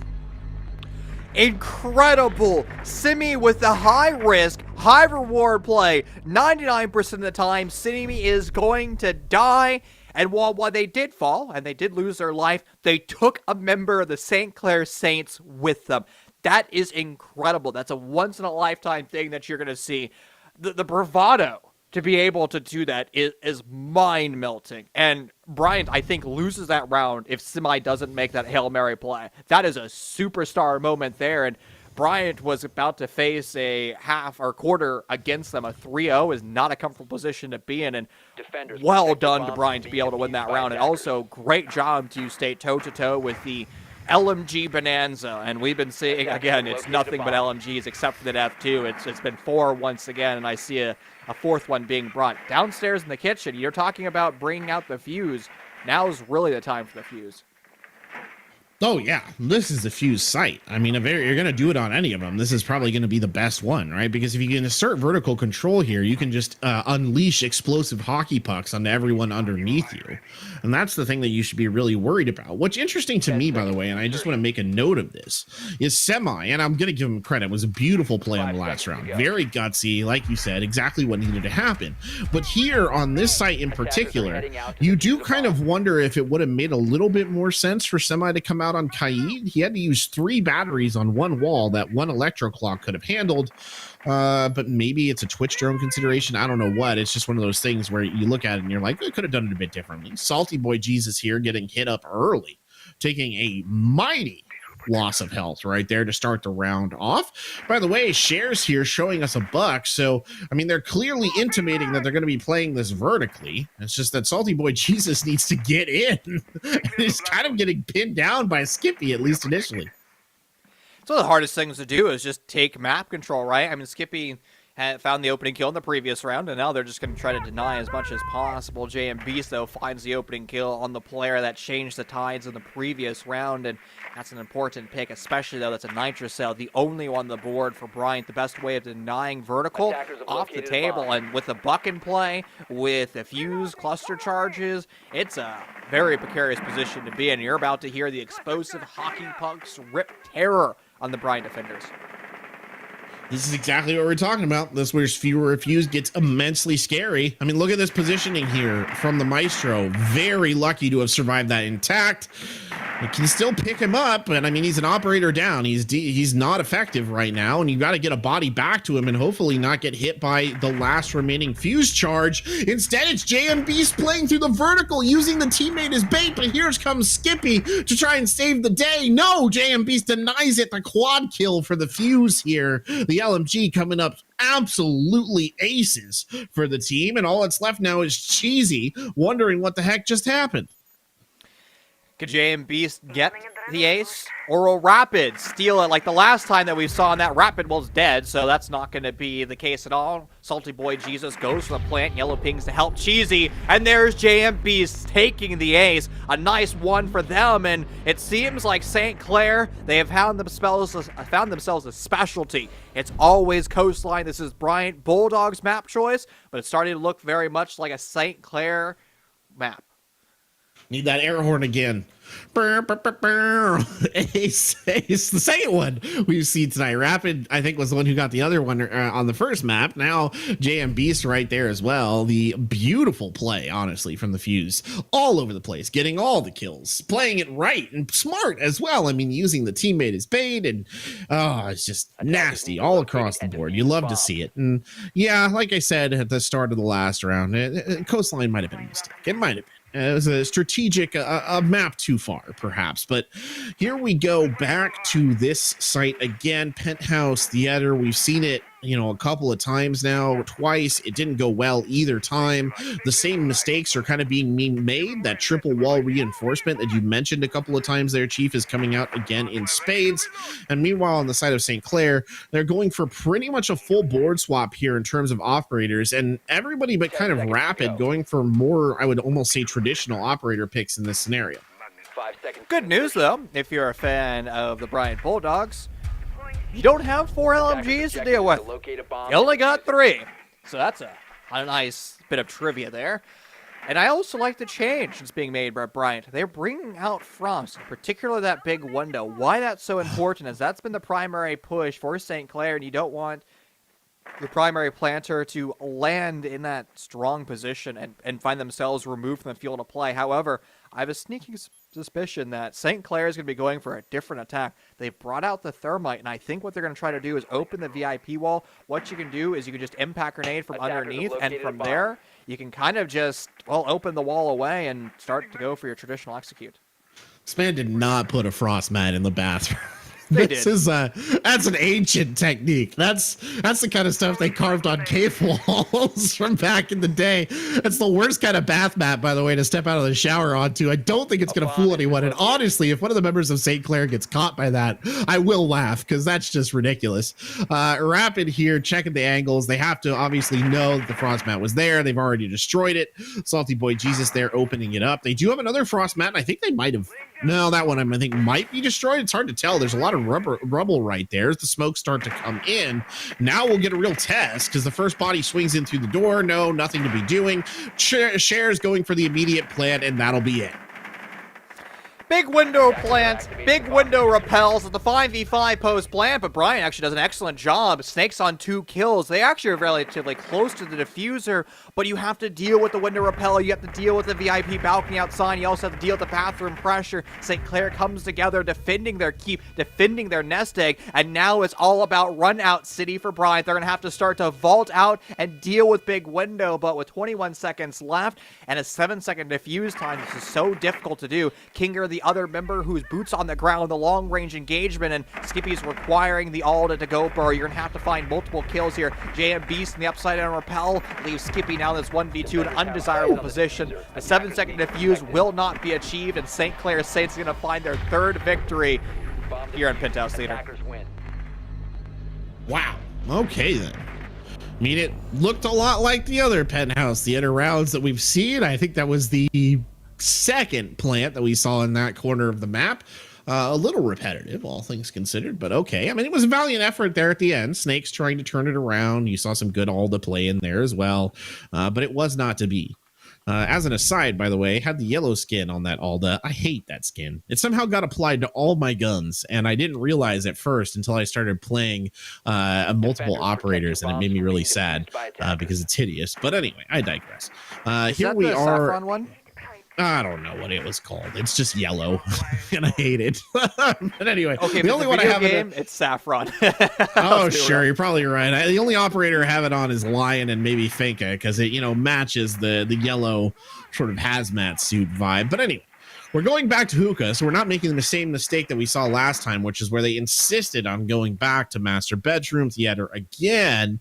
They'll just try and hold it out here instead, and I think this is a wise decision on their end to go back here, but they can't allow the situation to develop like it did last time, Chief, where it was, you know, a desperation play that basically saved them in a 1v1. You can't have that happen again. You have to anticipate what St. Clair is going to do. You know what? You 110% realize why St. Clair banned Jaeger. Because they want to use nothing but Ying. Skippy, my friend, you got to be very decisive with that. And they were not decisive. Thankfully, JM Beast does not say a GN, but you kind of see... oh, no. The disrespect. Jake, you got to be nice, my friend. With that being said, though, St. Clair is changing up their attack completely. They went for a very linear push in through hookah, and they got smoked in the process because they stacked all their attackers on one position. Simi had probably one of the best plays of their lives, and they were able to deny that. But with the opening death against St. Clair, the opposite of what happened the last time that we saw hookah, it's not a good position to be, especially with Cheesy now realizing that, there's a Fink LMG on the other side of this door frame, and Cheesy wins the gunfight. Kinger falls. A gunfight Cheesy had no business winning, especially since they were droned. It ain't easy being Cheesy. It ain't easy being flashed either. That'll be the end of Cheesy right there. Shares gets the kill. Confirms it. Now the rest of the push starts to build up. Aqua is the chosen battleground, but it's JM Beast who gets the kill. TSS Brian is down. That just leaves Snakes and Semi here to defend, and they are both smoked at the moment. Snakes there has the opportunity to maybe shoot somebody. He's getting pings galore. Can't quite make the bullet go where he wants it to there. And what is this entry? Thank you. JM Beast just hands the kill to Snakes. Now Snakes trying to challenge the other side. And well, they're not so obliging over there because Salty Boy Jesus swings out with the LMG. Never takes a finger off the trigger. And that is that. Jake, that was not smart. I'm looking at my camera right now. We're obviously not at cams right now, but the disappointment in my face from JM Beast for swinging in. Sure, St. Clair won that. We're gonna cut the cameras for like 1 second, just so I can stare angrily. Yeah, we're just gonna. I want to have a man-to-man conversation with you, Jake, right now. I'll turn on my lights too. Jake, do not rappel in big window when the defenders are watching big window.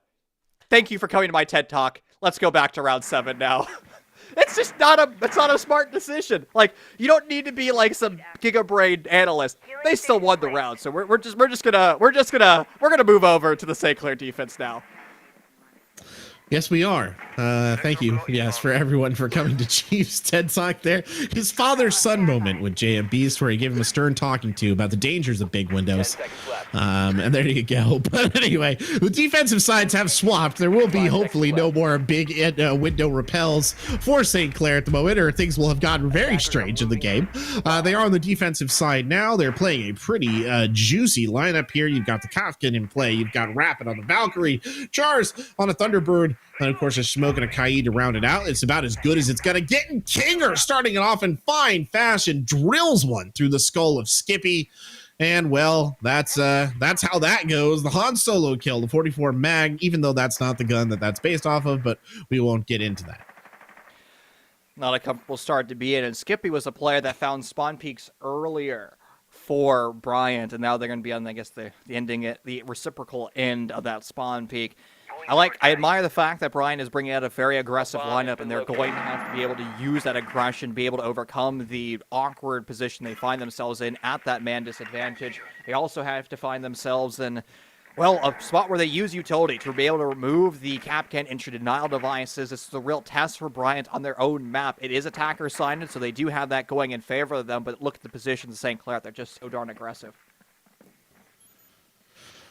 Can I share a completely unrelated match fact with you, or a game fact with you? The Sterling submachine gun that Frost uses, speaking of Star Wars, is the basis gun for all the Stormtrooper guns in Star Wars. Fun fact. That's what they built the prop off of. Yep, that's what they built the prop off of. Anyway, they literally built the prop off it. They quite literally did.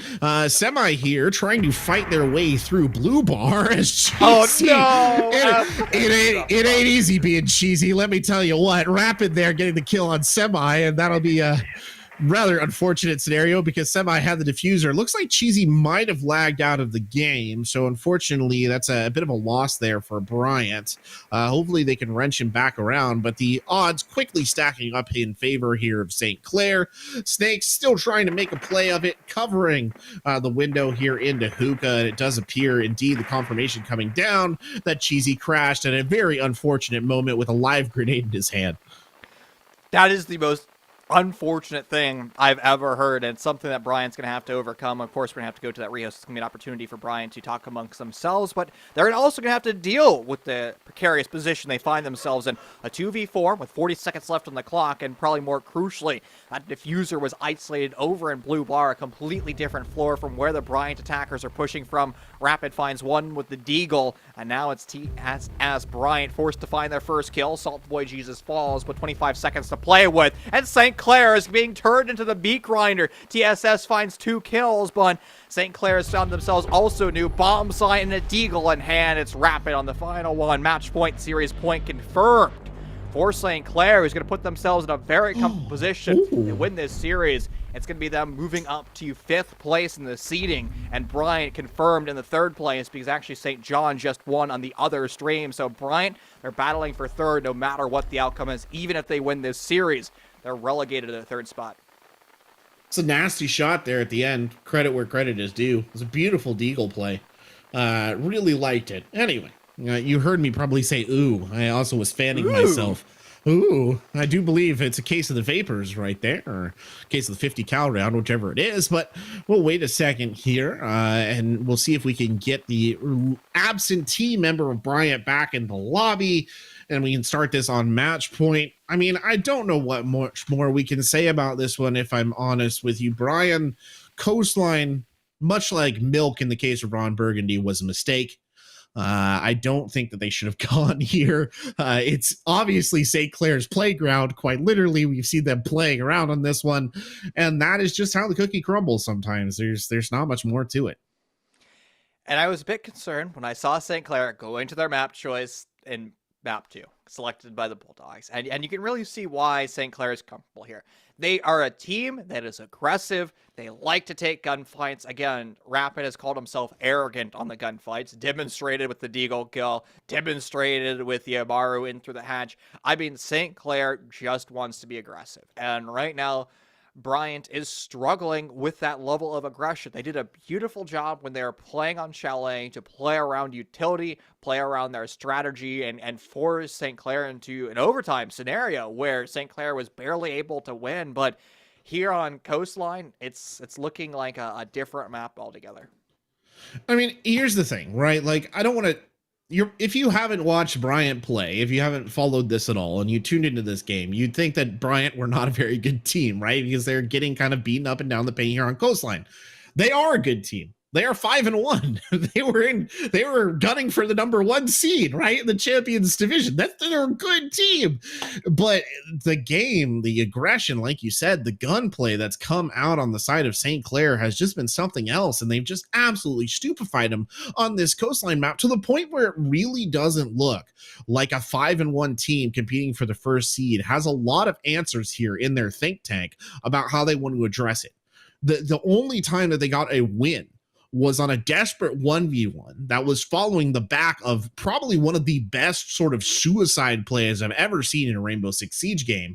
It's crazy how good St. Clair is doing on this map. They are playing out of their minds here, and at the same point in time, they're making it look very casual as they do it, because it's hard to, view it as anything but kind of a languid, almost finesse approach to how they're winning some of these rounds. And that's kind of a byproduct of the meta that we currently find ourselves in, Tristan, right? We're in the LMG deathmatch meta where you can honestly get away with running 4 LMGs, holding mouse 1. Didn't somebody in all chat for the side of St. Clair say, yeah, we weren't even like doing anything other than just like holding A and D the entire time? Probably. Like that's it's a hard place to be. If you're a defender, you got a 30 round magazine against 150, 100, 80. Like, what do? Like, at a certain point, you got to reload. And, you're just not going to stop JM Beast mag dumping you with the LMGE. Like, you're just not going to win that. Even if you have the Alda, you run out of your 82 bullets, and the LMGE is still firing. It has half the bullets. Yeah, you don't even need to reload the LMGE until your next match, right? So looks like the wayward member might have returned here for Bryant. It is, of course, match point. We do apologize. I think there is still a sound glitch here, but it is what it is.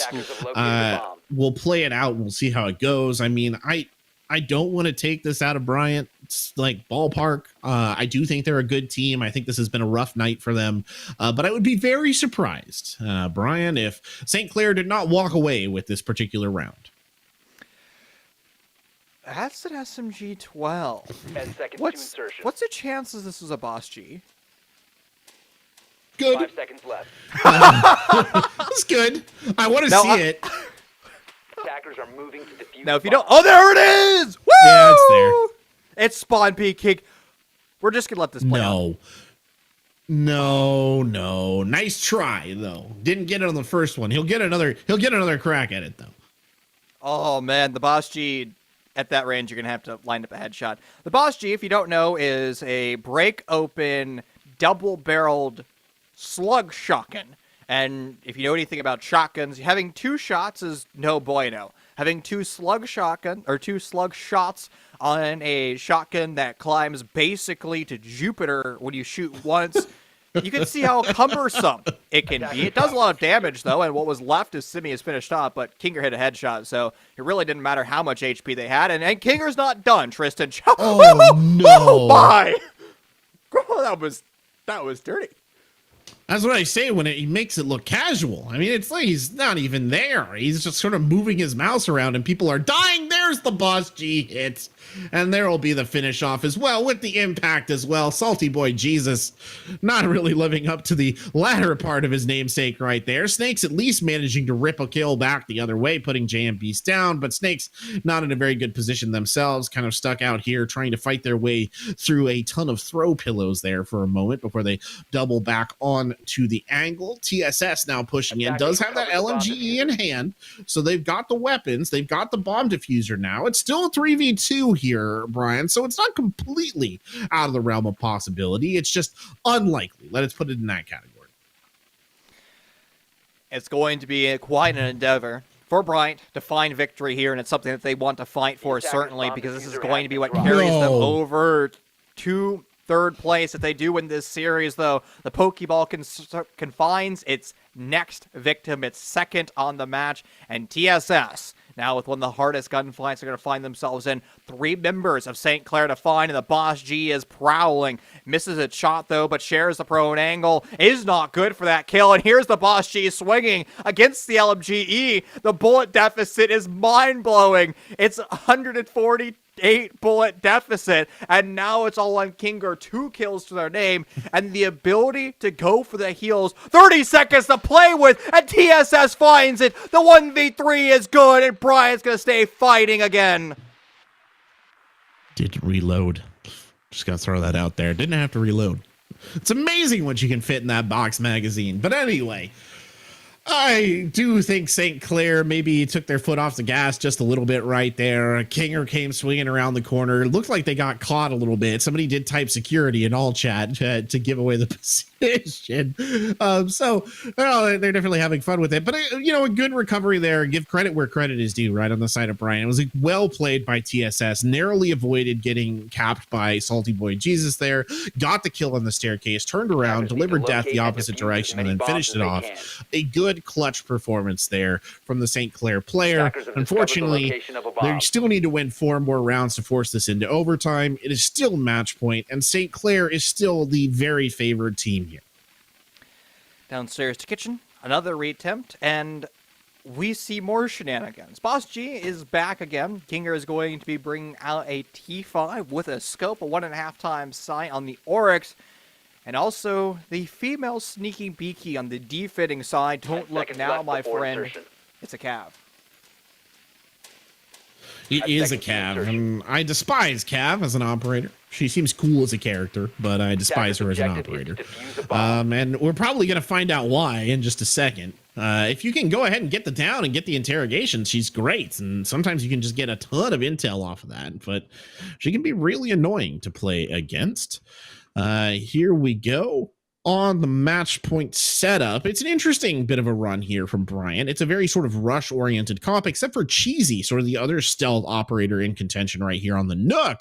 But it's Semi who gets the early kill, and Salty Boy Jesus will not repeat the tricks with the Boss G this time. I think they were probably looking for it, if I'm going to be honest with you, Brian, and he is done and dusted early on.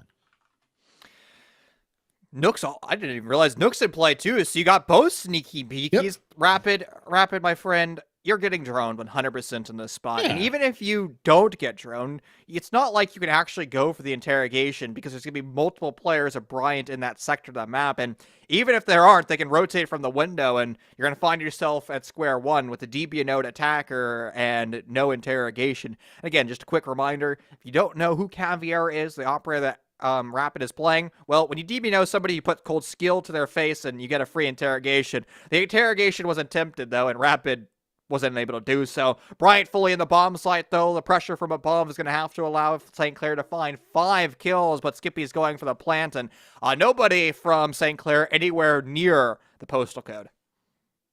They are not. Kinger here running back on the Oryx. Maybe we'll get to see him Kool-Aid man a wall. Maybe we won't.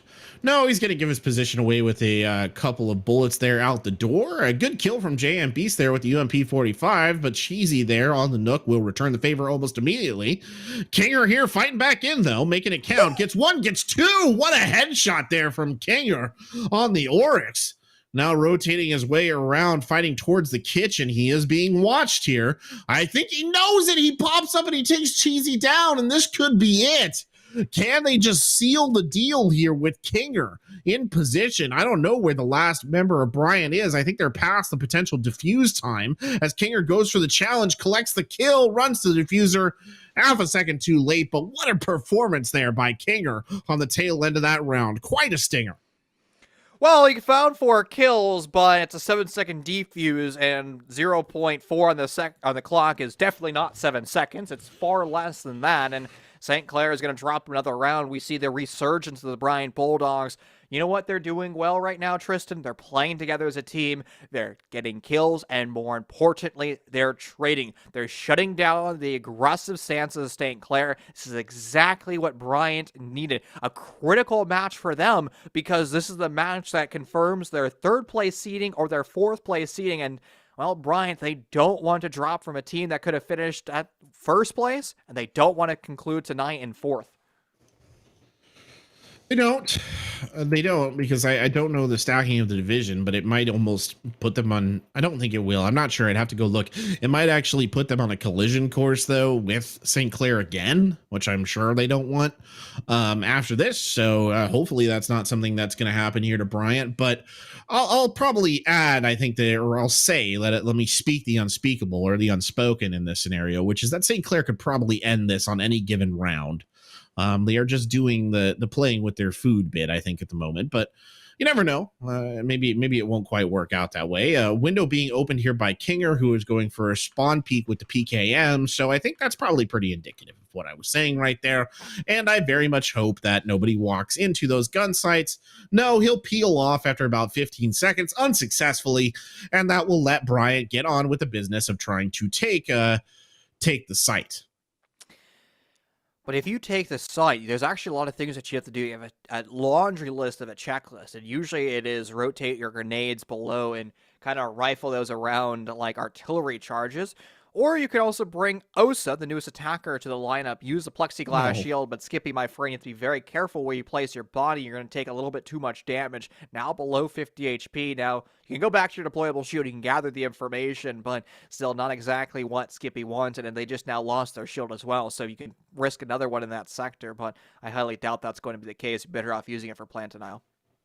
You are, and I don't think you could reestablish it even if you wanted to, Chief, to be honest, because the window's being watched now. Your momentary surprise advantage is taken away. Kinger here looking through a tiny little hole, trying to set up a peek over towards master bedroom. TSS is in the neighborhood. I don't think they have any idea how fragile the line of their life is right now. He's actually going to back up and drone, which is a wise decision. Rapid is waiting in the same kind of area, stealthily hiding behind the wall, looking for the opportunity to swing out and cause some unexpected havoc. About a minute 20 left in the round, and no, TSS, watch out. It's not safe. It's not safe. The gun sight's on you. You don't even know it. TSS survives, though, and immediately annihilates an entire wall in vengeance that somebody dared hit them. Unfortunately, it's not going to last very long. Look at that, Brian. Just cut them apart. No, Rapid was right there, man. One shot from that pistol. DB a note. He would have got the cam, but JMB is a little bit too aggressive, and well, it's going to cost you the free information. The sneaky beaky plays. Cheesy finds Kinger, though. And that's actually a nice step in the right direction, though. Perfect trades back and forth, and the bomb site momentarily going to be compromised. In fact, Simi's going big. Bomb site fully under control for Bryant. They can go for a plant. Jam Beast is low HP. They go for the vault. Ill advised, though. It's now Rapid. Forced to find 3. The plant goes down, so temporarily 2v1. And they have the information from the plant. The coverage is down. The planter is now down 2. One more kill. And it's going to be St. Clair propelling themselves in a postseason. You just need to find Simi. And Simi has no idea where the final member of St. Clair has gone to. The swing, though, is denied. Rapid falls. And Bryant is still in this series. 3 rounds underneath their belt, and they're fighting tooth and nail to take us to OT. God, they are fighting, though. I think St. Clair was ready to end it right there, and I think Bryant very much just denied them that. Something I did want to point out, though, by St. Clair is we look at them and we talk about their gun skill, which is something that I think we've emphasized a couple of times, and their gun skill is impeccable, but their information chain is also really strong. Notice that at that end of round situation, as we saw the Caveira creeping up right there, nothing was a surprise. Right, to the Caveira. They knew exactly where everybody was. They knew exactly the kind of play that they needed to make. And that was because the information feed was so good. Those Valkyrie Black Eye cameras are paying dividends here on this coastline map. And this is why we see Valkyrie banned so much, Brian. It's because she's so strong. And at the end of the day, information wins rounds. I'm shook right now because we're guaranteed to see this matchup again. Because this is for 4th and 5th seeding. So if St. Clair wins, it's Bryant to 4th and St. Clair to 5th, and they're going to be the first matchup in OT. So we're going to basically see a family reunion of the chaos that has taken place. And I promise you, St. Clair wants to close this series out as soon as possible. And I think if we ever do see this map again, which we won't because Bryant has to ban it, because St. Clair, this is their absolute paradise. Fun fact, though, it is gone attacker-sided. And again, Bryant has been able to reel some very impressive rounds back. Yeah, but again, when and if that rematch does manifest itself here, Brian, I do not think that we will be seeing this map brought to the fore again. Shares here running away, firing a couple of dulcitory rounds downrange, just letting him know that he's at least in skirmishing position, not going to give this up without a fight. Sunrise Bar is at least temporarily owned by Shares, who honestly actually hasn't had the best coastline here from among the members of St. Clair. 2-8, that's going to be a 2-9. Skippy with the LMG of their own, returning the favor. Amaru making an appearance here in the hands of Bryant. So maybe Skippy trying to deliver a little taste of the medicine here directly to the forehead of St. Clair. Not the first time that Amaru has been played. It was Rapid back at route number 1 that had the Amaru opening kill of this series. And while it was a crazy play, Skippy is being much more tactful with the lack of uses of the Gara hook. They're just trying to use the G8 as one of the best LMGs in game to find the opening kill. And from there, they've established strong real estate control on the Sunrise Bar portion of the map. And while St. Clair is going to have to be very mindful of potential nade barrage from below, 2 sets currently in play. Snakes on the Iona and the Sledge from Cheesy could dispatch Kinger in a heartbeat with the well-placed grenade, especially now that they've been droned out. And that might be exactly what they go for here. You saw the grenade getting cooked. Kinger, though, seems to be alive. So if they did throw a grenade up there, it didn't have any impact just yet. There it is. Oh, my Lord, Kinger. Woo! That's a stinger for Kinger right there. He's lost nearly 95% of his health. He immediately relocates himself to another corner and prays as JM Beast manages to get a kill here on Cheesy. So that'll level the playing field, except for Kinger's massive health deficit. And Semi says, no way. takes out Rapid on the other side. And now a 3v4, less than a minute left in the match here. Semi pushing up the stairs, heading over perhaps towards luggage as Salty Boy Jesus gets a little taste of the damage. The smoke's starting to fly here from JMBs, who just trying to buy them a little bit of time as this attack builds up. Simi has been the absolute bane of St. Clair, and with that kill, it is going to continue on favor of Simi. JMBs finds an additional kill, but once again, all of our eyes turn to Simi, who's been a clutch player multiple times today for the Bryant offense. And now they have Salt Boy Jesus, who's yeeted into oblivion. Simi's forced to find a second. They're unable to do so. 15 seconds left of the 2v2. Kinger's still on low HP from the previous altercation with our nade, and Snake shuts that down. Round 11 in favor of Bryant. St. Clair was on match point 5 rounds ago. And Bryant, the comeback is completely real. The throw for St. Clair. Another match point on the horizon, and another potential overtime as well. I do genuinely think we're seeing a bit of a shift here. I think the first couple of rounds, like the first two, St. Clair was sort of, they got like the fish on the line. They're messing around with it a little bit. I think it's getting a little bit more desperate there on the St. Clair side right now. But I remain confident in my assessment that St. Clair could end this, right? If they wanted to. And I think they very well might do so on this round. This would be the round to do it. They're bringing out I think a more dangerous lineup here than what we've seen in the last couple of rounds as well. They've still got the Valkyrie. Now they've got the Frost in play, which is something that I think Bryant could easily fall prey to, just considering that they've kind of had to make a lot of desperate last minute pushes. That's when Frost mats really come into their own.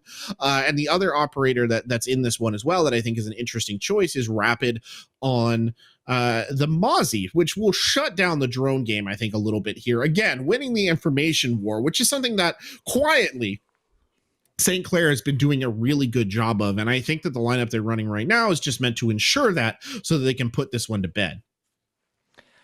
Oh boy. We need this did soon because our observer, Nate Kamer, needs to go to bed relatively soon. It's like 4 a.m. for him right now? Poor guy. I need to eat. You need to eat, Brian. They're Same. keeping food out 8 of our o'clock, mouths. but it's not 4 a.m., so it's a different time frame altogether.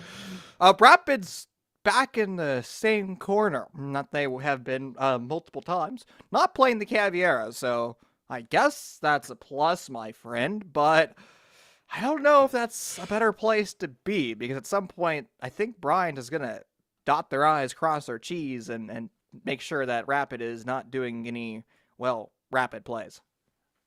Yeah, I think you're probably right. The drone clear is getting pretty serious here on the side of Bryant. They lost a drone right there, so that gives away the ghost just a little bit. They better be careful, though, because this is a situation where more than any other round previously, every death here for Bryant is going to be a telling death. A little bit of droning coming in there from TSS, I think, might have spoiled the surprise of JM Beast waiting around the corner with a shotgun, or at least I hope it would. And again, Shares, who's been having a bit of a rough map here, has been left with the sort of assigned duty of going ahead and protecting the bomb site as Rapid destroys a drone. Rapid about to run into a full-fledged confrontation, takes out the Gemini first. Good effort there. Cheesy and TSS both dropped within seconds of one another, and St. Clair now trying to rocket their way through. They've had a couple of bumps here on the flight, but it's time to go in for a clean landing.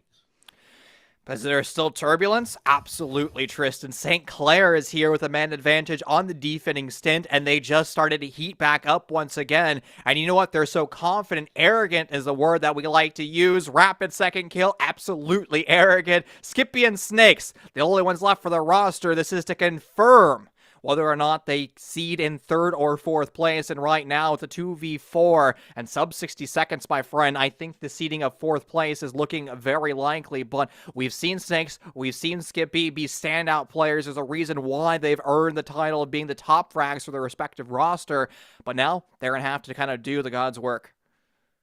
Trying to force a trade here by bringing over Rapid on the Mozzie and just leaving Kinger in kind of a position where they can hide. That's exactly the play that's been trying to work out. Meanwhile, Snakes and Skippy are almost attempting a realignment.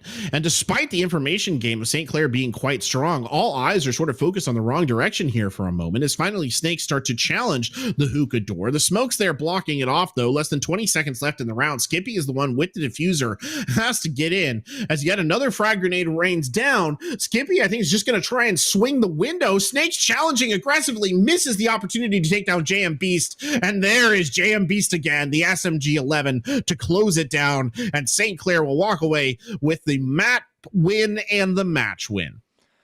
Woo! Boy, Tristan, that got way too close there in the end. That was a round 7, a 6-1, and we conclude in round 12. St. Clair Saints used every ounce of the available regular play to conclude this series. They confirmed themselves the 5th place seeding, and that's going to be Bryant demoted from 1st all the way down to 4th because the victory that St. John's had on the B stream earlier, their 2-0 victory. And that's not a good position for the Bryant Bulldogs to be in, especially when they realize that they're going to have to play Saints next week. They are going to have to play Saints next week, and that is a matchup I doubt that they'll be looking forward very much to after tonight's drubbing. I mean, Coastline looked like it was running away. The Bryant Bulldogs did a good job of drawing it back in, but ultimately still a loss, right? It was not anywhere as close as the Chalet map was. I think Bryant Bulldogs learned their lesson about Coastline, and I think that if the St. Clair Saints come back into this one again next week, expecting it to be a walkover, they are in for a very rude awakening. I do not think that Brian will allow this to happen again. I just don't think it's going to happen. You know what? I think the best way of summarizing kind of like the TLDR, if you will, of the St. Clair series is exactly what our producer's name is. Burr. Right? That's all it was. It was Gun Go Burr. That was the entire meta today. Tristan, my friend, it has been an absolute pleasure casting with you the entire regular season and hopefully more postseason games for us. And on behalf of the entire production team here in NECC, the admin staff in the background, Bryce Burr, our producer, Unnamed Gamer, who is 4 a.m. right now for them, we want to thank everybody for participating here at NECC this past regular season. Better games and more games to come during postseason, ladies and gentlemen. Make sure you guys stay up to date on Twitter for everything going on NECC related. Until next time, friends, stay safe, stay well, and back with you tomorrow for more NECC action.